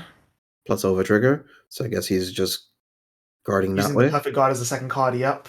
Ooh, what is in that hand then, buddy? Uh-oh, he's taking this, isn't he? That's a stat trigger that comes out from the Dagda. That's the third check. Double SRS, that's going to be the Dagda restand as well. And Morfessa now coming in with 2 damage. We need double heal for Illia here, or it's all over. Karan Patel takes it from the USA, coming all the way to the finals with Luard. What an amazing showing. We just saw Eradicators in top 4 completely dominate the Luard matchup. But here, it's a completely different story. Completely different story, and Karan was able to take it and win the entire event. Wow. I am very impressed by that showing by these players. I think it sort of came down to the fact that Illia was pretty behind by the G assist, but he did really well with it by playing pretty aggressively to make up the distance, because if Karan didn't have a Dragfall that turn, he possibly could have gone into his Descendant turn, have some little bit of pressure going forward, and maybe be able to edge out a win from there. But unfortunately, Karan did have his Dragfall and was able to clinch out that one. Yeah, something I didn't want to mention in the last game is that all of Ilya's quote-unquote removal, his interaction, his G-Guards, his Kernshak, his Unruly Dragons, they are dependent on him finding those cards. Mm-hmm. In the game against Dave, we saw he had multiple Kernshaks, multiple Unrulies every single turn, whereas this game, they were a little bit, harder to come by, and I think that really made it difficult for him to defend against those big Morfessa turns. Mm-hmm, mm-hmm. Absolutely. This was and of just... course, respect to Karan as well, respecting the fact that even though you don't have the Unruly, I'm still afraid of the G-Guard. I'm still going to cover my bases, be as safe as possible, etc., etc. And because of the skill of Impede, it forces you to retire your own and bind your own rear guards if you have 2 or more rear guards compared to your opponent. And as we saw, Illia did not have had a large enough board at almost any stage of the game there. And usually you don't want to have a larger board when playing Narukami. He did play around it excellently. Absolutely. That was really, we just saw Karan play it out so excellently. Despite all of the counters, the Dragfall Luard being able to still take care of a bit of that removal, I think is what gave him that final turn to push. And, I think Illia, he got comfortable knowing that it's like, hey, I have a good Luard matchup. That top 4 match, that I played that super well. We managed to play it all out. But the finals, Karan was able to just take it one extra step further and show that variant has the answers it needs to win that matchup. But of course, congratulations to Illia for the second place prize. He'll be going away with 2 of the winners promos, which is, of course, still very amazing feat. But for Karan, he's getting a whole playset. I think it's pretty fitting for the Luard main, the man named King Luard on Twitter, to be receiving the entire playset. Be one of the only people in the world to have that entire playset of the winners promos. But of course, if you guys are inspired, if you guys have anything, that made you resonate with what just went on in the finals, the registration for VPrim is still live. You can still sign up. Make sure you check out the Bushiroad Rumble Online website. Signups are live until Wednesday. Don't miss them. And of course, for Standard and Weiss next month, those will be going up later on during the month as well. We will be having an interview with Karan as well. Just give us a second to get him in here. And so, of course, the players do need to take a second to prepare. It's high nerves and high action. And here we have, this is again courtesy of ENTCG, some lovely graphs that we have here. Thank you to the lovely Ian for compiling this. So we have the overall win rates for the top clans being used today. Ben, what do you see from this? Well, I see 2 big upsets and one interesting. I didn't see that coming. So the first big upset is obviously Bermuda Triangle. Everyone touted as that, it's one of the best decks in the format right now. It has all the options defensively and offensively. And yet, I think most of those losses can be attributed to time. Especially in remote rules, we have to have the cutting, the 3 piles. That deck just has too many motions that need to happen in one game, especially in a competitive high-level event like this, where you have to go through the motions properly. You can't say like, oh, I only have one of everything, just trust me on this, I'm going to search for that. And that's really holding it back. The other huge upset was Kagero. That's one of those decks that, not amazing, but its core game plan is just really good. Restand a bunch of times, retire everything, have all your pieces, a surprising amount of plussing and filtering for a Dragon Empire clan. And again, it just didn't have that little bit of ceiling, as it were. It doesn't have that special spice like Narukami does to really punch out those wins. And I think also for Kagero, I just want to add one little thing, is that the game plan of the deck is very telegraphed, I think. Like, compared to a lot of the other decks where, Granblue has so many different ways to chain its combos, Nightmare Dolls as well. Regarding on what they open, they can adapt to the game plan as well. Whereas against Kagero, when they're going into the cross, the attack pattern, which attacks you have to guard and which ones are safe to let pass. And because it's so telegraphed, I think it also is kind of the weakness of the deck that, if you're playing against someone that's new, you're gonna have a great time, right? It's gonna go swimmingly. The moment you run into an experienced player that's tested against it, knows when to guard, when to take the pressure, when to take the hits, it's not as great. It's definitely a little bit of a struggle. Plus, 2 big cards I want to mention out here. Some of the techs that we've seen throughout the day, 2 of them in particular really shut down Kagero, being Rockle, the Grade 2 PG, the rock guy. Yep. That completely stops everything from happening. And Bigkun as well. If your Vanguard attacks twice or more, you just say, oh, Overlord is restanding? Nope, PG as well. So it's just super easy to shut down. Yeah, exactly. There's so many outs that you have to it. And then even with Denial Griffin too, your opponent flips all their CB face down, you just attack with whatever rear you want to use the effective first, to make sure it doesn't die because they don't have the CB to use it. But of course, we see some huge winners here as well. Like Narukami Genesis, they had some good conversions. Well, the Genesis didn't come out on top, which was quite surprising. But Narukami, wasn't used as highly, but still came out positive. But Shadows and Granblue here. Where's Pale Moon, man? Where's Pale Moon? Ooh, we have even more. Where is Pale Moon on this beautiful chart here?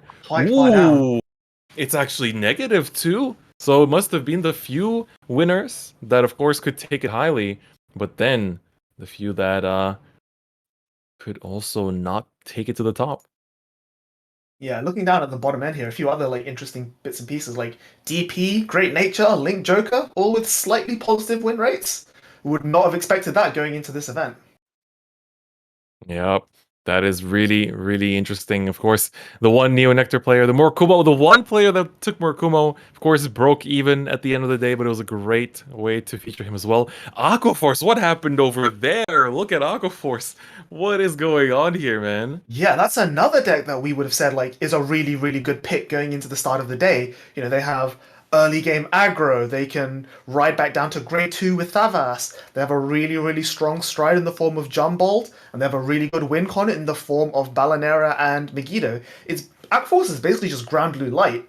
And I think the difference here is that Grand Blue does have a little bit of interaction. Grand Blue has a lot more plussing.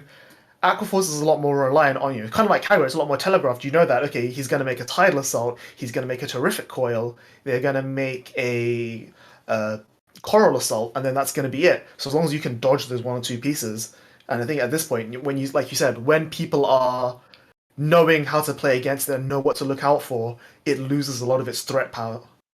Yep, that is right. That is right. Gear Chronicle as well. Look at that. Didn't really do as hot. We had a few Gear Chronicle players in the tournament, but unfortunately for them, the run was not so hot. I'm, if anything, like looking at the statistic, I'm really impressed by how well Shadows performed because, like, when we talked about the decks to look out for going into this event, you know, we did talk about Shadows being good, but a lot of people still say like, but it is good, but I wouldn't say it's as good as everything else, right? And so for it to have such a huge win conversion, I think that's something that people should look out for going into future premium events in coming seasons. Yeah, for sure. One of the big things I always tell people is that when you're signing up for an event, there's 2 things you have to look at. One is consistency, and the other one is ceiling. It's basically a case of Swiss versus Top Cut. In Swiss, you want to have the more consistent deck, even if you can't always win, because most of the people you're playing against are probably not as good as you, assuming you're a good player. And so you want a deck that will never ever lose. That way you can get those wins to get you through to Top Cut. But when you're in Top Cut and you're playing against the best of the best, consistency doesn't cut it because you need to have your deck just have that little bit of extra to get there to win those games. And Shadow Paladin has insane consistency. I think no one's denying that. You know, I would be surprised if a Shadow Paladin player ever lost because of factors outside of their control. But we're seeing here that with these other decks like Narukami, like Grand Blue, that maybe don't have that sort of floor or consistency as the others, then yeah, maybe the consistency does just get there and you don't need that ceiling, as it were. That is right. Ooh, we also have an update on the final top 4 rankings, so we know who's going to be getting the prizes. And in 4th place, it was actually Kelvin, so he'll be walking away with the certificate. 3rd place is Dave, who will be, of course, getting himself the winner's promo 1 copy, as well as the booster box. Illia, of course, we saw him 2nd and Karan in 1st. But Kelvin, man, joining 4th Rick Fow in that 4th place, got to make some changes going into V Premium, man. Wow. What about you? We're ready for the interview here? Oh, could it be? All right, so we're going to have Karan on here for the winner's interview. We got to listen to the dub. He's been up for so long to play in this event, to play throughout the entire Top Cut bracket. Can't wait to have him on and hear his thoughts on this entire match. JJ as well, speak to us from the shadows. What do you think of all the wins and losses, all these clans so far? Any upsets you see here? Decks are good. Yes. Thank you for that. Excellent. All right, we're going to have Karan join us here. What is good, buddy? We're going to pull you up in just a second. Give us a second. As the production manages to pull you up, how are you feeling right now, man? You've been up for hours on both days just to play in this event. Honestly, it's pretty exhausting right now. I'm a little tired, but I can't go back to bed right now. I'm too happy. Yeah, man, you did it. You took it all the way throughout the Top Cut. Like, this was such a stacked bracket. I don't want to ask too many questions before we get your feed onto the stream here. So let's just give production a second to sort it out. But man, it's been an incredible time watching your games, watching everything progress throughout the entire tournament run. I think production might just be having some issues here to pull it up. So let's give them moment just to add everything here. All right, there we go. Karan joining us here on stream. How are you feeling? Our champion for today for the EU region, the invader that takes it all. I'm doing great. Thanks for having me here. Of course, man. So how are you feeling, man? You know, at King_Luard on Twitter, taking it all with Luard. It must feel great. Oh man. Yeah, it feels amazing. When I first saw the ban list like months ago, I was like, I gotta play my boy again. I was really excited for that. Played him since. got my butt handed to me by Kevin Cho of WCC multiple times in person. But I'm like, I'm losing, but like, I gotta keep playing this deck. I'm not switching decks. And today, I was able to prove like, yeah, it's still a great deck. Yeah, absolutely. I have one really important question though for your Yeah. deck choice. There are so many Luard variants going around right now. Whether Yeah. it's drag hard, drag fall, V, drag hard. What made you choose to go with drag fall as the focus here? That is it's a pretty long story actually. I've tried quite literally 5 different variants of Luard, like with a different grade 3 as the main focus or different style of grade 3 as the main focus. And the best one at just overall for every matchup, because I'm gonna be honest, while the deck has some of the best toolbox grade ones in the game in my opinion, you can't fit them all in your deck. So you have to like go for consistency over, like power sometimes. Yep. Drag Driver Lure V series is very powerful in my opinion, and it's really good against like decks like Regalia and Nightmare Doll. But if I get pushed in way too hard, like if I don't have like the best hand or something, I might not even be able to stride. And it's kind of vanilla on its own, so it doesn't feel that good. Yeah. Drag Heart is the not V series, G era. It's my favorite one, and I tried a lot, and it's very explosive. But the issue is you can't use the stride skill for first stride, like the ability to put cards back in the deck. Yeah. So that's a big weakness right there. And if you're have no board, no stride skill, so that also feels a little weird. And you don't get to retire, that actually came up. In fact, that was the reason I personally think I won the final game today, was because of the stride skill. Yeah. And then I tried the drag heart with the drag fall, the V series engine. I tried a couple variants of that, and it just ended up the same thing as the original idea with the just drag driver, which was it can be really bad in certain situations because I can't stride or I don't have the stride skill. Right. And then drag fall he's kind of like the mix of everything. He's consistent, he's got a little bit of aggression, and he's just plays a card for free. It's really nice. Yep. Solid, Absolutely. solid. One Ben, thing I what want to kind of questions ask, do you have? yeah. So you mentioned earlier about losing to Kevin Cho, WCC, and all that. One really big takeaway is that you're not part of like any of these big teams. You're kind of Yeah. like your own rogue guy. Of course, Yeah. I know you quite well because we're part of the Echo Chamber. Like Franz, John, these guys, the NA group.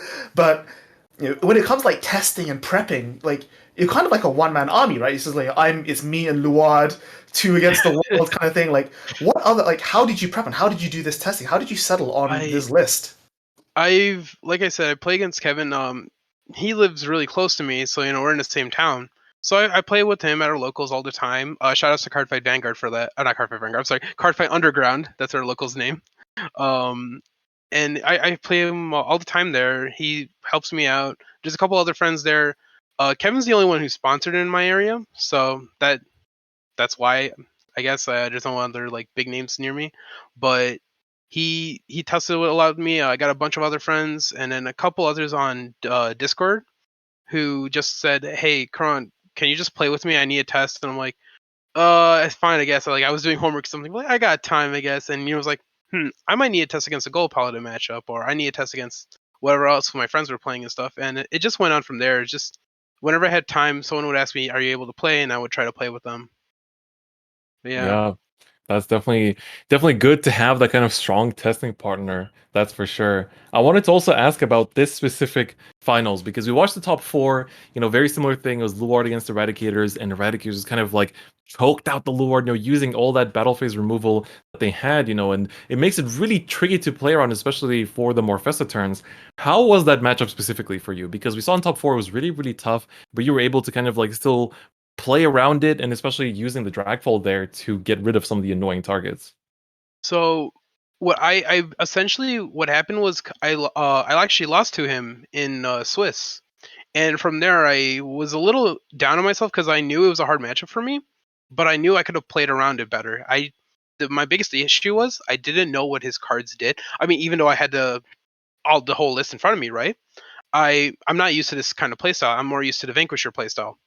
So Eradicators are It's a really cool deck. It's very battle trap heavy. It reminds me of Hand Trap Kagero from when I first started playing the game. In fact, Yeah.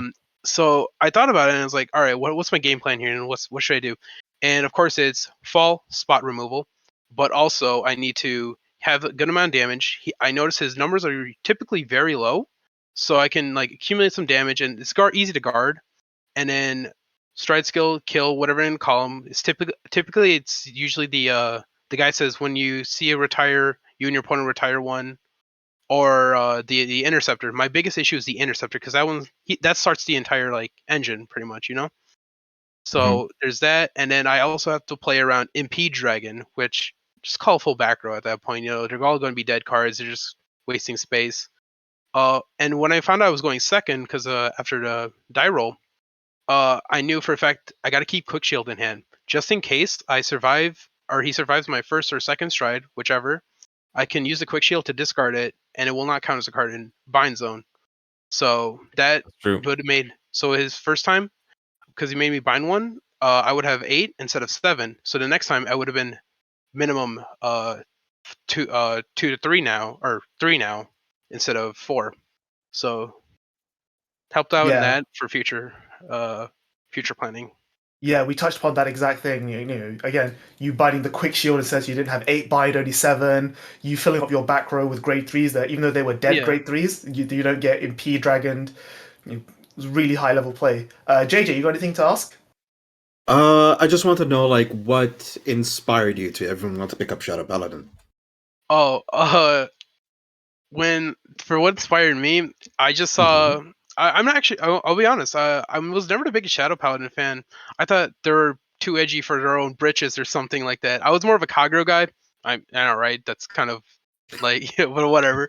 You know, they're cool fire dragons and stuff. But I see this like magician, like this super cool looking magician when I first saw the silhouette of him, and then they talked about, oh, the starter deck, it's a wizard who turns into a dragon. I'm like, okay, that sounds really cool.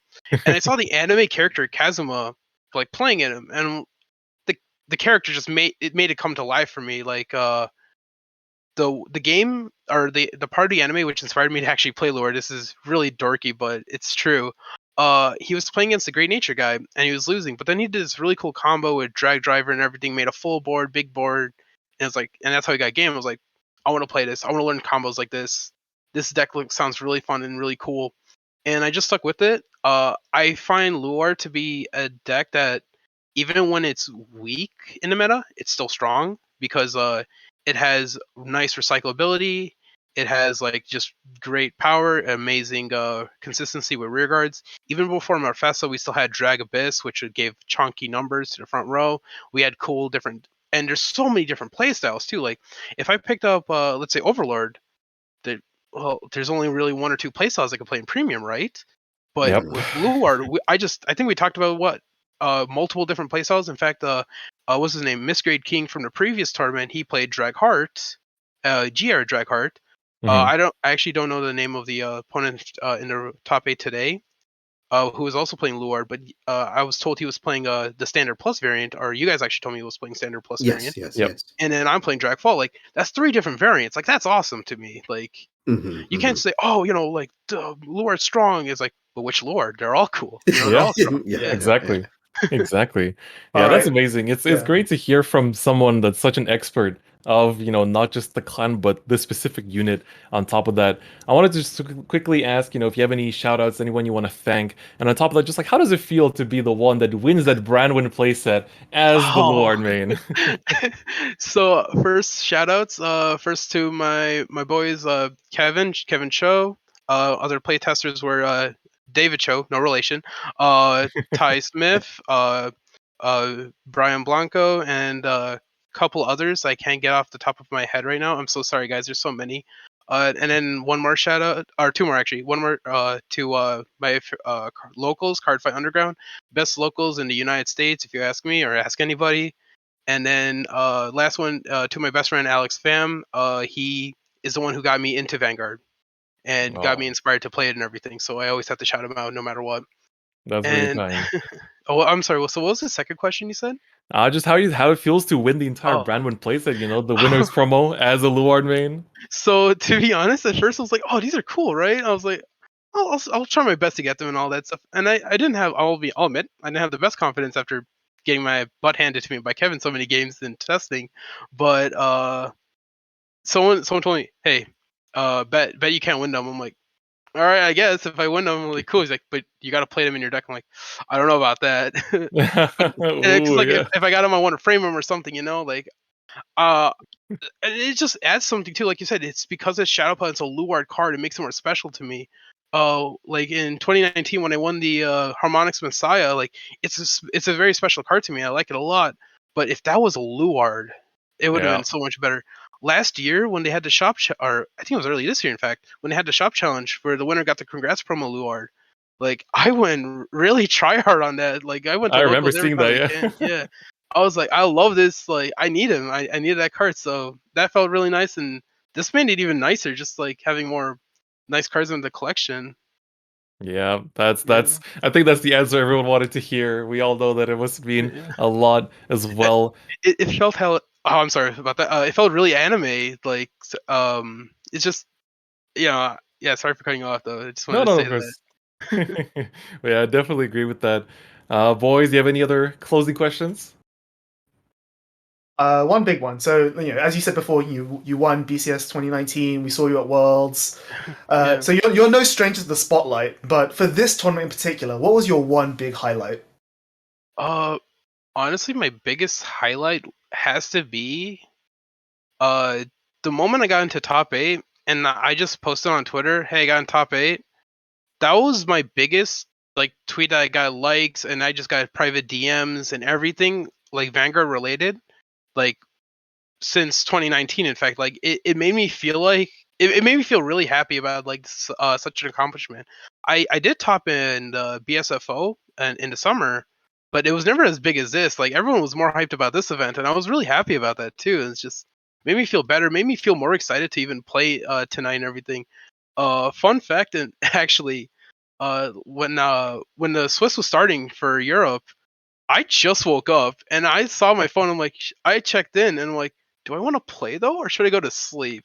And I'm like, all right, Ooh. I'm gonna play and everything. And I was like so groggy in my first round. It got better over time, of course, but I'm glad I got up from that to play today. It was really amazing.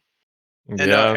every player I saw today, they were all very wholesome, very happy people.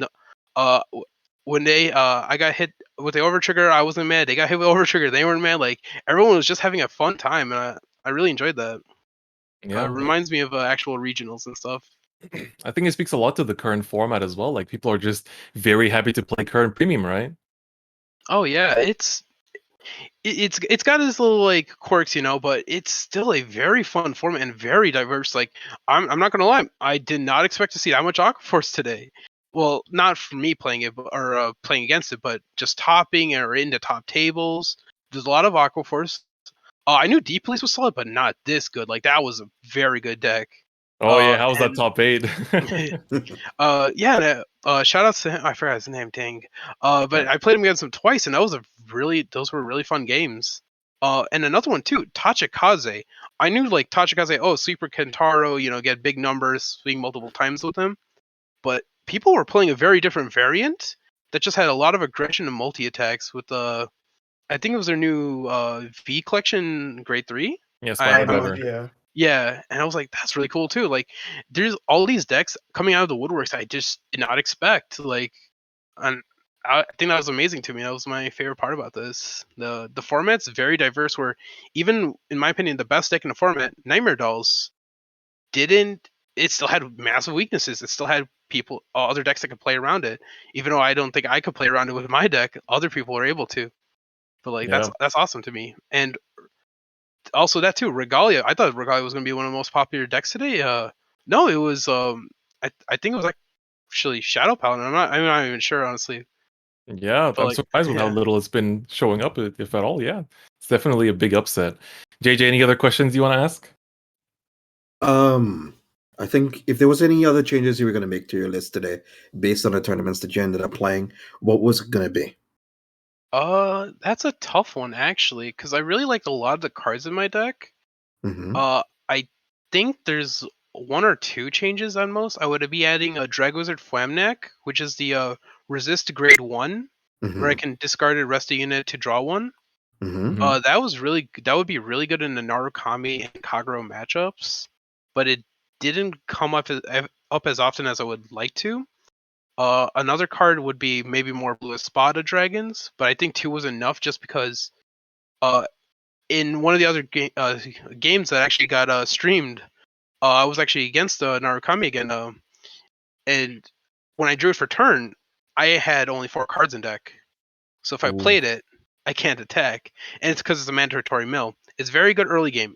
Every time I used it, it always hit ritual, like no matter what. Like it's 1 card ritual. Sure, it mills triggers, but that's the double-edged sword you have to accept with it. Other than that, it's really tough. I would say maybe the grade 2s, like Leofall was very clutch.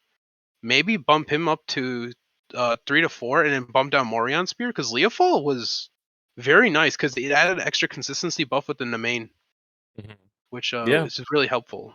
Yeah, you didn't run the Blaster Dark engine that we see a lot of the other players run with the Damp Hood, and being able to consistently search that out. I really wanted to play Blaster Dark, especially because I have the Char Expo promos, and I think he has like the best face and everything. It's so funny, but I just couldn't beat the consistency of Leofall, because Leofall was both good on Vanguard and Rearguard Circle, mid game and late game, while Blaster Dark, in my opinion, is more of an early game card, because I can retire a card later on, but the issue is it's a player's choice retire, which matters more often than one would think.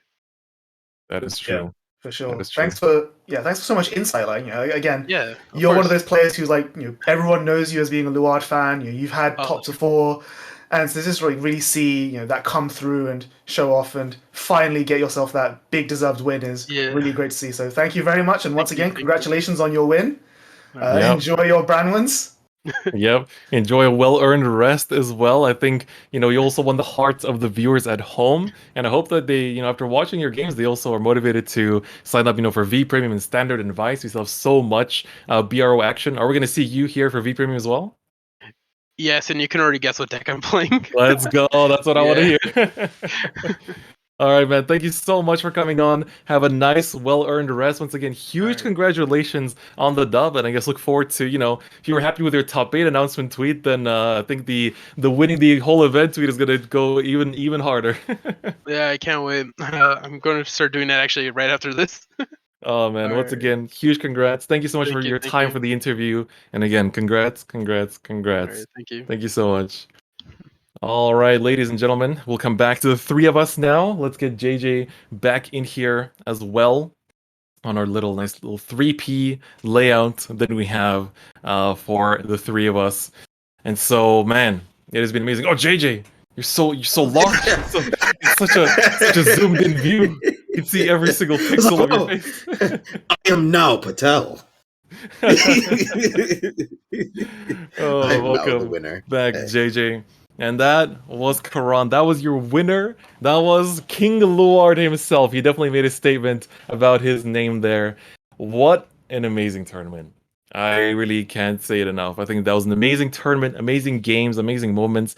And I'm glad I got to spend it with you guys too. I'm glad that we got to bring, the delivery, the content to the viewers with us 3. I think that it was definitely an amazing show for everyone to enjoy.